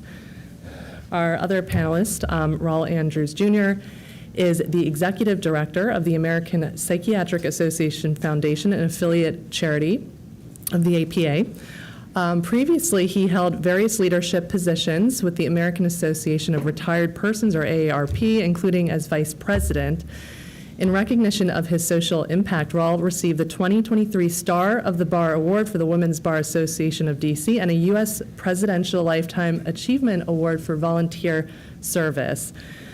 Last but not least, our facilitator, Professor Deborah Harmon-Pugh, is a retired military spouse of 27 years, the National Campaign Chair for Women Veterans Rock, and the president of the Healthy Caregiver Community Foundation. She is also the executive director of the Women Veterans Civic Leadership Institute and the Women Veterans Public Delegation on Capitol Hill. All right, take it away, Deb. Well, thank you so much, Jessica, and good afternoon. I am very excited to welcome our guests. This is panel number 4, as was stated by our introduction. And panel number 4 is dedicating this discussion to supporting wounds to wellness. We are analyzing ways in which we can connect community resources. I'm delighted to be able to welcome you both here with us today, Mr. Andrews and Mr. Armstrong. Welcome. Thank you. Thank you for joining us this afternoon. I'd like to also thank Colonel Mary Lo Mayhew and congratulate her on year number 7 in the Heroes Symposium, the Heroes Journey Symposium. Let's begin today's conversation with talking a little bit about what our experts here have to contribute to today's conversation. And Mr. Andrews, I'm going to start with you. I'd like for you to talk a little bit about your organization. We know that you are the executive director of the American Psychiatric Association Foundation. And I'd like for you to share with our viewers and our audience some things that you are doing there as it relates to connecting communities to resources. Well, thank you, Deborah, and thank all of the Mayhew Foundation, particularly Colonel Lo Mayhew, for the very generous and kind invitation, as well as the indulgence to allow me to get over to the White House before I came here with you. They appreciate it too, I'm sure. The APA Foundation is the charitable education and philanthropic arm of the American Psychiatric Association. For those of you who don't know the APA, most of you have heard of the DSM. Mm-hmm. So APA is who brought us the DSM. We're now on the DSM-5 TR. And so what the APA Foundation really does is connect science, policy, and community. Mm-hmm. And the way we do that is we try to advance the mental health and well-being of individuals and communities where we live, learn, work, worship, and play. And that rectangle of 5 pillars sits on a 3-legged stool, Deborah, So live, learn, work, worship, and play on a three-legged stool of APA Foundation as a convener. And so when we invite people into conversations about how to help, whether it's scope of practice, whether it's access to care, whether it's pay limitations because we don't prioritize mental health and physical health the same, almost everybody accepts our invitations. And that's not just because we have good food. So APA Foundation as a convener. The second pillar really is around thought leadership. There are 39,000 members of the APA. They are in all 50 states and territories of the United States and 100 countries around the world. There is no subspecialty of psychiatry or substance use that our members don't have specialization in, and we have, through the foundation, access to all 39,000. So if we call them, they're coming. And then the last piece is really micro-philanthropy.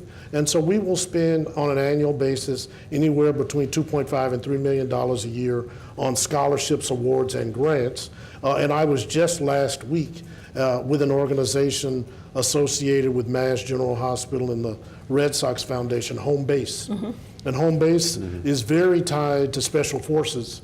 And so we were with operators and those who oversee operations in some of our hardest places, doing some of our hardest work, but having some of the hardest impacts. And so a lot of what we talked about was dealing not only with the invisible wounds of war for those operators, but the impact on families. Sure. Who have to soldier on as well. So those are some of the things that the foundation does. I'll say more as we get through, but where we live, learn, work, worship, play, and that thought leader, convener, micro-philanthropy is really how we do it, because a lot of times when we give grants, they're quasi-restricted. And so we're able to better connect to communities of care because we're giving you money, but if you're in San Antonio, we need you to benchmark and share with somebody in Ohio. Well, that's not uncommon, and I appreciate you sharing with our audience about those 5 pillars. And we'd like to take a moment to learn a little bit more about the APA Foundation. I'm going to ask our viewers to watch as we learn a little bit more about your organization.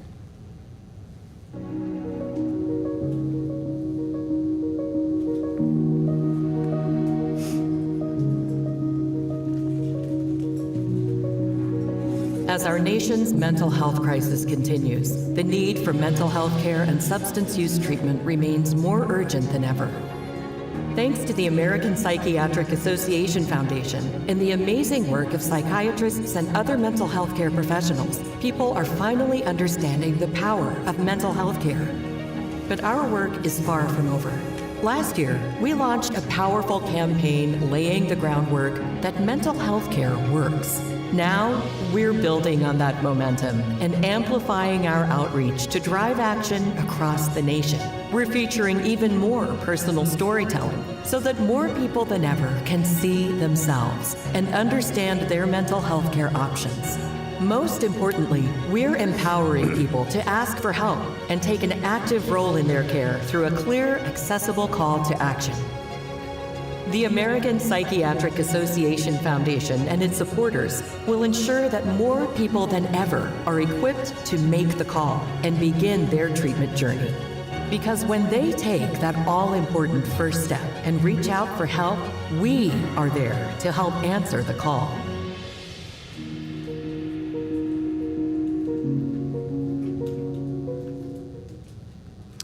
Well, Mr. Andrews, thank you so much for that introduction, teaching us more about those 5 pillars and sharing a little bit more with us about the foundation. So, Mr. Armstrong, welcome again. Thank you. And I have the same question for you as we get started. You and I had a conversation to talk a little bit about the amazing work that you are doing at Cabana. And I'd like for you to share with our audience. And the one thing that I thought was really striking was how your organization selected the name Cabana. Yeah. So please share with our viewers. Absolutely, thank you. And let me echo thanks to Mary Lowe for my first symposium. So great to be here. So I lead the public sector team at Cabana. Army veteran, I'm sure we'll get into some of the other background related to community work, but I joined the team 2 summers ago. A little bit about our organization. So we were actually founded in the early days of the pandemic. Our founding team was already working on virtual spaces, virtual counseling spaces, and the Air Force Chaplain Corps had put out a call for a requirement to help them engage airmen during the pandemic with enhanced privacy and confidentiality.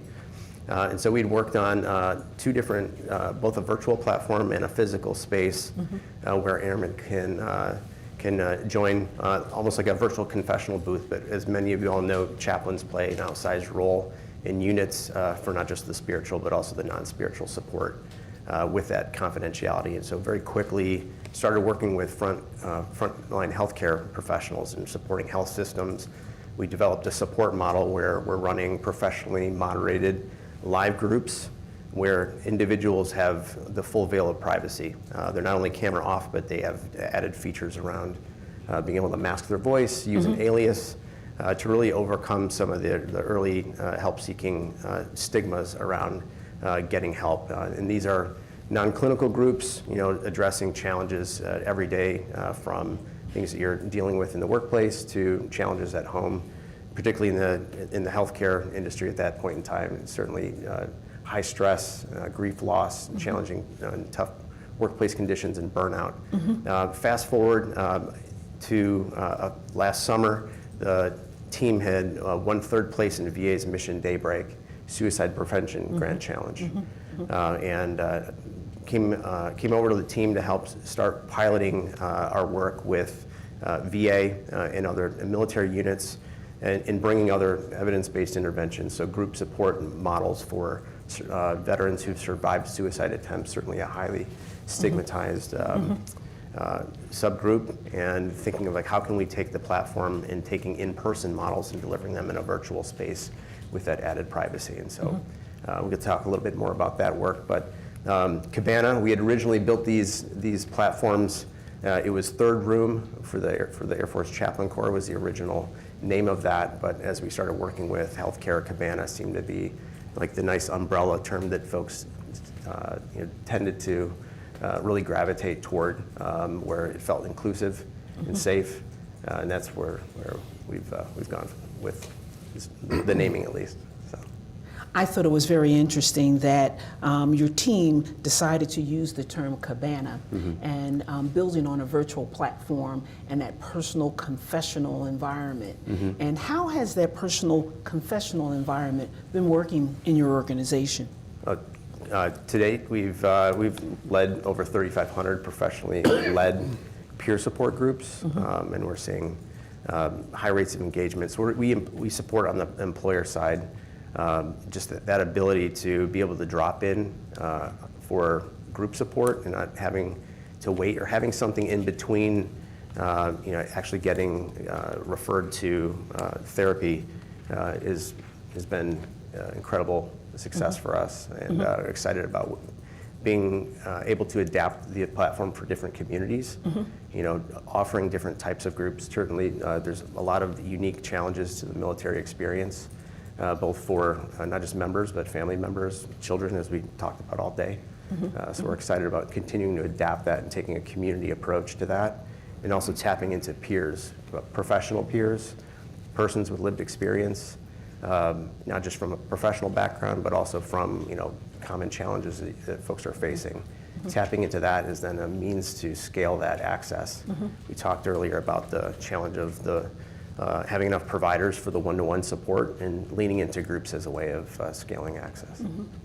And when we look at ways in which we try to connect families and communities and caregivers to resources right in their community-based environment, I was just speaking to one of our colleagues here that I've been hearing this term that small is the new big. And that's because you find many organizations, many practitioners, many professionals working in an environment where they can connect with people right within their own respective communities. So thank you for that. I'm interested in finding more about the strategies that your organizations employ to be able to connect people to the right resources at the right time. It would be great, Mr. Andrews, if you could talk a bit about maybe the top 3 strategies that your organization employs to be able to serve, support, or close gaps in services. And can you share with us perhaps 3 of the top strategies? So one of the strategies, Deborah, is you saw our campaign video. We call that our Anthem 2 video. That is the first anti-stigma video that we're aware of in the United States where you never heard the word stigma, but you saw it. You never heard the term DEI, but you saw it. So there's a way to reach underrepresented or hard to reach. There's a way to communicate, and so we believe that our Mental Health Care Works campaign, that in the first 100 days, had 32 million impressions. When we celebrated a year anniversary last year, we were over 350 million paid, earned, social, and owned media channels. All right, and so then, now that we're a little easier to find, like Colonel Mayhew wasn't calling me last year, didn't have a campaign. She found me because we have a Where We Play pillar. And one of the things we do in our Where We Play pillar is we have a 5K race. And we know Colonel Mayhew is an avid runner. We just happened to be doing a race in her neighborhood. That's how we happened upon her. So it wasn't by design, other than divine forces, that we had her in our race, and she did exceedingly well, but that comes as no surprise to anybody who knows her. So we try to meet people in the community where they are, and then help them make the connections for us. The other strategy outside our campaign apparatus is because we're integrated with the APA. The reason we were on at the White House today is because our public policy team had a lead and they sent us there. And a lot of times what they're looking for us to do, Deborah, is we need a living experience. Who do you guys work with? Who do you know that can be the best representatives? So today they were looking for youth representatives or families and youth. And so we were able to help facilitate some youth coming up from Florida to be at the White House, briefing on well-being. So that's another tactic where we bring in community to policy, as well as to the imprimatur of our pillars. The last piece, though, is we don't make policy.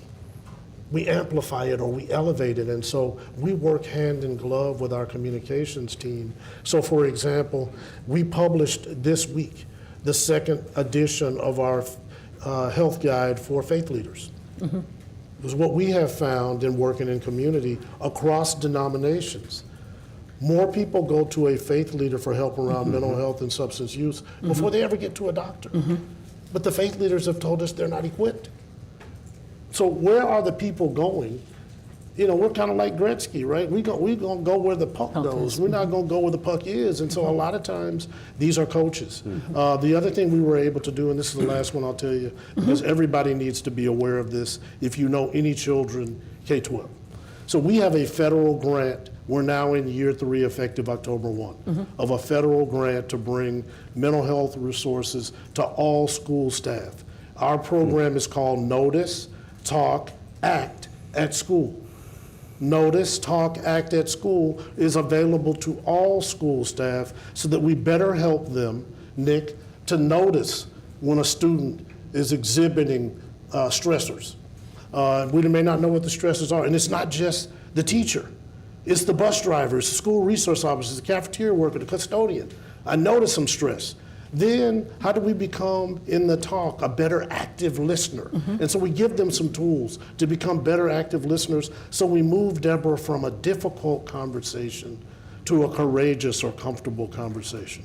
And then the act is once you get people in that conversation, they're fully engaged, you got to have at least 1 or 2 ready tools, tips, and resources so that, 988 is a good start, but it can't be the only start because they may not be ready to think they need help. So, Notice, Talk, Act is available free of charge to the school, any school in the United States and territories, free of charge to the faculty and staff, free of charge to the parents and guardians. All you have to do is go to apaf.org/schools. And so those children of the fallen could be getting some help right now. You just have to tell your school administrators, your principals, whoever, how is it my tax-paying dollars are paying for this and we won't bring this resource to our community, right?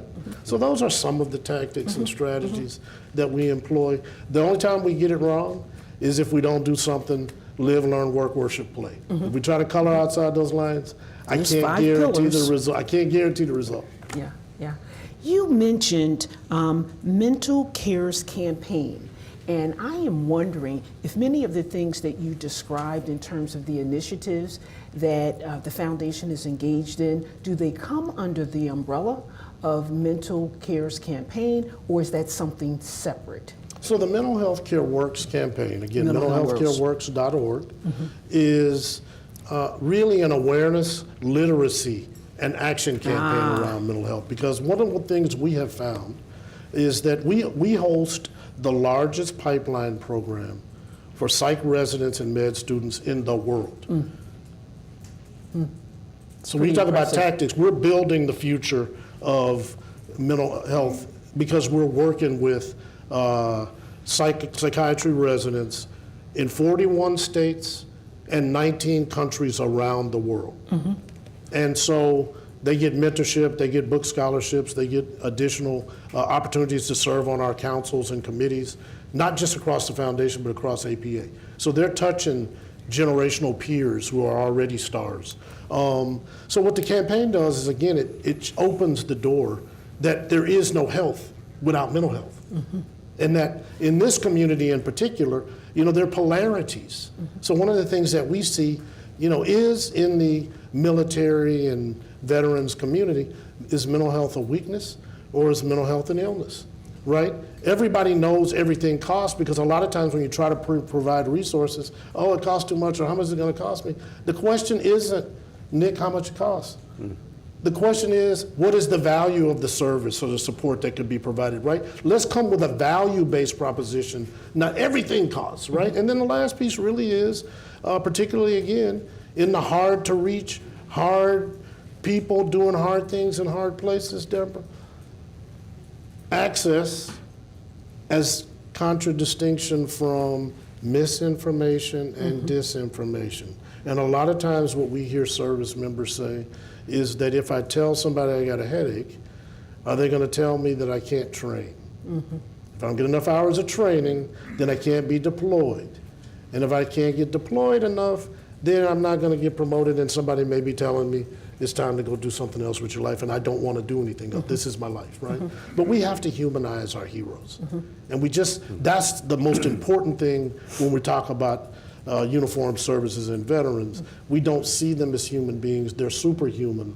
And it's only when they come home trying to rotate back that we can see that there might be something wrong, or they're telling us there's something wrong in some cases, and we just don't hear them. We don't see them because nothing can be wrong with you. You're superhuman. Yeah, yeah. Well, thank you for that overview because it gives us a very in-depth look at how you are integrating the kinds of support services that are being made so that we can look at long-term strategies. Mr. Armstrong, I have the same question for you. Finding out more about the 3 strategies that Cabana engages in an effort to improve mental health care for better and long-term success. Talk to us about some of maybe your top 3 strategies at Cabana. Sure. The biggest one, very similar to how Raul described, is through partnership. I like to think of us as not just a provider with a solution, but a provider enabler. And one of the ways we're doing that is, tapping into partners, particularly in communities who are already doing this work very well, particularly peer support. For example, we just launched a pilot with the Virginia Department of Veterans Services that has a peer support program where we've trained their peer support specialists in our platform to then run support groups virtually to augment the direct face-to-face and community-based work that they're already doing. And so we love to tap into more of that where we're partnering with organizations that already have that trust. Other community-based organizations like hub organizations that have grants from the VA, the Staff Sergeant Fox suicide prevention grants, to start to coordinate referrals and services between organizations for veterans with multiple needs. We know we want to get them into VA care because the health outcomes are better, but at the same time we know that there's a gap of veterans who may not have that trust. And so how are we supporting and coming in alongside those organizations of creating another capability for those organizations to reach and serve those veterans that may not be ready for direct services. Within the platform also, a lot of this was talked about earlier in terms of the types of groups, the types of content that is in the platform that we're providing access to. Certainly we talked a lot about sleep and physical activity and exercise, just the basics of like the connection of physical health to mental health, but also building skills. We've got a lot of psychoeducational content in there. We like to think of your favorite comedian or Will Ferrell and a therapist create a TikTok account, creating content that is easily consumable to users who may not have an hour to drop into a support group, but may have 2 minutes to just learn about something. And if we know through evidence that if folks learn about a particular topic, they may be more likely to seek support. And so both the strategies in terms of how we're partnering in communities with trusted and trusted agents, and then providing content that is easy to consume. So I hear you talk about peer support, partnerships, and providing content. There's been a lot of studies that lend itself to the affirmation about the value of peer support. So I'd like to peel back the layers just a bit and have you talk to us a little bit more about the effectiveness of your peer support program and how does it run? Yes, so the peers on our platform, this is actually new for us, but all of our groups are led by professionals, so LCSWs, LPCs, but the groups themselves are professionally led. They're the only ones who are on camera. The rest of the individuals have all these other privacy controls. And so we have licensed professionals leading the groups, but with lived experience. That's very key, particularly if we're running cohorts or smaller groups for specific populations. Particularly for the VA pilot, where we're looking to support veterans who survived suicide attempts. That's a very high acute group. So we have different types of moderators or peers or professionals with a combination of lived experience and training credentials. Well, I'm hearing that there's a lot of similarities, obviously a lot of distinctions in what your organizations contribute to the communities at large, but there's a lot of similarities. I'd like to find out a bit about some of the challenges that you either experience or see that's going on in this particular space. So what are some of the challenges that you guys are facing at the APA Foundation? So the first challenge continues to be that while in the history of humankind, mental health awareness is higher than it's ever been, access to care continues to lag significantly. So part of that is because we have not adopted a cultural value set that tells us whole health equals physical health and mental health. The very term primary care, the fact that we've allowed that term to exist and primary care doesn't have mental health in it. Anybody who knows anything about the human body will tell you that when you stub your toe, how do you know it hurts? Because your mind is telling your body that you stub your toe and it's supposed to hurt, right? So if your mind is telling you what to feel, how have we disconnected it, right? It's almost like when Milton Bradley created that game, Operation. Mental health lost it forever because we're not focused on the brain and the mind, we focused on the limbs. So access to care continues to be a problem. There is a pay lag. The reality of it is that in many instances, our carriers don't reimburse for mental health the same way they reimburse for physical health. And so a lot of times our clinicians, our physicians, psychiatrists, don't go into healthcare plans. Most people can't afford to pay $400 an hour to get medical. They need some insurance. That's true. So that's another barrier. And I think the last one, again, really continues to be the disinformation and misinformation campaigns that are out there that somehow are boogeymen. You know, our villains on all of the movies we love are psychotic geniuses, right? Like, I mean, they just, you know, they haven't figured out, but they're villainous. And so we're afraid of the unknown. What's it behind that Arkham Institute, you know, and all these kind of things. So, and the reality of it is, for every mental health care works campaign ad and the good we could do for 5 minutes, in 5 seconds it could be snuffed out because somebody says something that's incorrect or knowingly false about mental health care or substance use. So those are the things that we really struggle with because we just don't have enough people to do it. So one of the message I do want to leave with our care team, one of the things we've asked the whole House of Medicine to do as a part of Mental Health Care Works is be more receptive to treating the whole patient. So if you're going to see a gynecologist and that person asks you how you doing, don't just say fine and let's get over with. You're going to get a pediatric physical for a young child, you know, let's make sure we're asking all of the right questions. You know, if you got heart issues, you know, I was with a cardiologist last week, Deborah, and he told me, like, hey, you know, here's the emotional or psychological component to heart health. You find out you got heart disease, we got to open you up. I tell you that on Wednesday. I'm cutting you open next Wednesday. I'm not doing anything for a week. So get ready. You got to sit 7 days thinking about, I'm never going to be able to be the same. I'm never going to be able to eat the same. You know, all these other things that have to change in my life in order to live if I survive the surgery. That's all psychological. That's all emotional. So the reality of it is we cannot have whole health if we don't focus on our mental health. And I know it's hard, but we have to do it. I am very pleased to hear you obviously not only talk about access to care, because that's something that's universal in many of our organizations, and that's just a challenge. And that challenge is perpetuated by the lack of talent, the lack of resources in many different spaces. But to hear you focus in on this whole health and the whole health approach, being holistic, is really what we want our viewers and our participants to be able to focus on, because that's the goal. How do we get to a national framework, a national blueprint on holistic health?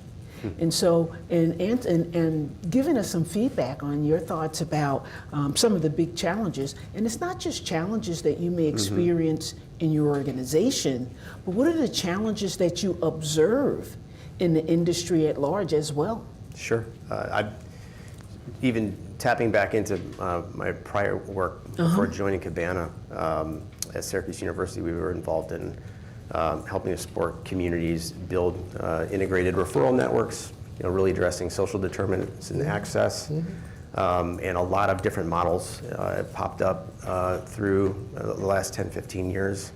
And a lot of talk in the early years around, like, what's the blueprint? Like, how do we, you know, how do we pull organizations together to improve this navigation challenge that military communities are facing, particularly for those who are in transition, and being able to serve better those that often don't just have one need. When they have one need, it's rarely they walk into a social services organization, I need a job. It's usually a job and 2 or 3 other needs, and how do we think about the user and their needs and then create that, that network. But I would say at this point that I don't think blueprint is necessarily like the best way of thinking about it. At least for me, my personal opinion is more a set of maybe guiding principles in terms of how communities can work. And I think, again, you know, first understanding the needs and resources. I think Shelley talked about that. She's involved in a lot of her work in Indiana, but understanding, like, what's the capacity of a community and what are the needs in the community first, and just taking stock of what is there, and then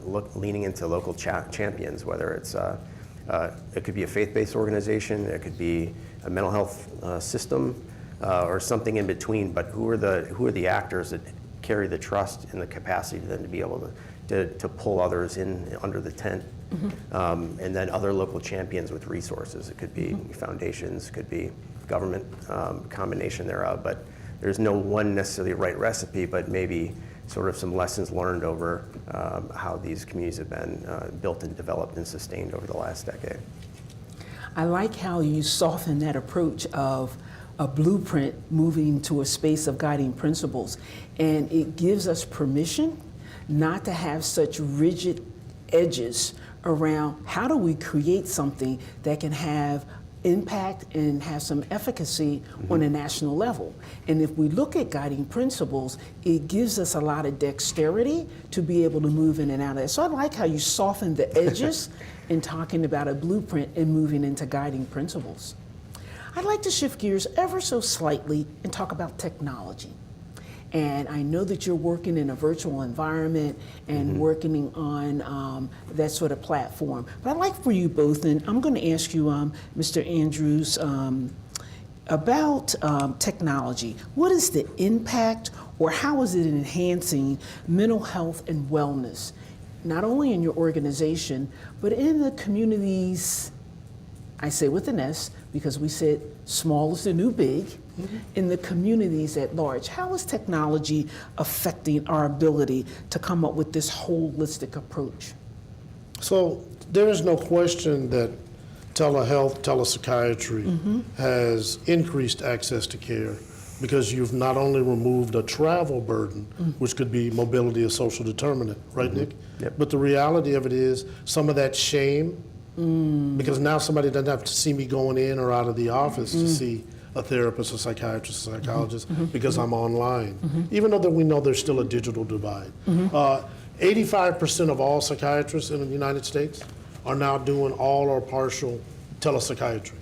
And we have some physicians who don't even see in person anymore, and have been allowed to do so since the pandemic. The other thing we've seen, technology, it has moved the dial in the prescription drug space, because they've been able to come up with new medications as well as new modalities of regimen for treatment that we could not have done without the advent of technology. On the downside, though, I will quickly say that we are struggling with how to incorporate artificial intelligence into clinical practice, because the reality of it is, for every hour of patient care, there are at least 2.5 hours of healthcare records. For every hour of patient care. I was going to say that again. For every hour of patient care, I got 2.5 hours of paperwork. And that is now more often than not electronic health records. So the challenge becomes, how do we make sure that AI is not documenting all of our records and without the appropriate human oversight? And we're not thinking we have a problem with it, but I think that's one of the reasons why we've gone slow to full-scale incorporation of AI, because we're not just trying to make donuts, right? These are human beings. Sure. And if you, I saw a gazillion patients today. And I got to do the paperwork that goes with a gazillion patients. And then the last piece, from the burnout well-being of clinicians, I think one of the things we've heard, which is kind of a downside, people don't miss appointments as much anymore when it's online. So what used to happen is the irritation and the little nasty-gram that we all are familiar with. You missed your appointment, and we're disappointed. Let us know if you want to reschedule. Zoom to Zoom to Zoom, Teams to Teams to Teams. Nobody really is missing appointments. So now I don't even get that hour or even that 15 minutes of a break, because that patient's waiting in the waiting room when I pop them up. So those are just some of the ups and downs of technology in terms of innovative treatment plans, access, but on the downside, overload, because we can now have our clinicians see more patients. As you started to respond to that, I started thinking that there's two sides to this coin called technology. But by the time you finish that explanation, I'm thinking it's not two sides to this coin. There are multi-facets to this. And when you talk about the struggles with AI, one of the things that popped into my head, and you all may be able to empathize with this, is when we started using our smartphones with that autocorrect. And with autocorrect, your message could say almost anything at the end of the day. And so when we're looking at the support that you get from AI in terms of completing records, it could very well be missing that human element of how is autocorrect, in this case, artificial intelligence, correcting or completing that work in terms of documenting files and records. So I'm seeing that there's multifacets to this. In addition to that, you both made mention, you said that technology is having a positive impact on reducing some of the shame. And that takes me back to what you were saying earlier about those personal confessionals. And so with the personal confessionals, and I still love this name, Cabana, that participants have. So talk to us a little bit about, again, technology and how that's working for you. Sure. And maybe having some cautions with that. Sure. Yeah, and I'll start just as an echo around the challenges. You know, like we live in an Amazon society. Yep. Like now expectations are I can have anything at my fingertips. So then how are we leveraging technology to deliver services and support like on almost instantaneously? And so, you know, our platform was built with environmental psychologists. So we initially, you know, partnered with some folks at UVA to imagine what would a space look like that offers psychological safety, where you feel safe. And we initially built the counseling platform in VR, an immersive VR setting. So you think, you know, wood tones and nature, surrounded by nature. You know, also thinking of the ability to sort of look away from who you're engaging with.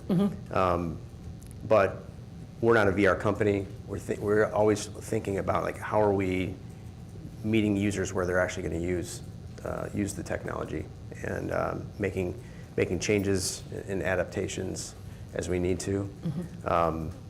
You know, you mentioned the controls over privacy. That's still huge. And so, how are we continuing to innovate on that as a way for folks to feel like they have full control over the privacy, and you know, other elements of the technology, just being able to adapt that as we evolve. So it's interesting that you talk about having control over our privacy. So when you talk about psychological safety, that would be the one thing I think that some people may find that troubling. So is that a benefit, or is that something that may cause some levels of anxiety? The technology? I'm sorry. Well, I think we're really trying to position the experience to accelerate support to human connection. So if this becomes one other access point where you're really reaching those who may not be ready for a one-to-one interaction, and that's where we're seeing the fit for this type of support. So I appreciate the similarities that we're hearing in the important work that you both are doing in your respective organizations, in your respective communities on a micro as well as a macro level. I'd like for us to begin to pull this conversation together and have you both talk a bit as visionaries. And as visionaries, we already talked about, we softened the edges around a blueprint. But my question was going to be, what does a blueprint for holistic health look like? How does that manifest itself? And so whether we're talking about a blueprint or the softer edge that I love, which is guiding principles, how does that manifest itself so that we can arm, prepare, and educate our colleagues in this space? A blueprint for holistic health. What do you see as a visionary of what may come over the horizon? Mr. Andrews? Every time we hear, see, or tell a story about the human condition, in or out of uniform, that's a mental health story. We just have to know that. So I think as we look to the future, you know, it has often been said that the best way to predict the future is to create it. That is one of the reasons why we invest nearly $2 million every year in a pipeline program that goes upstream to reach medical students, and in 2025 we'll be reaching college students, because the original STEM was medicine, not coding. So we need to get people, don't have to be a doctor, but you could be a health professional of some kind, because in order to get whole and well, Deborah, the whole healthcare team has to be involved. We know we spend more time with nurses than we do with the doctors. So there could be some nurses. We know pharmacists are doing things with injections nobody ever knew pharmacists could do. People could be pharmacists, be a part of the whole health team. Then I think the second thing we got to do is level set our expectations around mental health. So if I were to break my arm, heaven forbid, it could be reset, they could do something, and in 6 to 8 weeks it would be better. Now I know it's not 100% of what it really was before I broke it, but it works. When it comes to mind health, we want to be happy. And the reason why I didn't come to you in the first place as a clinician, and the reason why I don't want to come back and I don't want to be on medication, is because whatever you're talking to me or whatever you're telling me to do, it's not making me happy. We're talking about being whole and well. We might be on a journey to happiness, but whole and well has to be the goal. So if we level set our expectations, then I don't think we're disappointed that I keep going to see this person, or I keep going online to see this person, and I want them to make me happy. And talking to therapists is not making me happy. That's not the goal. It's to make you whole and well. And if you're well, then we can look at some of these lifestyle resources that Nick correctly observed, because if I'm on a wellness journey, I'm sleeping a little better. I'm eating a little better. I'm exercising or moving around a little bit more. My social circle is healthier.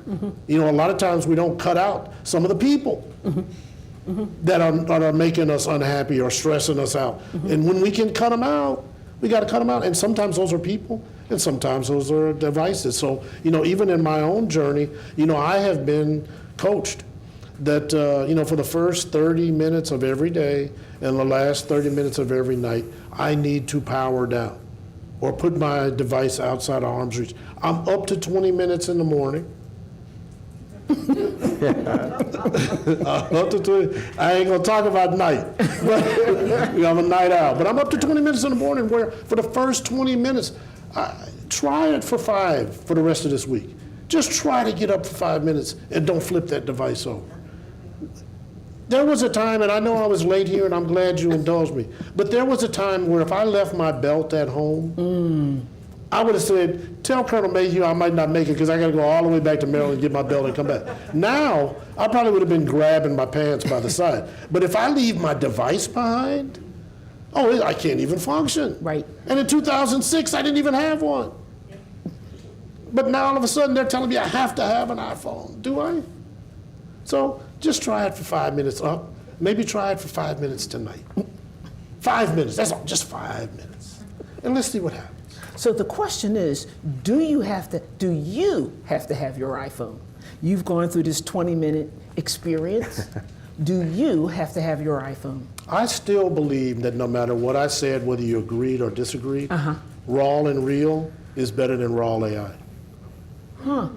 I still think I'm better than raw AI, because raw AI would not have done all of the stuff I did today, including make a commitment to be here and still come. Raw AI would say, if I go through the analytics, if I just send an email and stuff, they got enough professionals in that room. Everybody in here could have taken my spot. I'm sorry, Colonel Mayhew, but we're going to sponsor your thing again for the 8th year, so just forgive me and I'll see you at the race. But real raw says, he'll see you at the race. Real raw says, you said you were going over there. Be polite as you exit your way out of here, but you have to go over there. And we'll deal with tonight with my last 5 minutes. I got one more thing to do when I leave here. I tell you, raw AI wouldn't be doing one more thing when I leave here.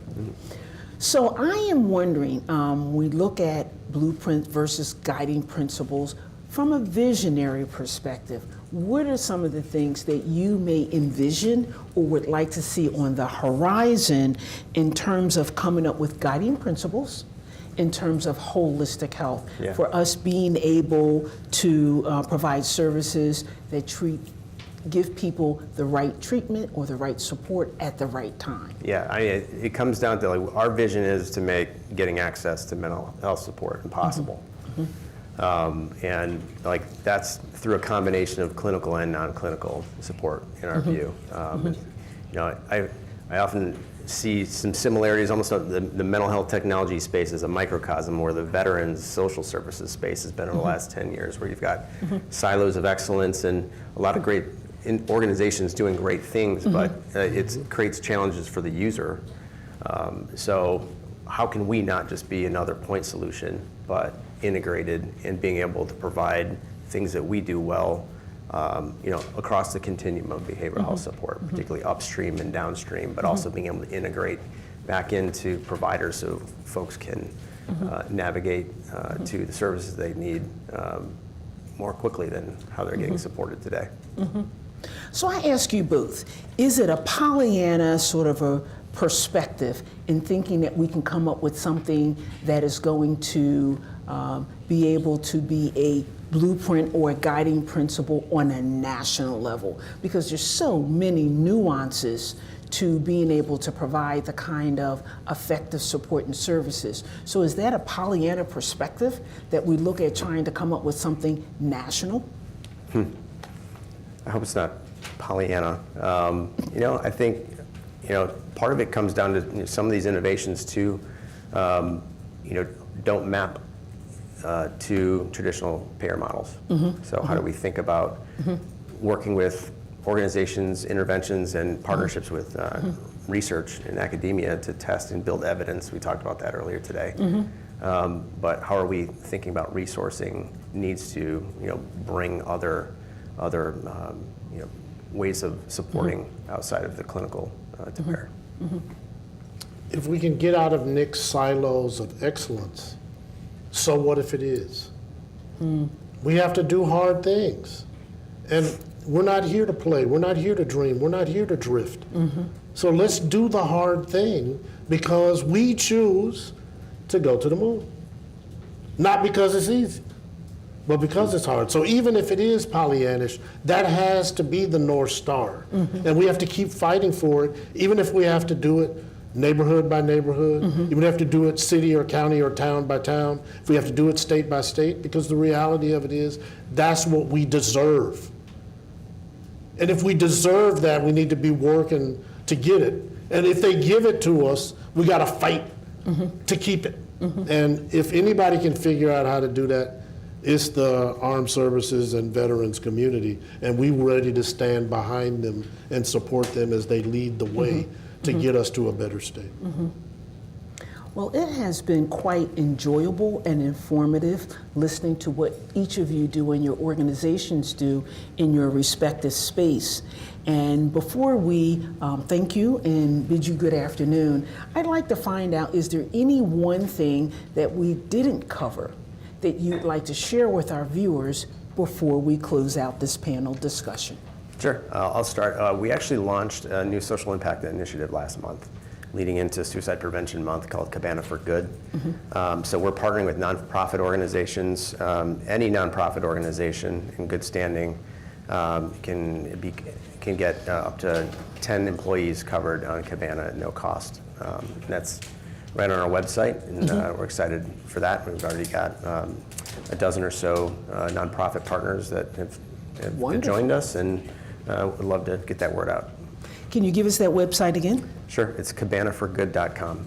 Cabanaforgood.com. Thank you so much. Final words? So we talked a little bit today about Whole and Well, and we did launch in July a lifestyle psychiatry prevention and wellness campaign, which is underneath our Mental Health Care Works campaign. And so we are going to be talking about the 6 pillars of lifestyle medicine. Good. And we are the last house, psychiatry, in the House of Medicine to talk about lifestyle. And so now we have persuaded our docs that if we don't bring restorative sleep and diet and other exercise, so we look forward to sharing more. But the one announcement I do want to make here is that we want to be the first partner to pledge our support for the 8th annual Mayhew Foundation Convention this time next year. It's nothing like being first, right? Nothing like it, nothing like it. Well, gentlemen, thank you so much for joining us here at the 2024 Heroes Journey Symposium. Thank you for kicking the ball off for 2025. We're going to look forward to that. And we're also going to look forward to your continued contributions in this space as we all work collectively connecting people to the right care at the right time. Thank you, gentlemen. Thank you.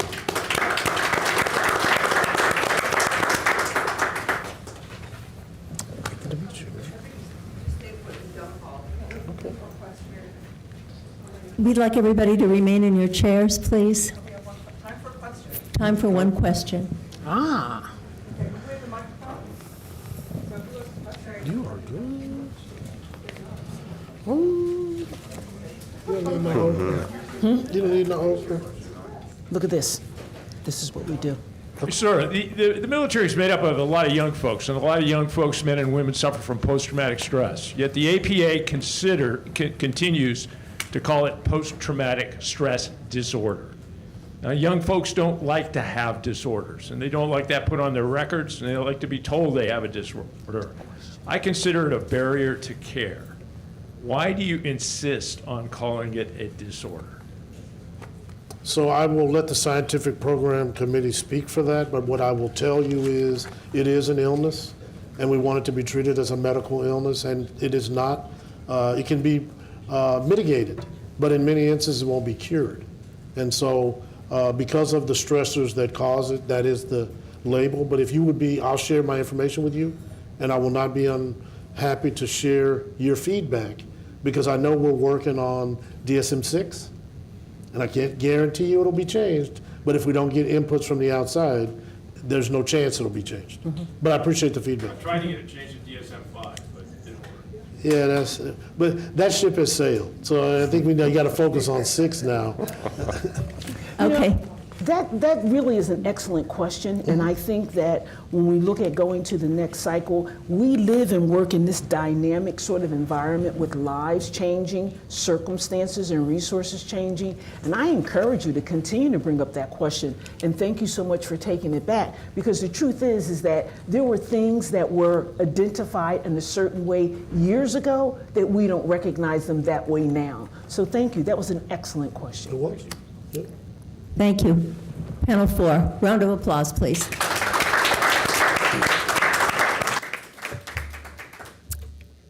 It gives me great pleasure to introduce Tito Torres, the CEO of Moral Compass Federation. He is a vet with 11 deployments, and he is a partner of the John P. Mayhew Foundation. He is here to introduce Congressman Mike Wentz.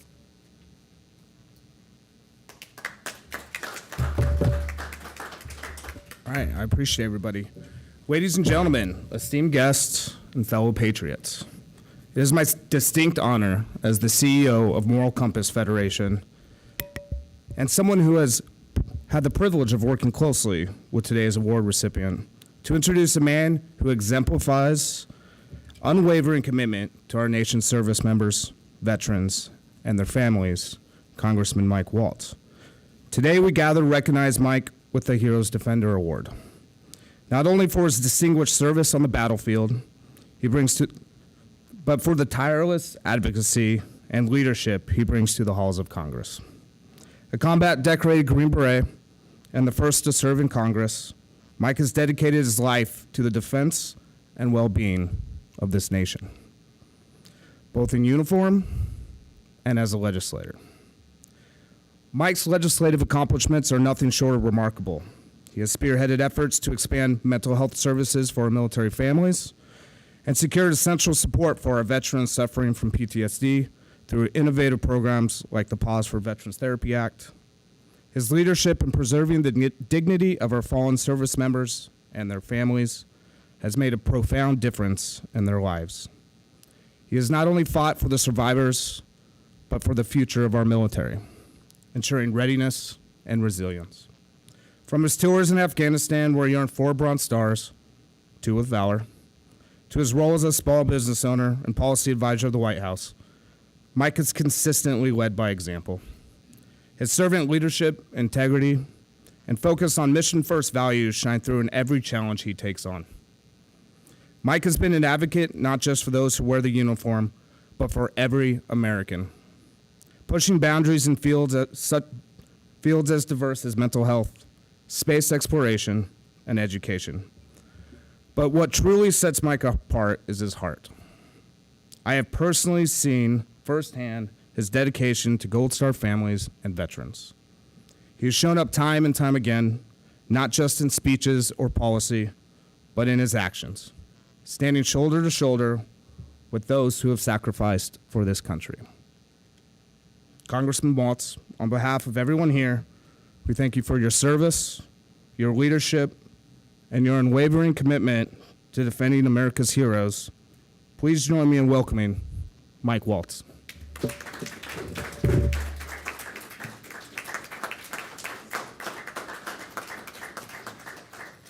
thank you, Tito. That means the world to me, coming from you and coming from the community. General, it's good to see you.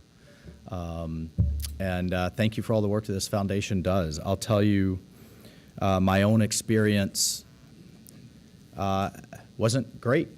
And one of the reasons I ran for office, we have a record low number of veterans in Congress.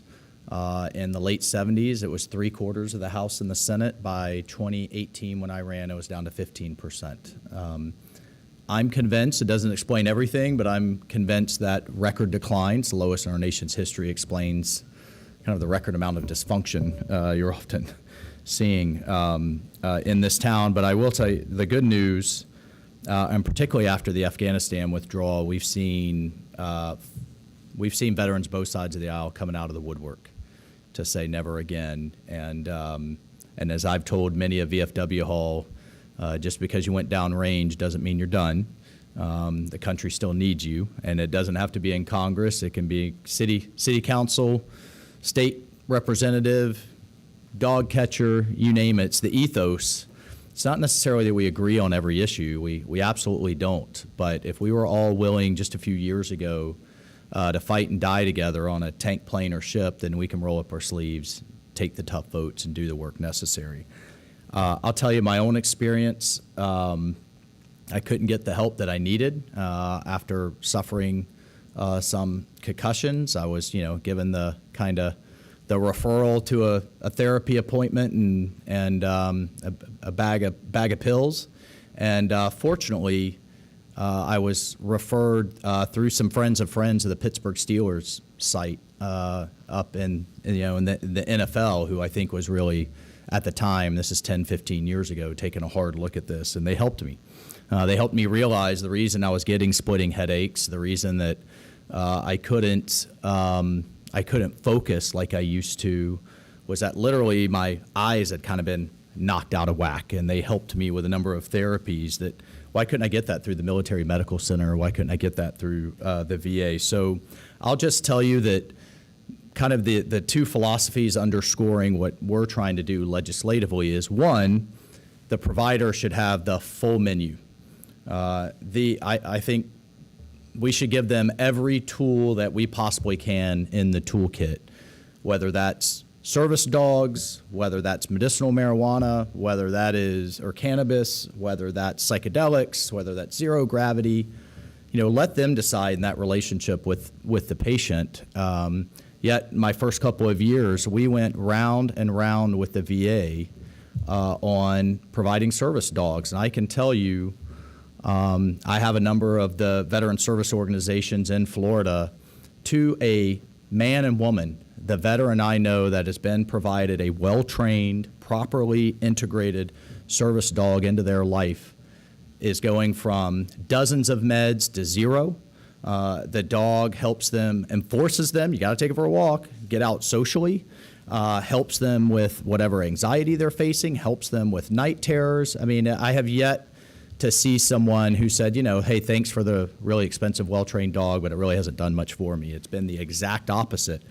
But we really, truly had to fight and are still fighting with the bureaucracy, with the resistance, and we'll continue fighting that fight. We did get the PAWS Act passed, and it is in a pilot program, and we hope to expand it, but for all of those different types of alternative therapies. So that's one, full menu.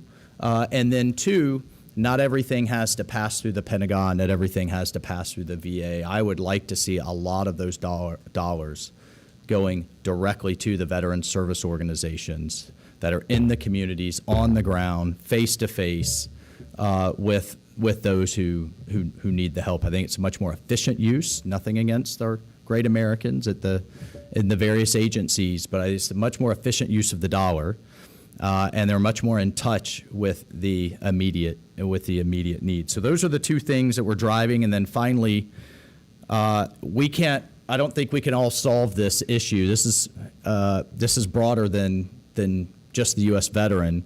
And we have a measure that will drive collaboration with the Israelis, who have done a lot of work in this regard over the years, and given what the IDF has gone through and is going through right now in terms of how they're dealing with a number of these mental health issues, why wouldn't we collaborate with much of the research that's already done? We certainly don't need to reinvent the wheel, but I'm honored to receive this from you. I just wanted to come by here. I just ran over here from votes, but I wanted to thank you all. It is relatively easy to kind of yell at the television and post on social media and kind of wring your hands about it, maybe argue with your relatives at Thanksgiving. It's much tougher to roll up your sleeves and donate your time, donate your treasure, to what is an absolutely critical cause. We don't solve this crisis in kind of the veteran and the military community. I don't know the future of the all-volunteer force, which has then all kinds of implications for us as a society. So, thank you again. Thank you, Tito. And okay. I want to thank you very much for ma'am. everything you've done for all of our service members. And those personal stories are very important because we know we're not alone. We've all suffered these challenges. I thought I was losing my mind for a long time. And we heard so many stories today about the same thing, about getting the bag of pills and then not getting the right care. And we have a room of subject matter experts and one of our true champions in the Pentagon, General Corelli, who have been really trying to change things, but it takes our legislators. The pen is mightier than the sword. And so thank you for continuing to legislate for us. We appreciate everything you've done. And General, thank you. I'll just say, General, you don't realize it, but through a mutual colleague, Steve Smith, and Ryan McCarthy, that's what got me to the Pittsburgh Center. So thank you. And I'm a Pittsburgh, and Pittsburgh's my hometown, and I'm a Steelers fan. So All even right. better. All right, there we go. Do we Yeah, have time for a picture? Absolutely. Okay, of course, can we go over of here and course. grab Sure. General Yeah, Corelli? absolutely. Thank you.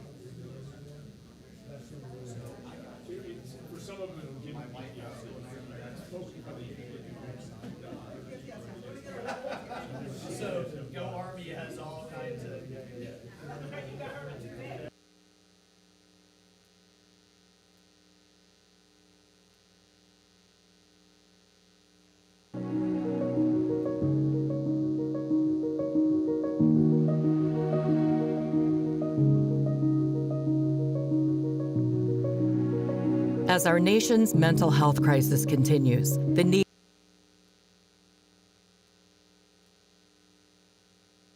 Thanks to the American Psychiatric Association Foundation and the amazing work of psychiatrists and other mental health care professionals, people are finally understanding the power of mental health care. But our work is far from over. Last year, we launched a powerful campaign laying the groundwork that mental health care works. Now, we're building on that momentum and amplifying our outreach to drive action across.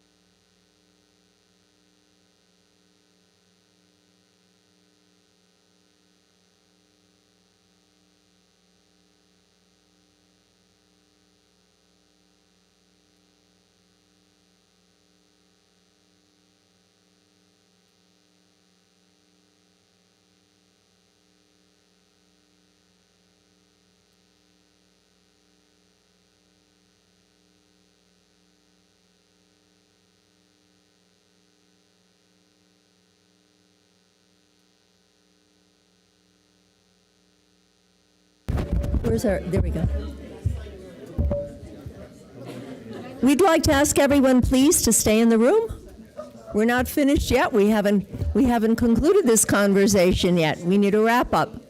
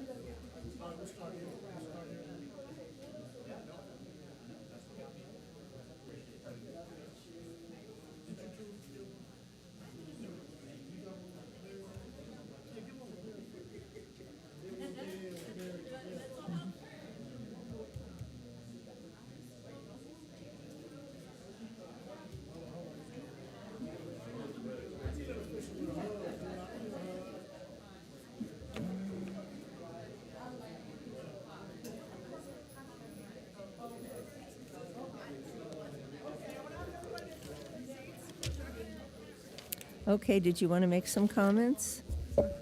We're going to ask everybody to take a quick seat, and we're going to make some closing comments, and then we'll be able to head over to the reception. And as soon as people sit in their seats, the quicker we'll be able to get to the reception.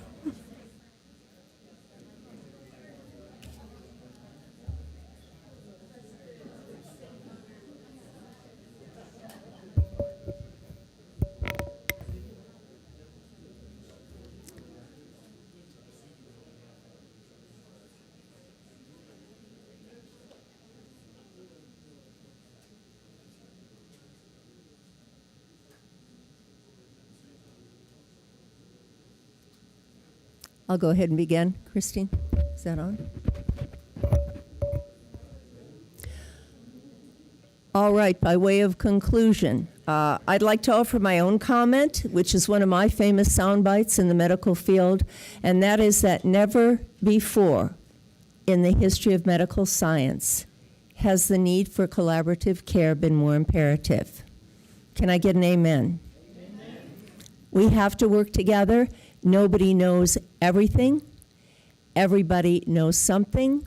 We're geniuses in our own way, and there's nothing like storytelling in the actual experience. What we have to do is become better listeners. Can I get an amen? Good, we're all on the same page. How about that? All right, with reference to the, there's some very interesting things. One that I overheard with regard to the first panel and the young lady who I don't believe is in the room right now, but she made the comment that many of the children who are living with parents who are suffering or who are endeavoring to live successfully with PTSI have never even known their parents pre-PTSI. Think about that for a second. She talks about the need, and in that particular group, they talked about the need to address people on different levels, okay? For providers to be able to identify the difference. Children are having their own issues, and then children who are the products of military families with the constant overlay of being uprooted and being transferred, they have their own series of issues, and it's so important to learn how to deal with the individual. Is it a child? Is it an adolescent? And what about the care partners, by the way? We're trying to get away from the word caregivers. Are you aware of that? We don't want to feel that it's a charitable thing. We're in this together, so we're care partners. So I think that was one of the biggest takeaways from the group, the first group, with regard to not the only takeaway by no means, but something to ponder further.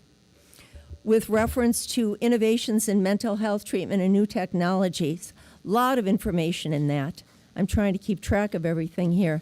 Panel 2, your body keeps score. That's the note I wrote to myself. Your body keeps score. And never was it truer in terms of the second panel. As one of the panelists brought out, it's not too late. Timing is everything.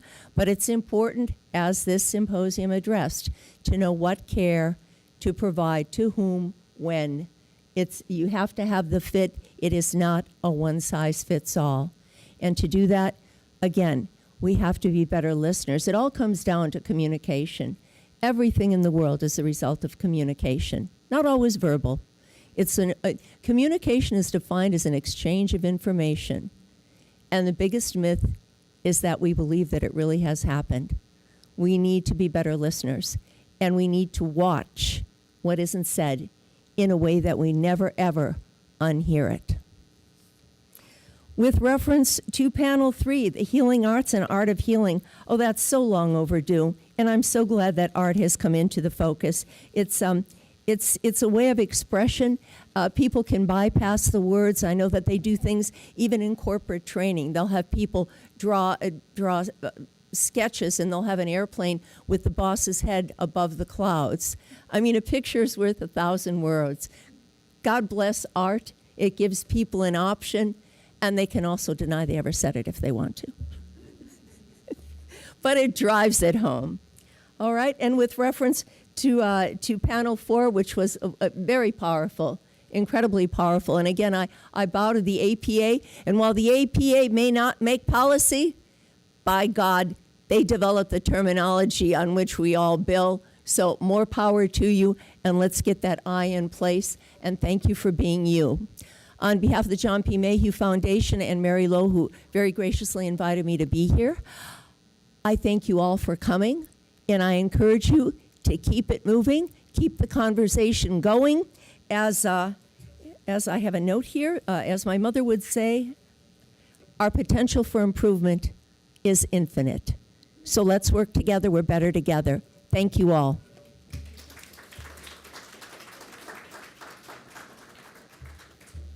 Thank you, Susan. And I think this has been an amazing day. My head is kind of swirling. We heard so many good things today. And if I could just sort of close out the day with 2 or 3 quick thoughts. Our words count. And when I say words count, we need to rethink how we think about mental health. And General Corelli, I think you challenged us to think about that. How do we change the D to G? If not, we're all going to face trauma in our lives. We're all going to suffer a mental health issue. But how do we change that event to turn it from a disorder into growth? And if we reframe and use our words differently, rethinking it, turning a tragic event into something powerful and making change, it's important. There's a lot of people in this room that have turned tragic events into growth opportunities, where they're here to make a difference in how we think about taking care of our citizens, taking care of our veterans, and taking care of each other. So we have to continue that growth. And if I could make one more comment, I think Raul, the APA Foundation has it right. Mental health works, okay? We're all going to need mental health care at some point in our life, and it should be part of our everyday care. Integrating into primary care really should be a no-brainer. We get our eyes checked on a regular basis. We go to the dentist on a regular basis. We have physicals. Where's our mental health check, okay? If our brain is the most important organ in our body, it is central to everything we do, then we need to make sure that we're doing our own check and checking each other and helping each other, and mental health does work. There's a few people I need to thank, and if we can go to the next slide. This would not be possible without a plethora of volunteers. And so from the bottom of my heart, I'm very grateful for my friends, okay? The journey is never easy. It's a lot of work to put this on, but honest to God, when I put the call out, the people that come forward, I am deeply, deeply grateful for the friends and volunteers. And some of you have been doing this with me for years. Bobby, you've been doing it with me for years. Christine Emery deserves a Superwoman Award for helping me put this on. You really, really do.